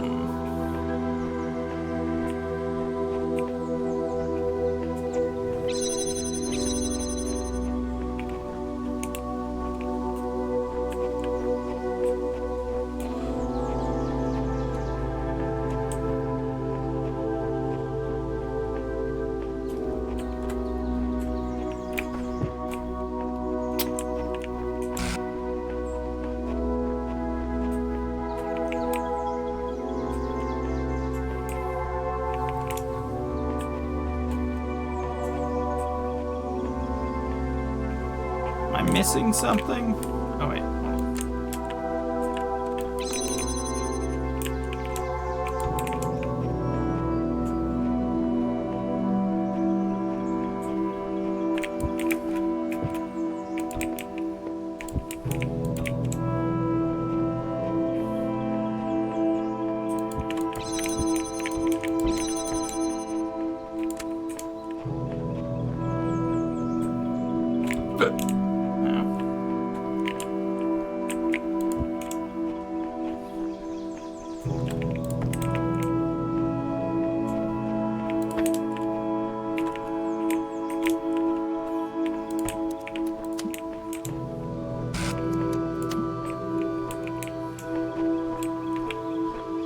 I didn't consider that.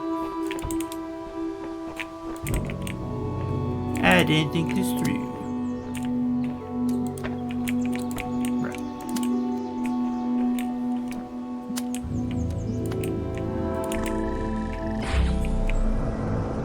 That doesn't go nearly as high as I thought it would.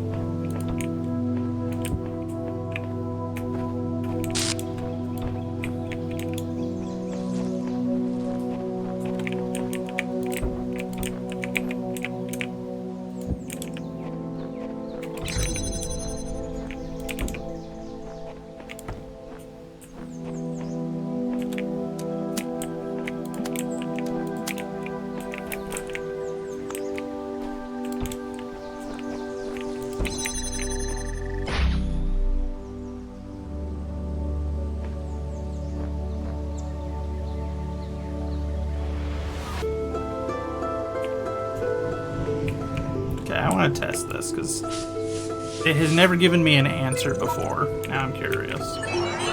Oh. Hi there, Uriel.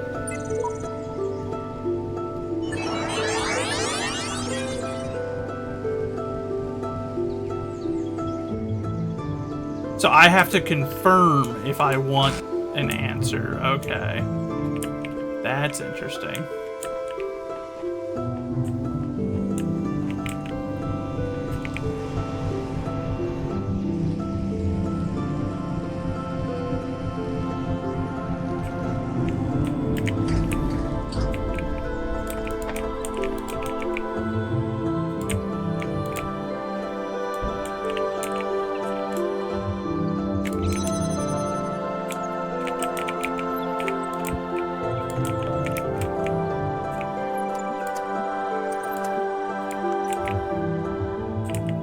I don't think it's gonna clear it, but we're gonna do it anyway, just in case.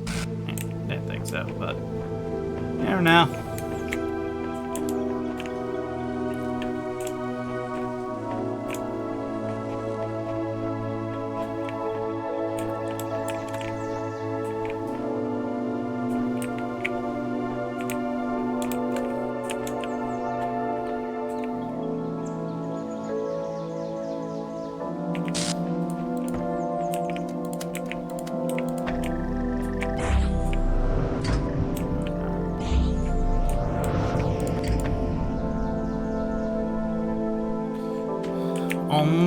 One use only. Okay.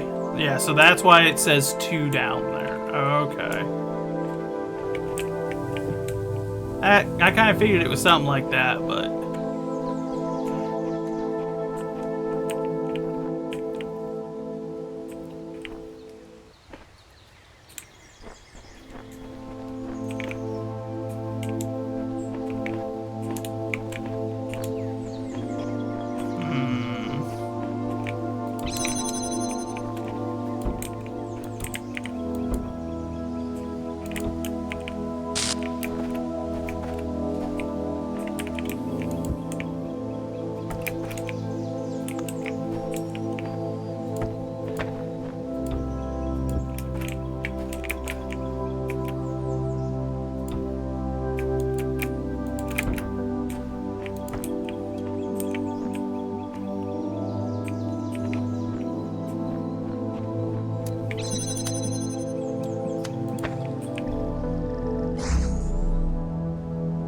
How to give it enough height?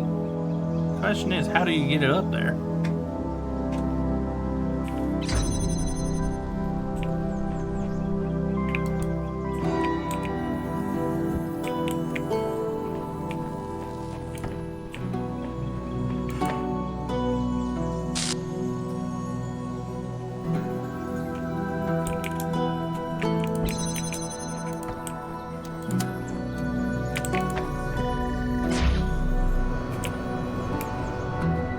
Maybe not, because that looks like it's got enough height too, but it doesn't.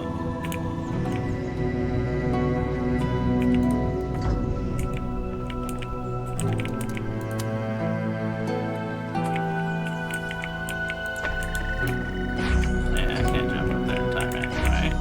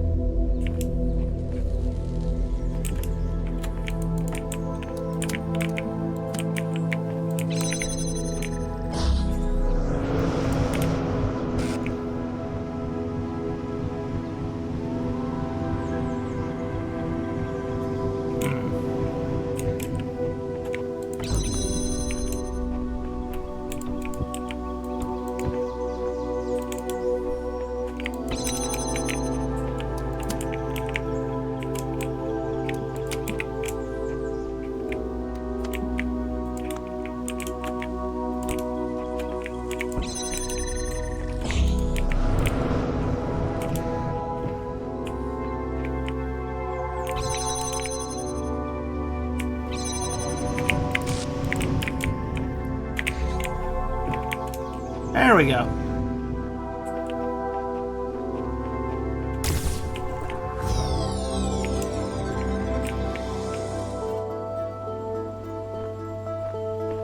Alright. So now we need to figure out where the star is, because the star is somewhere here. I don't know if it's in the castle per se, but it would make sense if it were. We'll go take a look around though.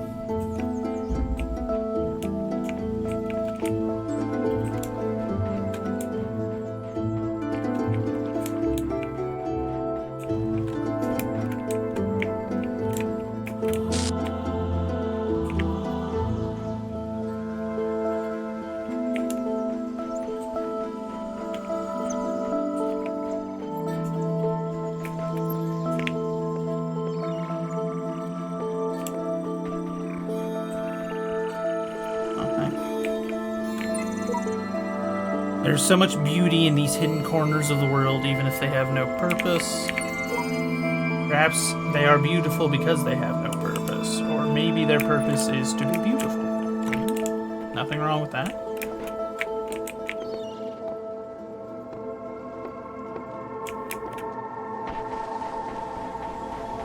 Gotta watch the time, make sure I'm not gonna go over. I don't wish to miss the others. The Giggle Gang.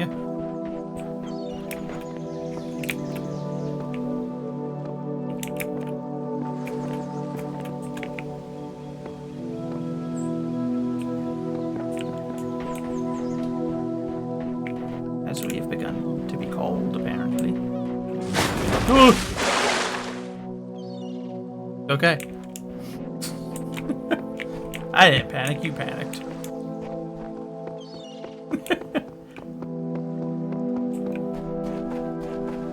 Me panic never. Never even once. Haven't even considered it. What's this? Against survival. Dear Miss Drennan, I heard about your project. It's the talk of the scientific community. I'd like to make an argument for why you should abandon it. It's not that I don't think your idea won't work, it very well may, but we have to look beyond purely practical questions to the issue of morality, especially at the turning point of our spiritual ecology. By what right can we put living beings through all that suffering just so they can serve our purpose? Why create these pale imitations of our fatally flawed species and force them to reenact our sordid history? Why corrupt it? What you are building, Miss Drennan, is a prison. Even if there is a way out, I believe you mean well, but your idea of what is valuable is rooted in the dogma of Western civilization. Oh dear.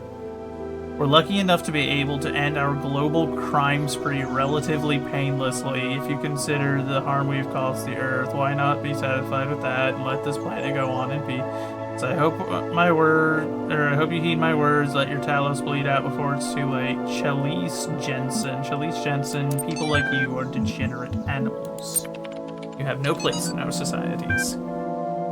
Recent discussions have brought me back to an excellent 1949 article by Albert Einstein. You sometimes forget that he was alive in the 40s. Nuh-uh. What do you mean, nuh-uh, Lautu? I am Confucian.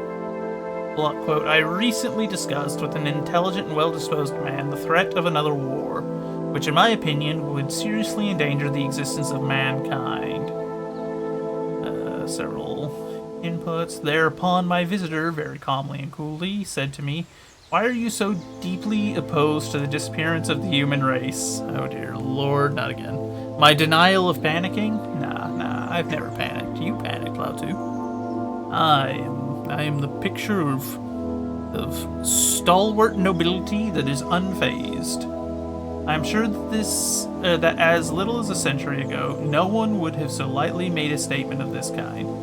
It is the statement of a man who has striven in vain to attain an equilibrium within himself and has more or less lost hope of succeeding. It is the expression of a painful solitude, an isolation from which so many people are suffering in these days.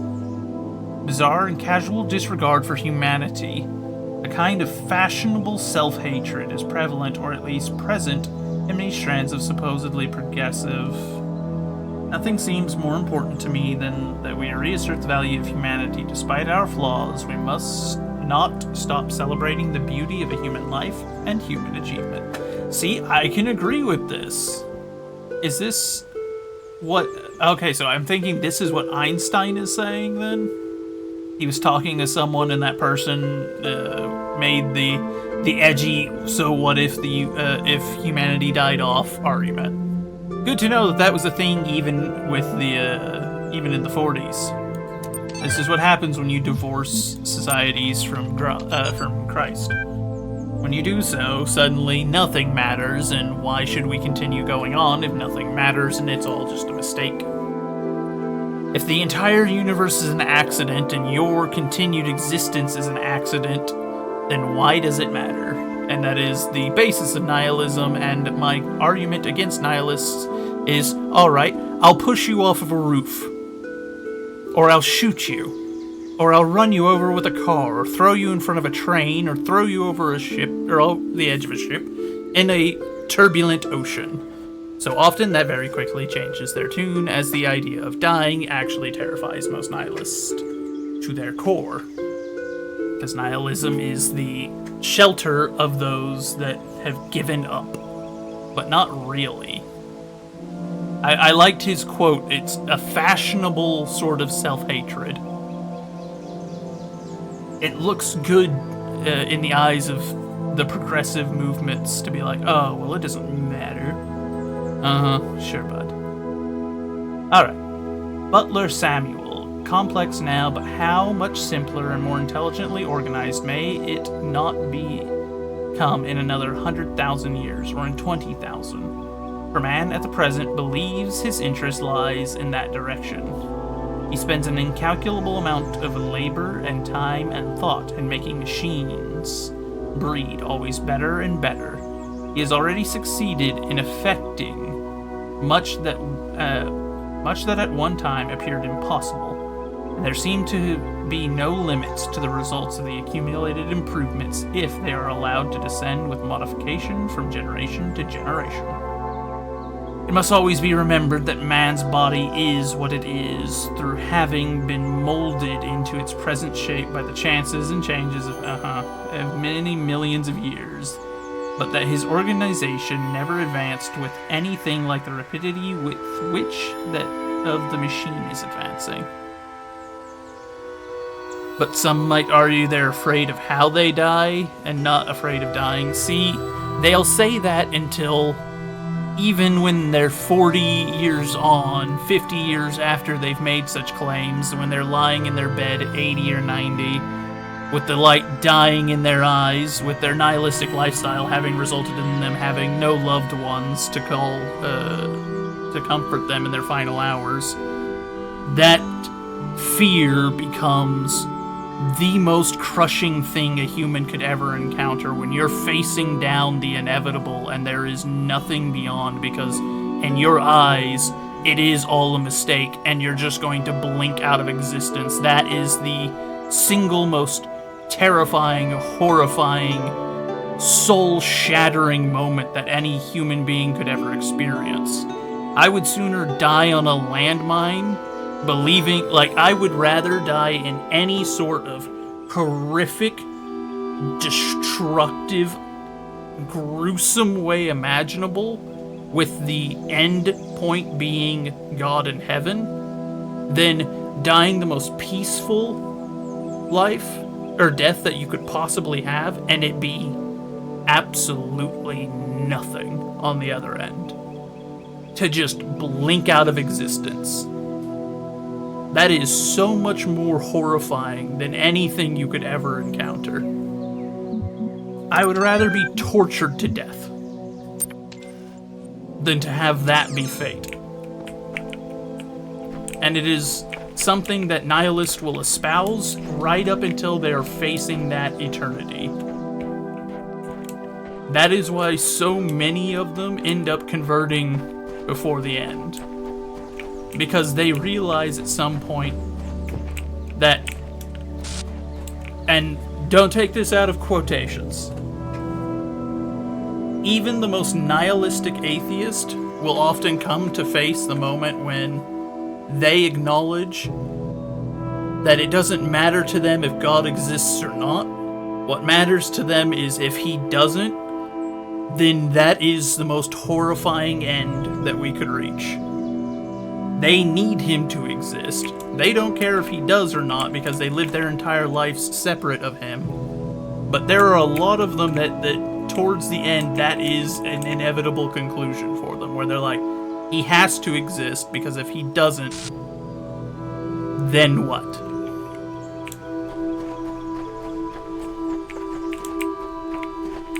And it is interesting. It does, though, often trigger that thought earlier on, and a lot of them do genuinely end up coming to Christ. It's why it's kind of similar whenever you look at some of the greatest scientists to ever live.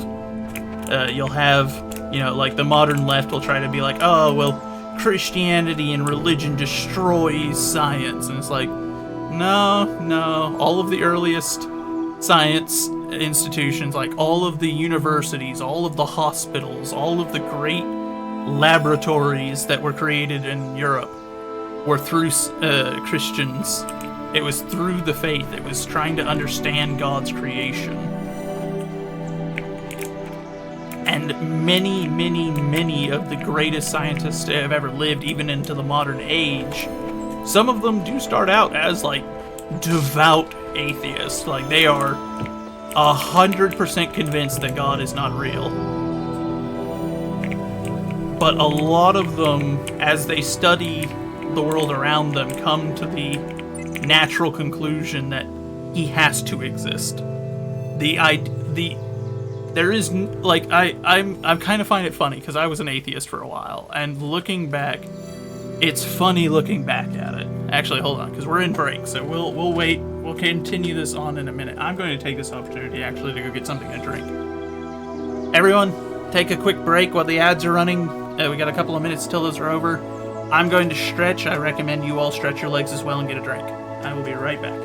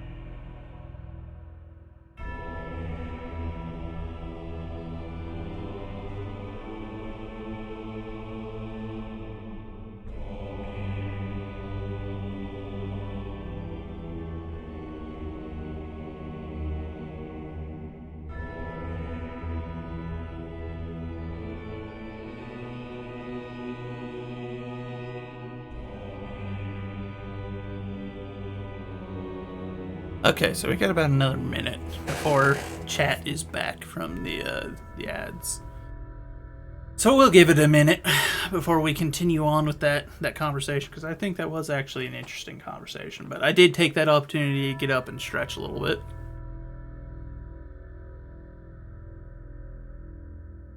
Am I still in C1? Yes, I am still in C1. Did I find the rumbling plate on the pathway? I don't think I did. Doesn't sound familiar, at least. I don't remember anything being on the pathway that stood out to me as being unique or different.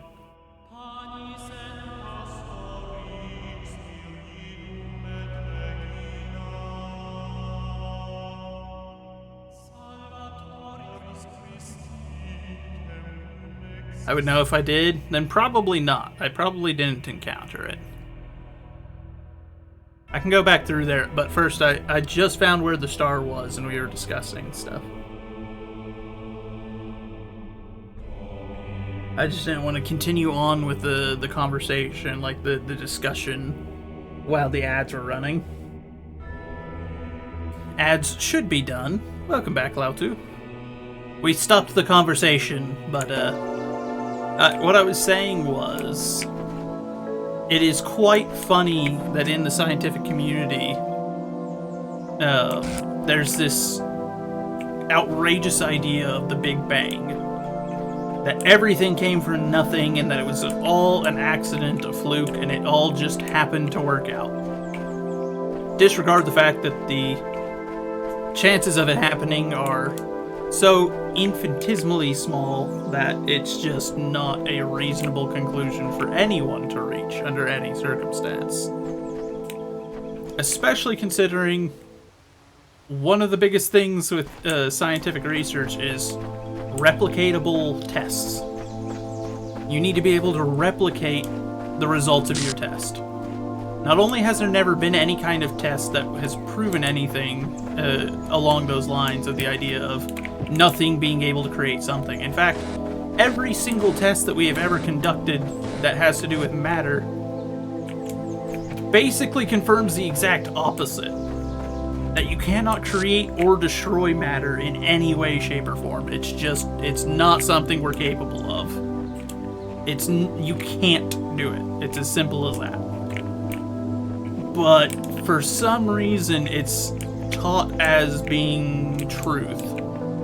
Kind of similar to evolution, even though there's nothing, like there's been zero replicatable experiments that would point to that being real either.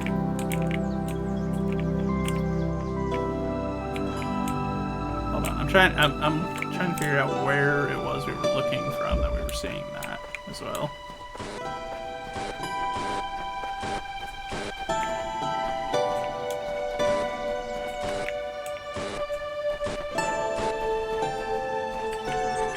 Sometimes I think about the Middle Ages, about what it must have been like to live in the ruins of a great There's also a civilization, foundation where you can build a to know statue that so of much has been Nar. lost.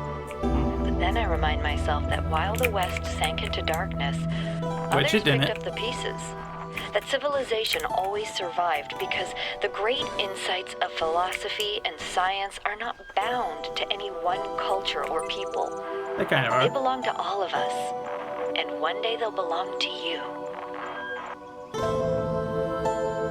That's also funny. The Dark Ages is a misnomer. It is not nearly as bad as what they were saying. It's basically just a way to refer to the collapse of the Roman Empire. But a lot of modern folks like to use that as an interpretation of like, oh, that's when Europe became absolutely barbaric and didn't do anything. It's like, okay, sure. Sure. How did that lead directly into the Renaissance? Don't ask. Terminated here. Child's positional values moved out of the parameters of the known world. Don't listen to what they're saying. The world is dying. It'll take us with us. We gotta find a way out. Okay, where was it? Was over on this side, wasn't it?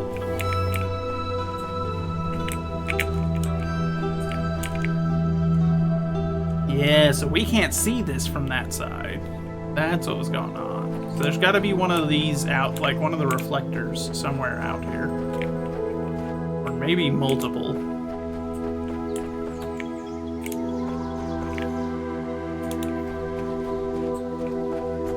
Also, I did hear that rumbling thing just now, but I don't know where about it is.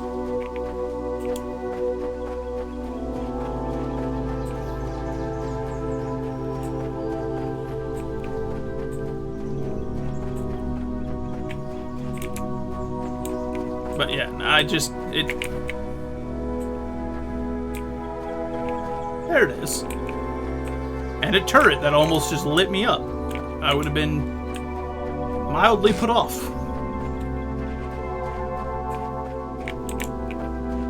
Okay, then.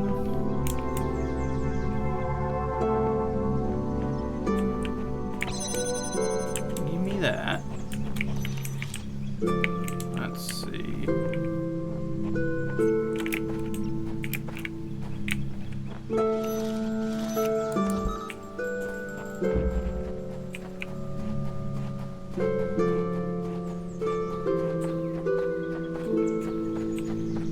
But yeah, no, the fact that there are theories being taught as that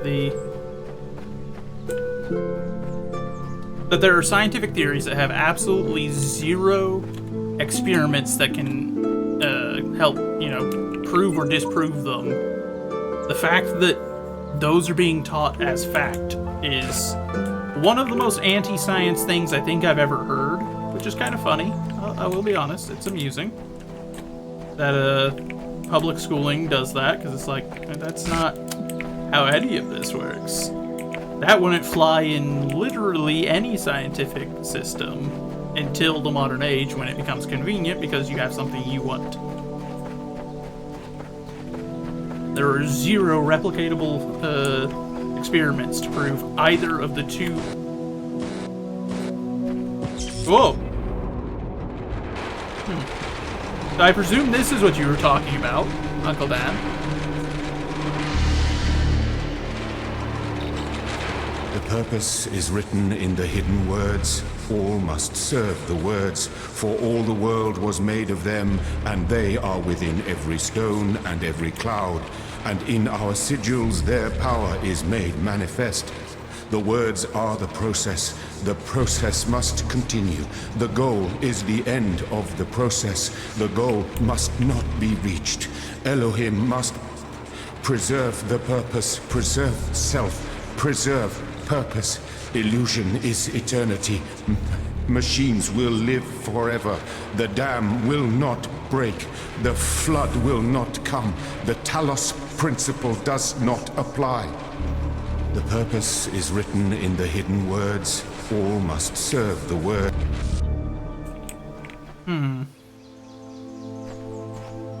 Interesting. Okay, where was I whenever that happened? It better not have reset everything. I better not have to do that all again. That turret better still be jammed. Wait, no, hold on. I took it to where it needed to be, didn't I? I was heading back around to go back inside. That's what was going on there. I got confused. That derailed my thought a little bit.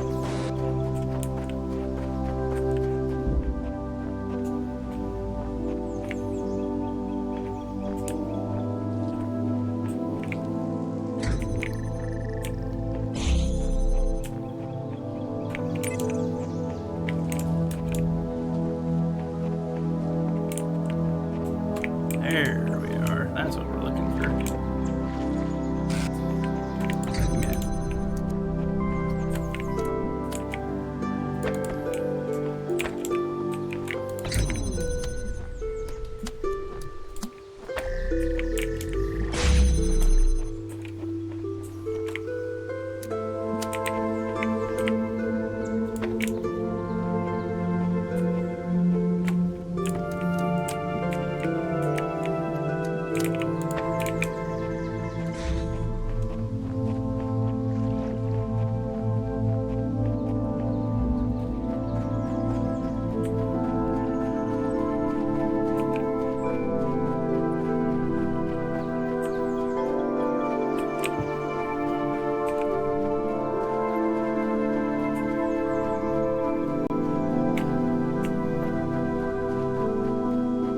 Where was it?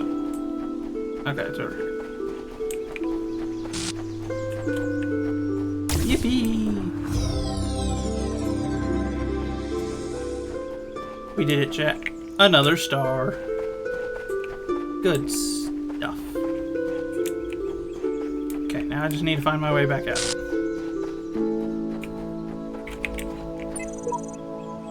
The view from here is beautiful. It seems superfluous to the process, yet I am drawn to it.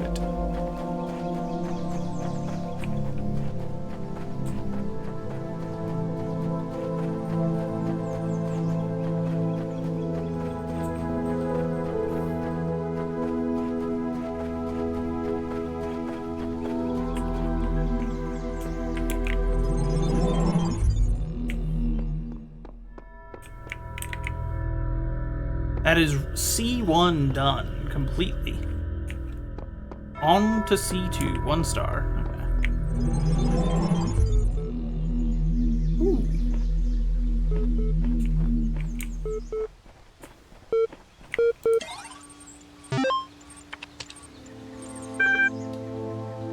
family.html. For those of you who have faithfully followed this blog over the last 5 years, I just wanted to give one final update. I'm going to spend my remaining time with my family. Yeah, I know there are probably 50 plus posts about all the problems I've had with them, but in the end, they are my family. They are the people I grew up with, the people I care about, the people I love. Sure, they annoy the heck out of me. They've said awful things to me, and I've said awful things to them. But that doesn't change who we are. In fact, if we didn't care about each other, this stuff wouldn't upset us. But do I still think they're wrong? Yeah, absolutely. Would I behave differently if I thought we all still had a lot of time? Definitely. But we don't. So I'd rather spend a couple of weeks sitting on the porch with my parents and my sisters than being angry and alone. Besides, it's not like we're going to fight about my job prospects anymore. If you can, try to make peace with those you love. It's your last chance. Thanks for reading. See? Okay, so I do have to address this one, because this one strikes on something for me. And maybe it does for you too. Or maybe what I'll say will. This is something that I will admit I wish more people had the opportunity to know. There are so many people who die never having made peace with those that were the closest to them. And sometimes for the most petty things. I don't think you always need to you need to go to them and you know, recant your ways. You can disagree with each other and still have forgiveness with each other, but this is one of those things, you know. There are people that I wish I could have had things end differently with. I think we all might have that feeling. And this is a privilege that very few will ever have. Most of us don't know when it's coming. And it's hard to make this kind of a peace when you don't. You know? It's hard to make a peace on something if you know that it's something that's going to be a problem still for a long time. But this is a unique opportunity, I guess, because from what I'm getting from all the story that we have so far, the world is ending. Humanity knows the world is ending in this situation. And this is them taking advantage of it to spend those final bits of time with each other, which is very smart, very important to do. That's not necessarily saying that, you know, drop everything and go make peace with the people in your family, or with those that you cherish, those friends and whatnot that are close to you, but I can definitely say that this is a rare privilege, and one that I wish that more people had. That opportunity, at least, you know. When you're dying of old age, I reckon you kind of have an idea. You know when you're getting towards the end, but... Oh, 100% Uncle Dan. With anything of importance in life, that is how you ought to do it. Go to God first. He will guide you to what it is that you need to do, what is best for you. Which sometimes isn't easy. Sometimes it's the hardest option, and it's the last thing you want to do.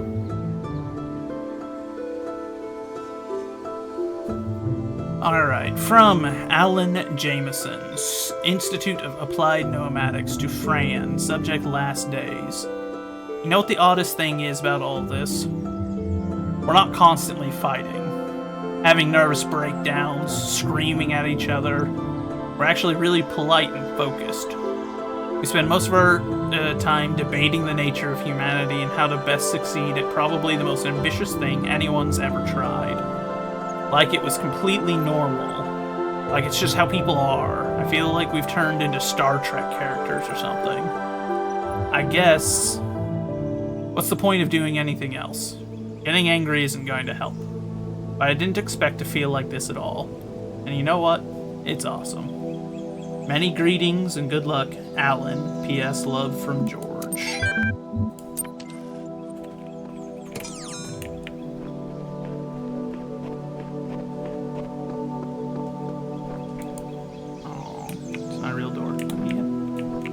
insight. Question. Suppose everything here serves a precise role in some grand scheme. How would we explain that? Obviously, like a digital time capsule, an electric library of all the crazy stuff humans ever did, left behind to warn other species to stay well away. So what happened to them? Same thing that happened to everyone. They existed, and then they didn't. And they probably wouldn't do it all over again. Okay, nihilism. We're back to that. More fake doors. Uncle Dan, I've heard all the Lady in the Light had to say, but I can't help but feel we have lost so much more than we have retained. Elohim is inconsistent. I don't trust him. Okay, yes, man. That's not a very yes man thing to say unless you're being a yes man to the demon in the wire. Cemetery.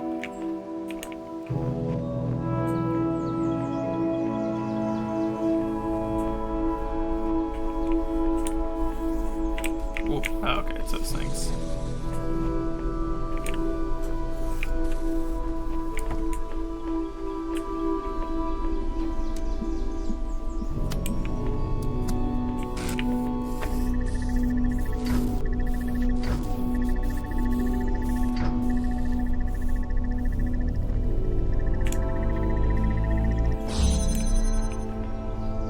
Whoa, I'm gonna get tripped.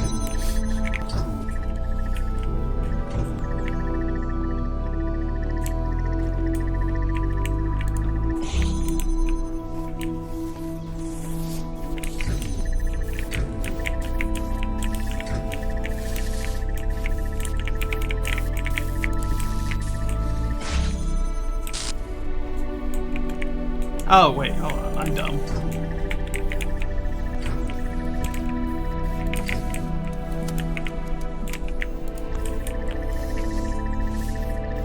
Maybe?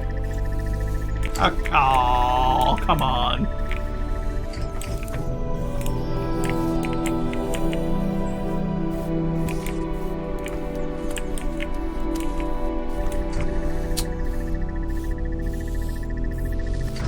That's kind of silly.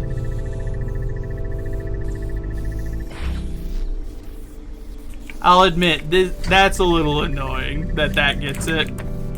When it's very clearly not clipping it, it's just, it got slightly too close to the hit model.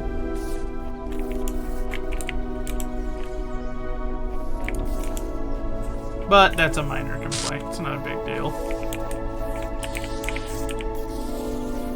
Oh yeah, I forgot I can do that.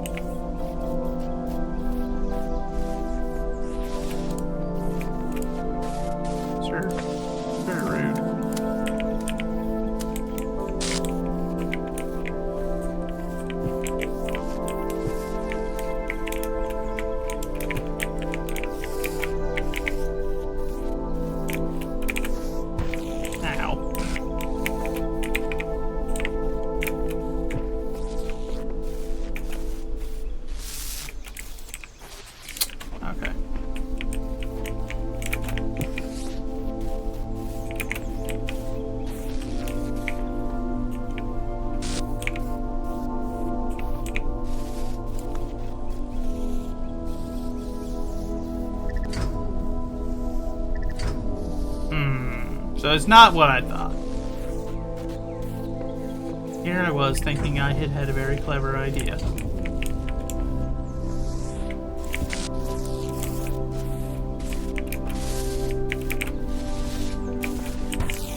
Rude.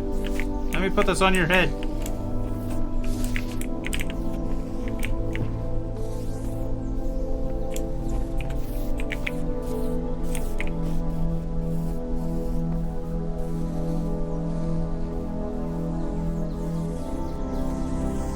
I see, like, whenever I went around the corner, my first thought is that these are the landmine ones that run at you. Like, that was my first assumption, was like, oh crap, not you guys. But then the moment I realized it was just these ones, it's like, oh. Why would I be concerned about you, you know?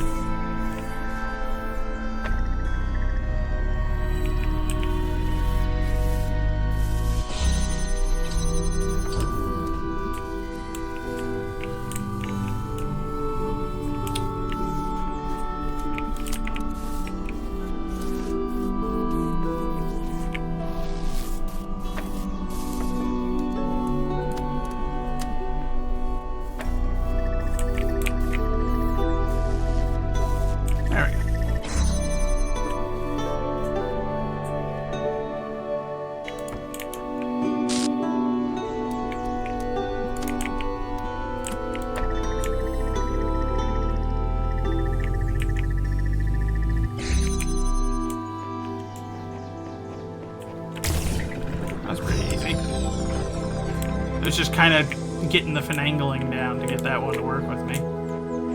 That being said, because there was more... Okay, so this must be where the gold star is. That it's got to be over here.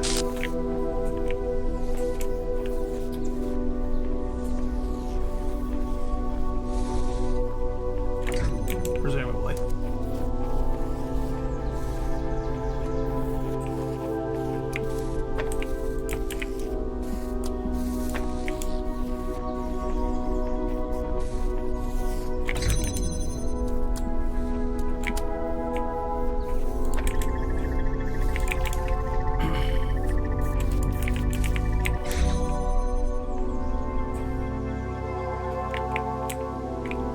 Or that just got me this. Which begs the question then, what's the point over here?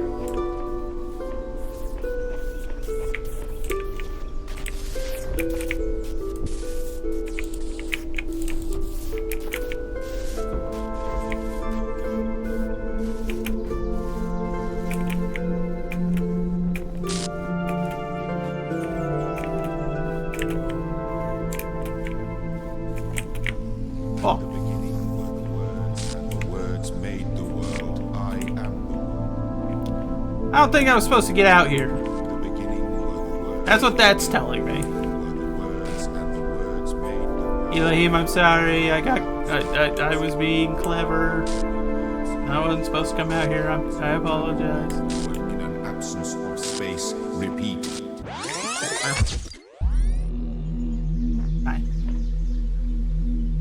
I hope that didn't reset everything. It probably did, though, didn't it? Rapunzel. Oh, yeah. Hold on. Let's check the ones that we already did. Did that reset everything?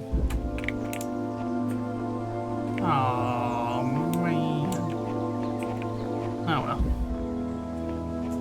I guess it could be worse.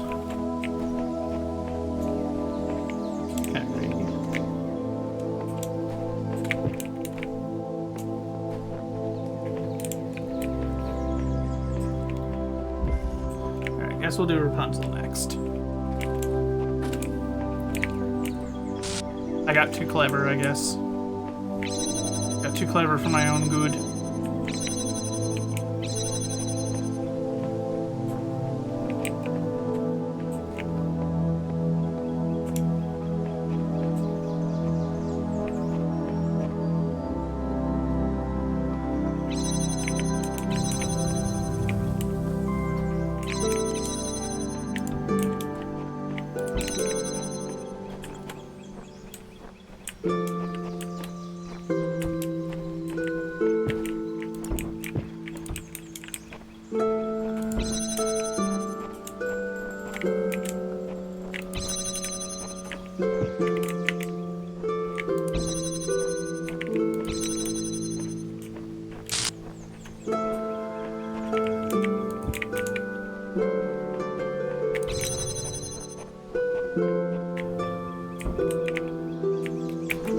Yeah, I don't think I'll be able to reach that from up there, but you never know.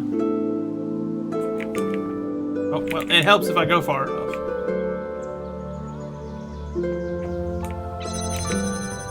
You went to get some coffee? What happened? So you missed me being too clever. I managed to get outside the area, and the game wasn't entirely thrilled with me for doing that. It was a wee bit cross with me.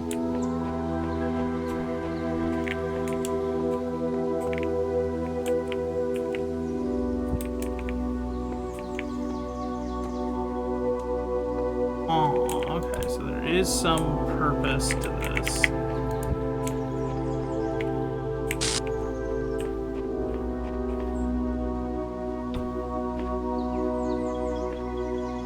Oh. I can just put a platform on me. I think I see. Okay.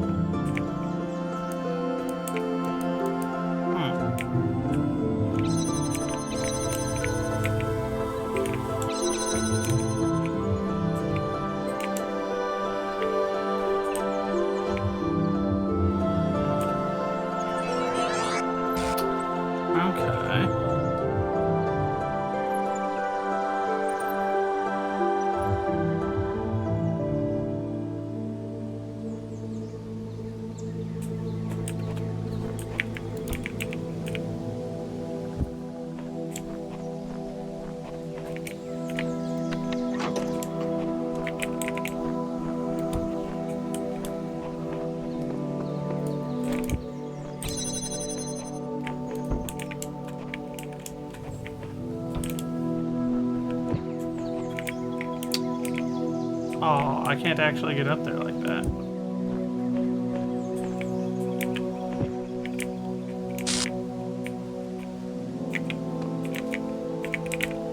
Oh, and then it jumped me too far. Come on, game.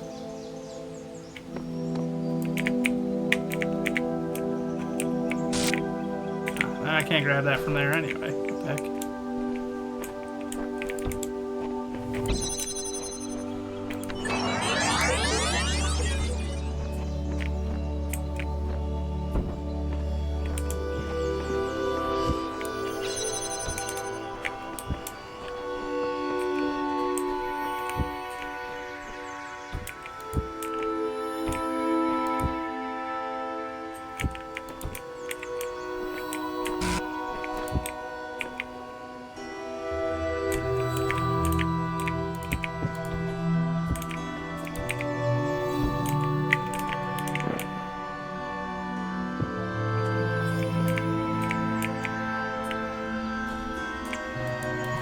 I can't grab these from up here anyway. Dagnabbit.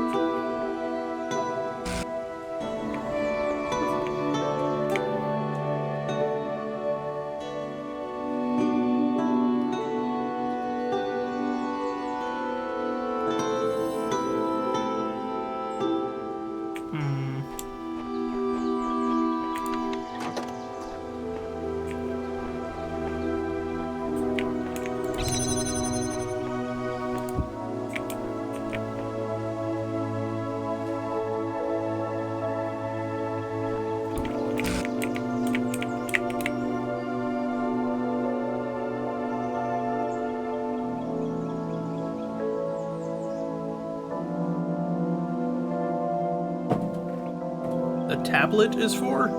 What tablet? This thing that I got on my head? As far as I'm aware, it's just a platform, yeah.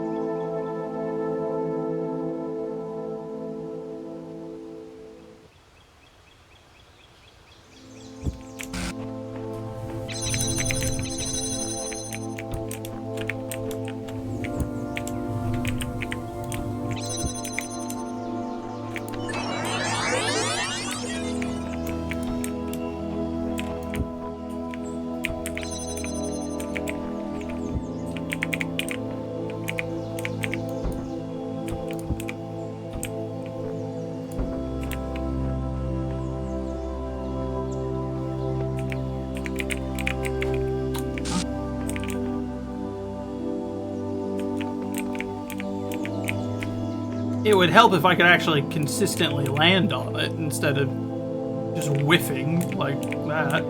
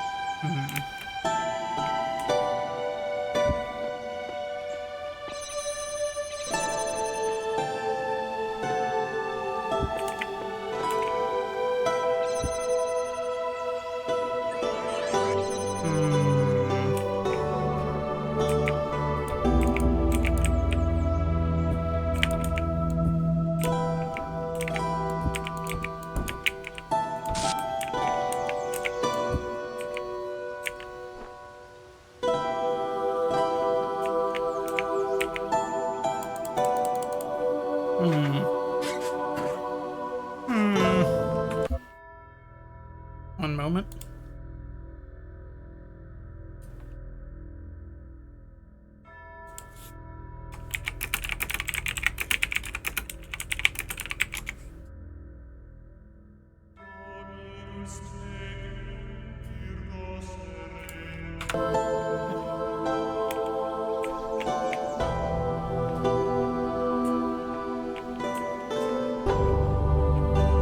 In my head, this is easy, and in practice, it's not so.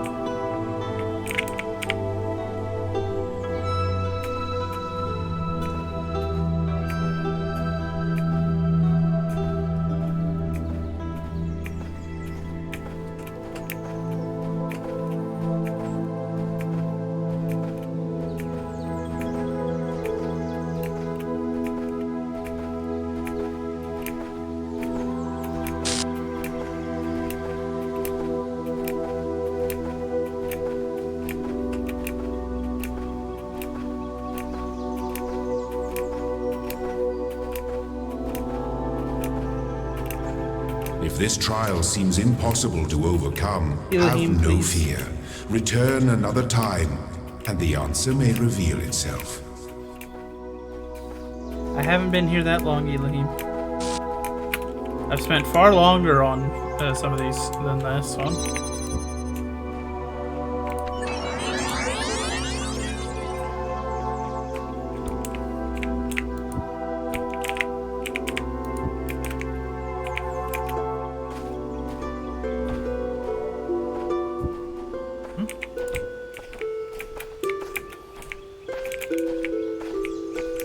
Come on, game. Cooperate.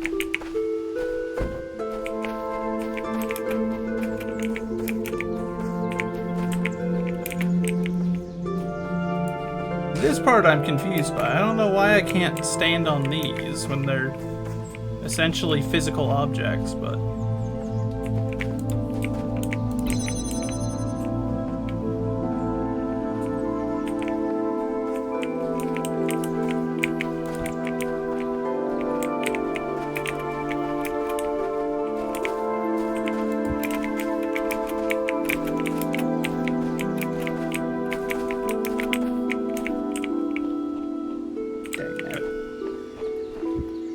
Okay.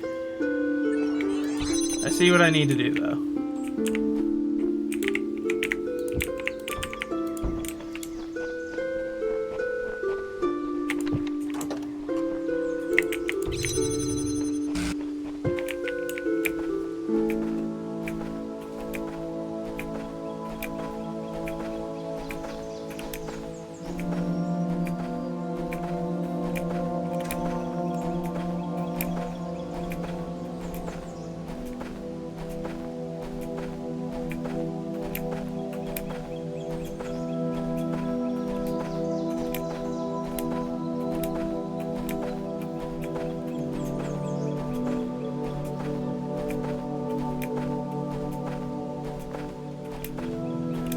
Sorry, chat. I'm just trying to make sure I've got enough time to actually do this, because I feel like I think I know how to do it now. It's just a matter of actually successfully performing it. So I want to give myself enough time, give myself a full minute to do it.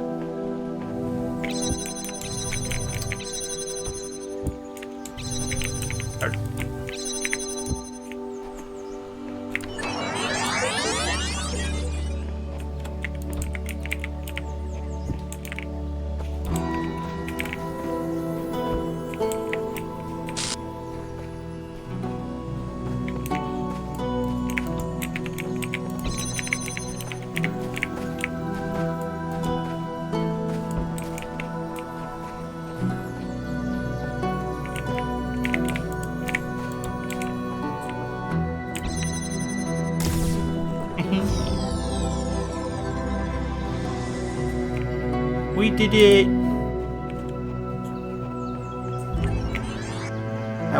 That wasn't so bad. I don't know why Elohim felt that was one where it was necessary to say something to me. I don't feel like I was in there for that long. Maybe I was. Could have also used the stairs. Eh? What stairs?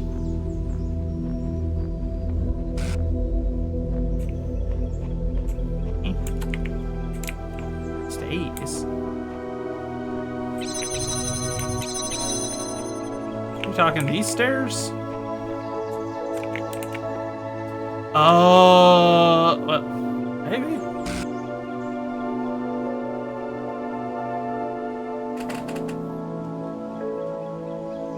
When you switch on the ghost? I'm not sure I understand what you mean, actually. I thought I knew what you meant, but I don't know if I actually did. Outside of, like, putting a box on it here while I was hopping that direction, maybe? But I feel like having it static worked pretty well for me. Regardless, we got it done. That's the big thing, isn't it? It's the main goal.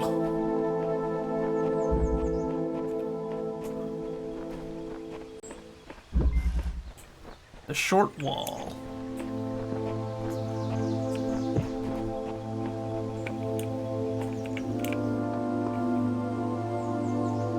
Oh, let your ghost carry you between there and the... I can kind of see that. What does it matter? I scribble my contempt on these walls. Am I still surrounded? If I am still surrounded by them. Yeah, well, instead of sitting around and being a little crybaby, just sort of solve it. Come on.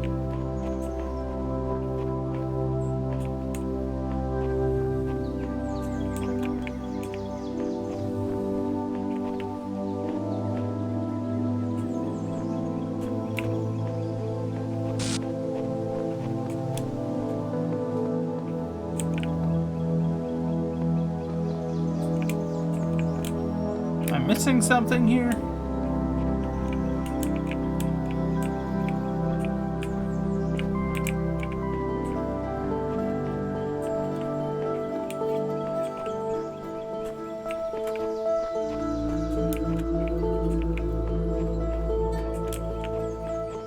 just started and I already feel like there's a piece of equipment that we're not seeing.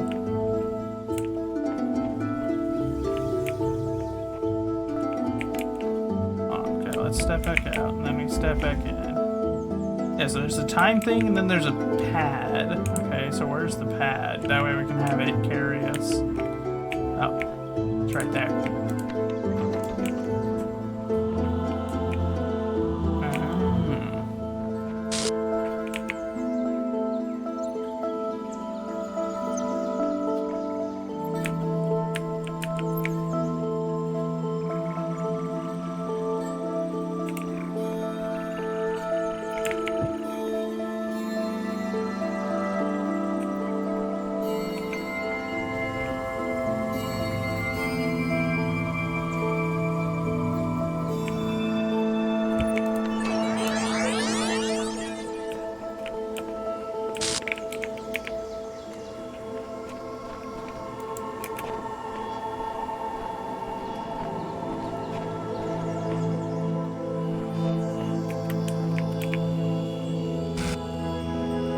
This is very convenient.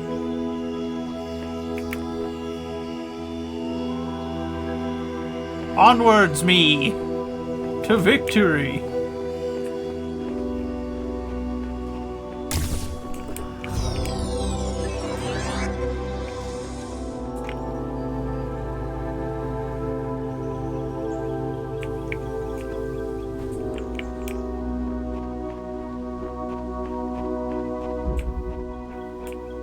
See, I always just default to any one of them where it's like a task where I have to do something like that, where I have to use the ghost. I lean towards giving myself more time than is necessary. Just in case. A ditch and a fence.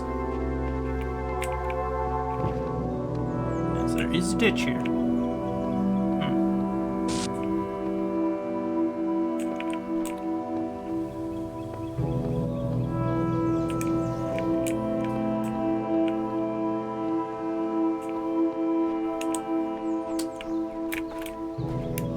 Oh, well, there's the star. Good to know. Okay, so...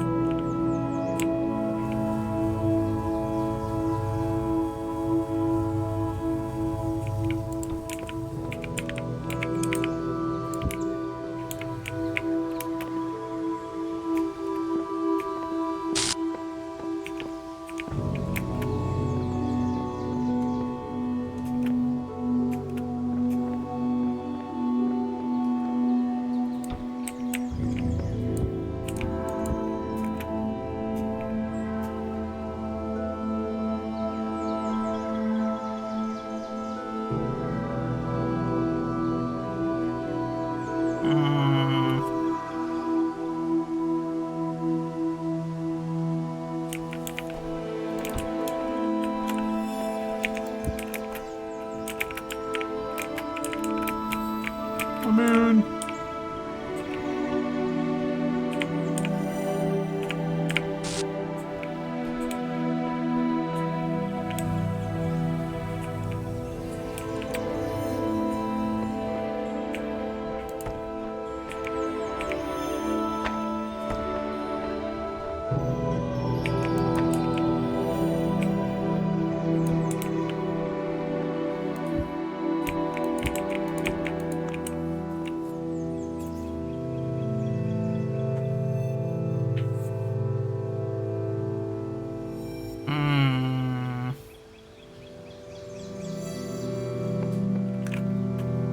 Okay, I'll admit to being slightly more stumped on this one than normal.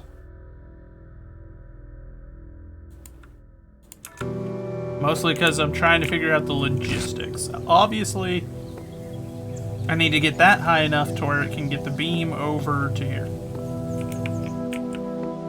Question is, what's the ditch's role in all this? Because I can't... well...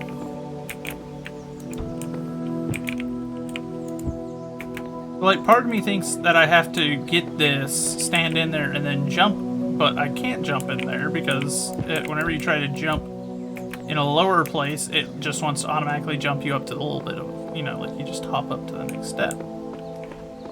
Or maybe it's just that I stand here and then I can put the thing on top, but I don't know if that'll give us enough clearance. I guess I could try it. It's not like it'll hurt me to try it, I suppose.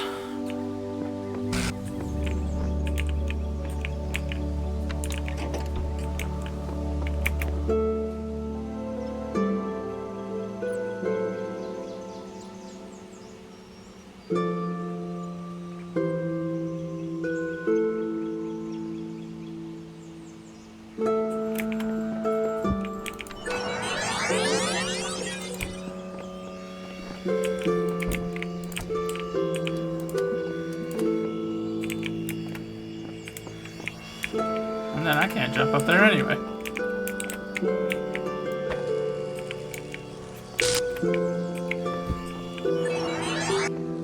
Oh, that's interesting that it carried it still. I guess that makes sense, but...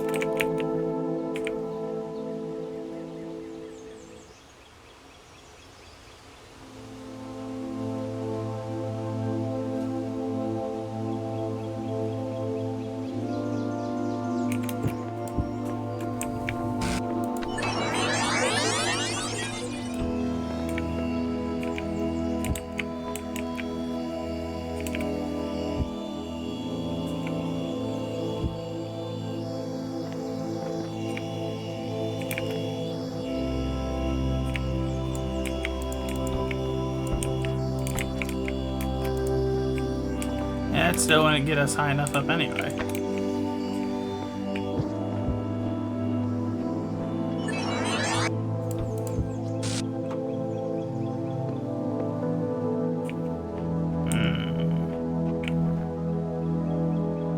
Now on this one I may end up having to pop some help, but I haven't decided yet on if we're going to or not.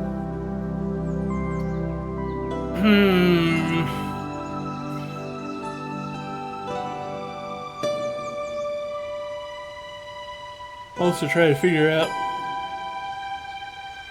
Let's see. I'm really close.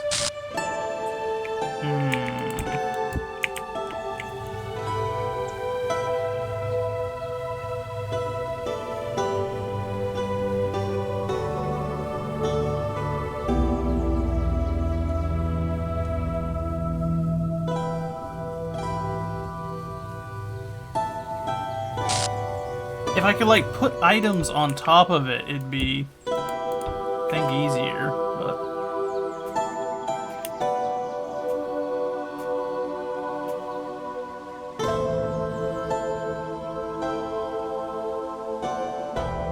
I'm just trying to factor in the ditch at this point, because I'm pretty sure up here I could make the clearance without too much trouble. Wait a minute.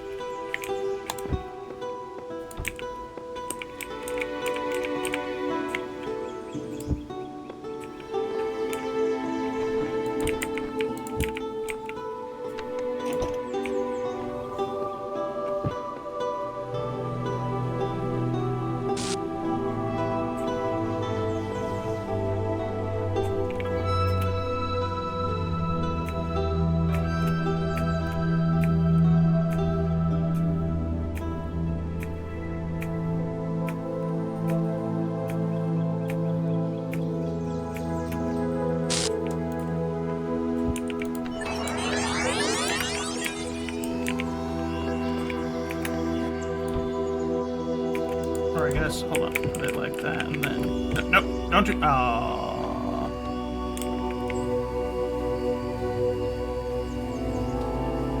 He ran off before I could be done, but... I'm pretty sure that's the strat, yeah?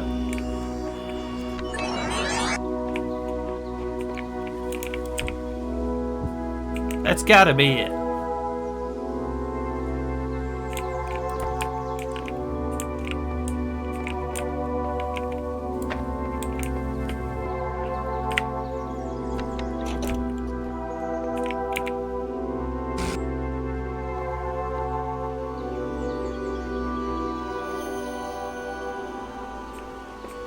Fish.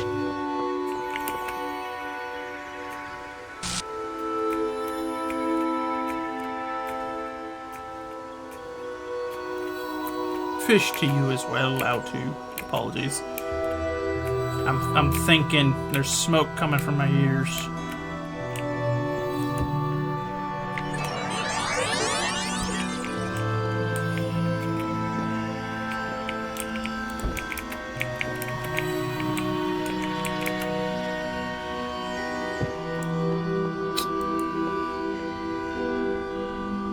Oh, you don't even need to jump.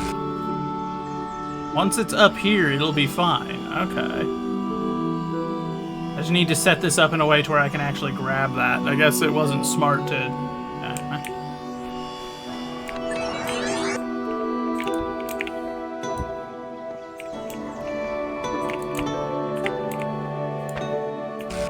Okay, we'll keep that close there.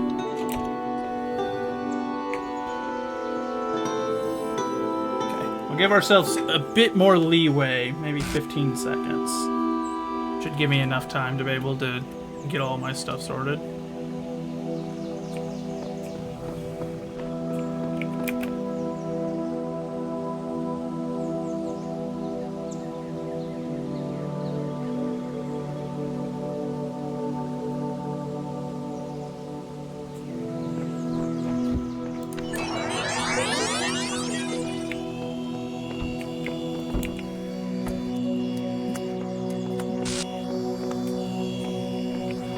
Go forth, other me, to victory.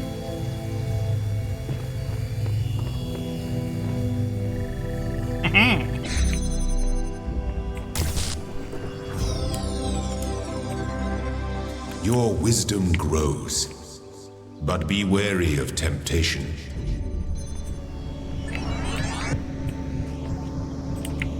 But be wary of temptation, and then the stars right there. Okay.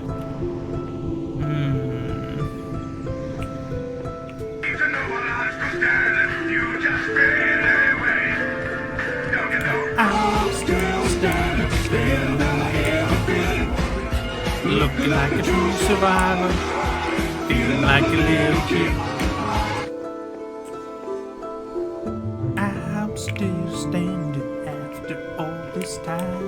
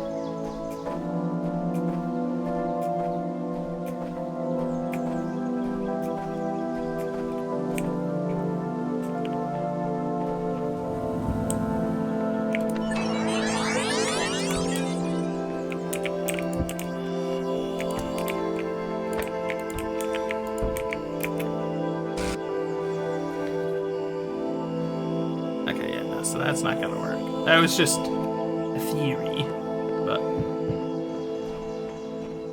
Or I wonder, hold on, maybe if I... Darn.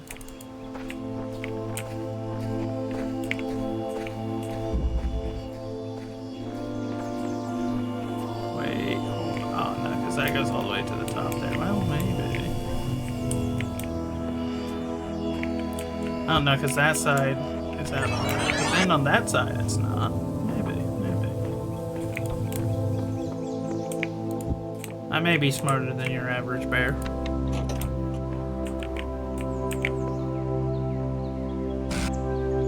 What am I doing?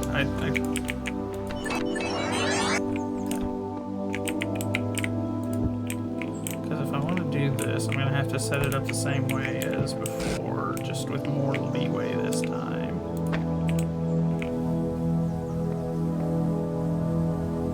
I gotta figure out how to get it in there.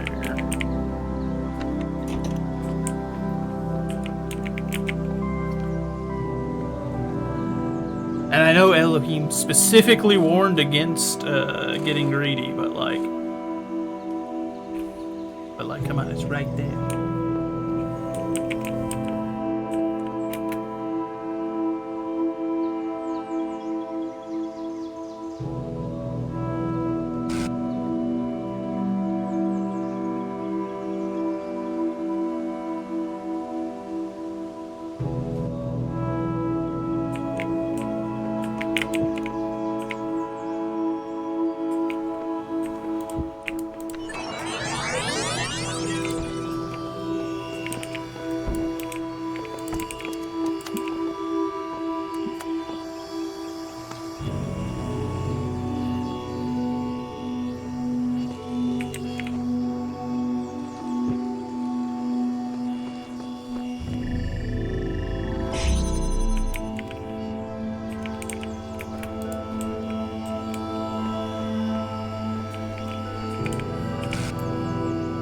Actually catch last time if it immediately turns this off or not.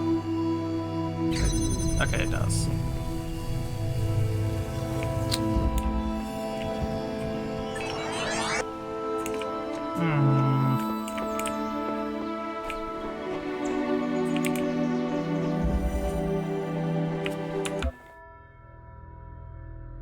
Let me check, because it's just about time. I'm gonna hop into the VC with the others. That way.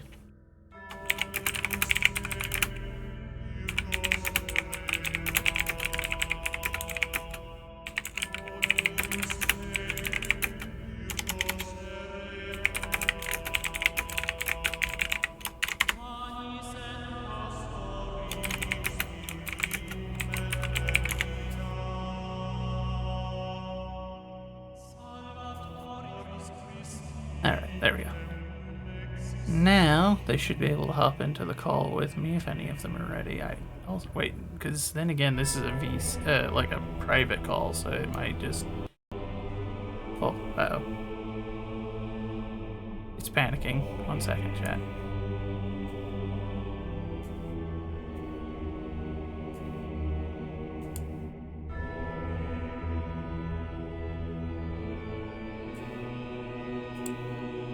Okay, the problem is, will it boot me from the call before they're all ready to join me?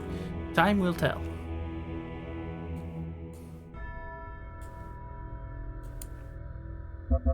It's entirely plausible.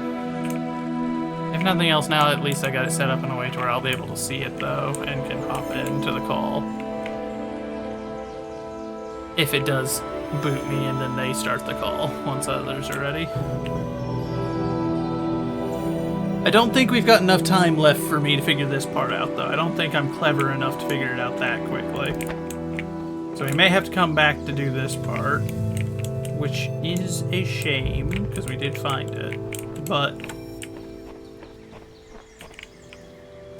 we... no, okay, wait. That's probably the way that lets out once you've got the star, yeah? Yeah, because there's no way... Yeah, so it just launches you, you land over there, and you go back across. across. That makes sense. You cannot take anything through the purple haze. Yeah. Yeah, I know. That's what I'm trying to figure out. So, my thought had been, if I could get into here with the thing still on top of me, that way maybe I could reach it from over the top, but I don't even know if that would work. Not necessarily, you know? So, I may be barking up the wrong tree on that particular route, but I'm not sure what the other solution would be, because you can't grab through the windows. I already tried that, unfortunately.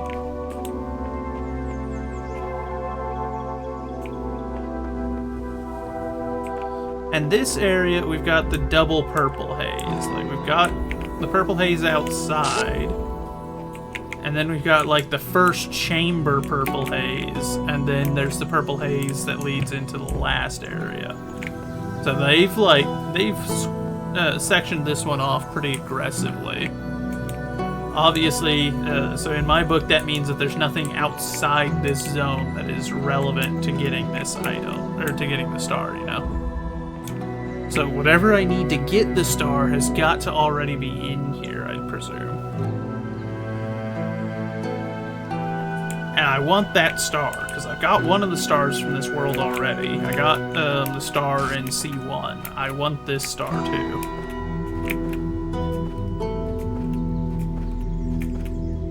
It's just a question of how, you know? How do I get it?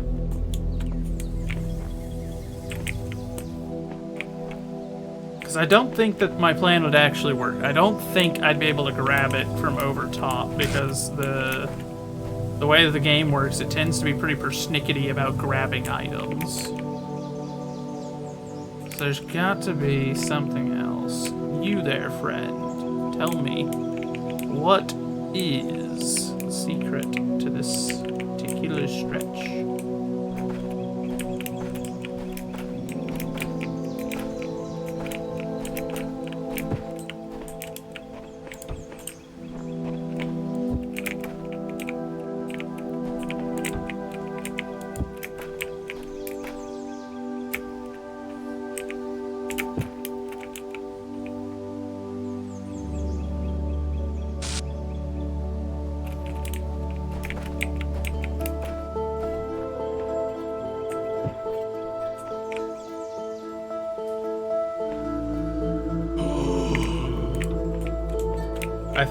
I think I might have figured it out. If I'm wrong, then that gasp was a gasp of stupidity, but...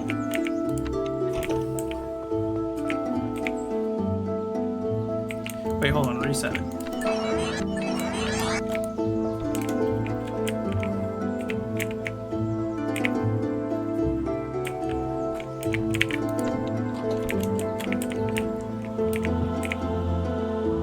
Alright, Lao2, you have a wonderful rest of your night. God bless you. Remember, we will be here for a while yet, whenever the rest of the Giggle Gang is ready. And we'll be playing Plateup at that time.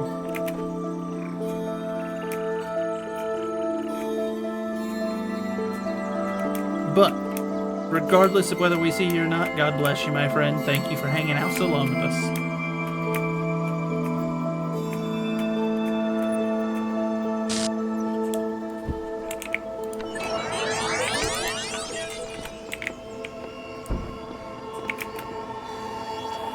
Onwards to victory.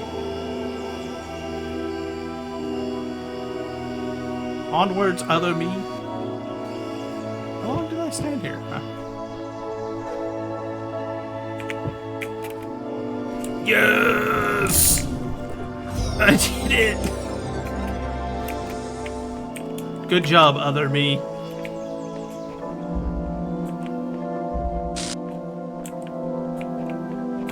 I cannot believe I figured that out with time left. I was 100% convinced we were going to be there for a bit. Yes! That's 2 of the stars from SeaWorld now. We got C1, C2 completely dealt with now.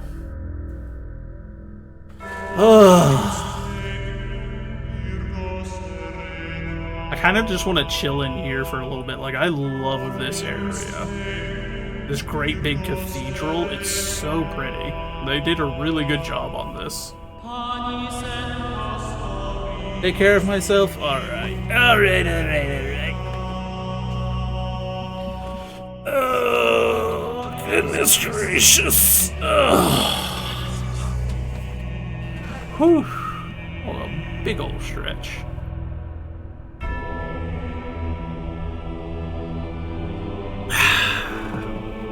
My goodness.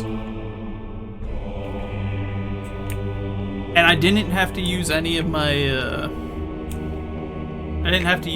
hints either, which is nice.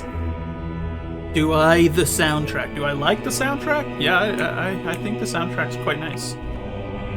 Of course, I'm always a fan of, like, the Gregorian Christian style chanting music. I don't use it in stream, but I have considered it before.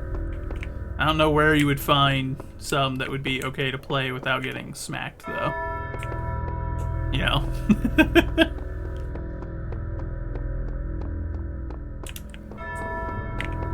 Oh, did I not do this one? I don't think I did this. Do I have the soundtrack? I don't know. I might. Well, here, we can fuss around in this area, then. We'll do the third one of these while we wait for the others. Because these I can just, like, stop at any time. It's not a big deal. Think I install it separately? I don't think I have it installed. If it came with the version that I have, then I have it. It's just not installed. Hello? Well, hello! Hello, how are you? I am beating my head against a brick because I'm playing a puzzle game. How are you? Oh, what kind of puzzle? Well, hi everyone. Oh, I forgot I heard. Everybody has dogpiled in. I'm so sorry, Joseph. I just saw Kayla's thing and it started wiggling. I'm like, oh, hi, Rico.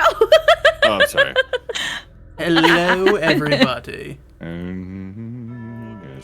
Giggle gang. Giggle gang. Assemble. Indeed. The giggle game is fully assembled. Okay, hold on. So if... Yes. On account of her constantly making new ones, we're gonna have to adjust it and put her in a face like this.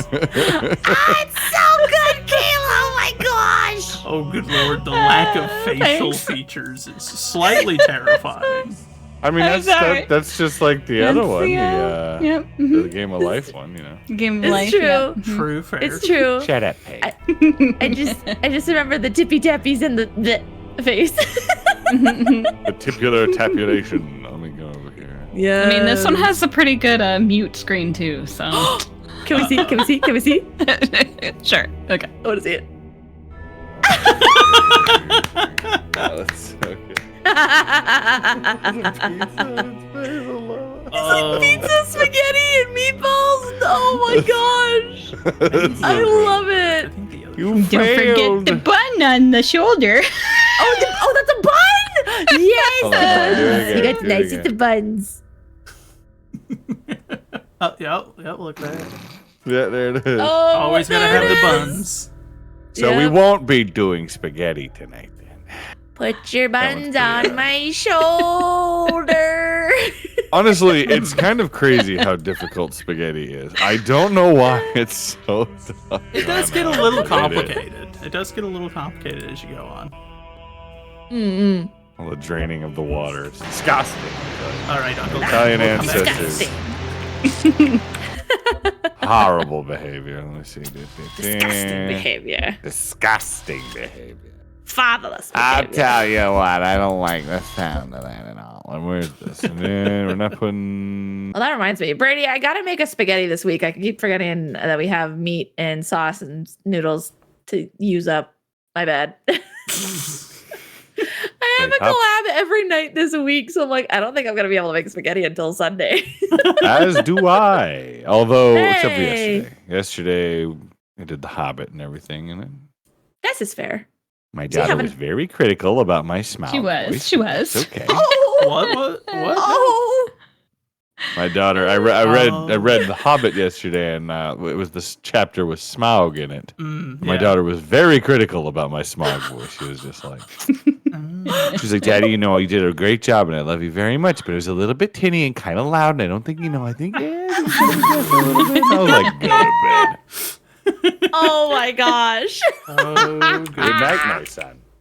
No, don't come down the stairs. That will lead to your instant death. Go upstairs. Immediate annihilation. You hear the giggling in the back.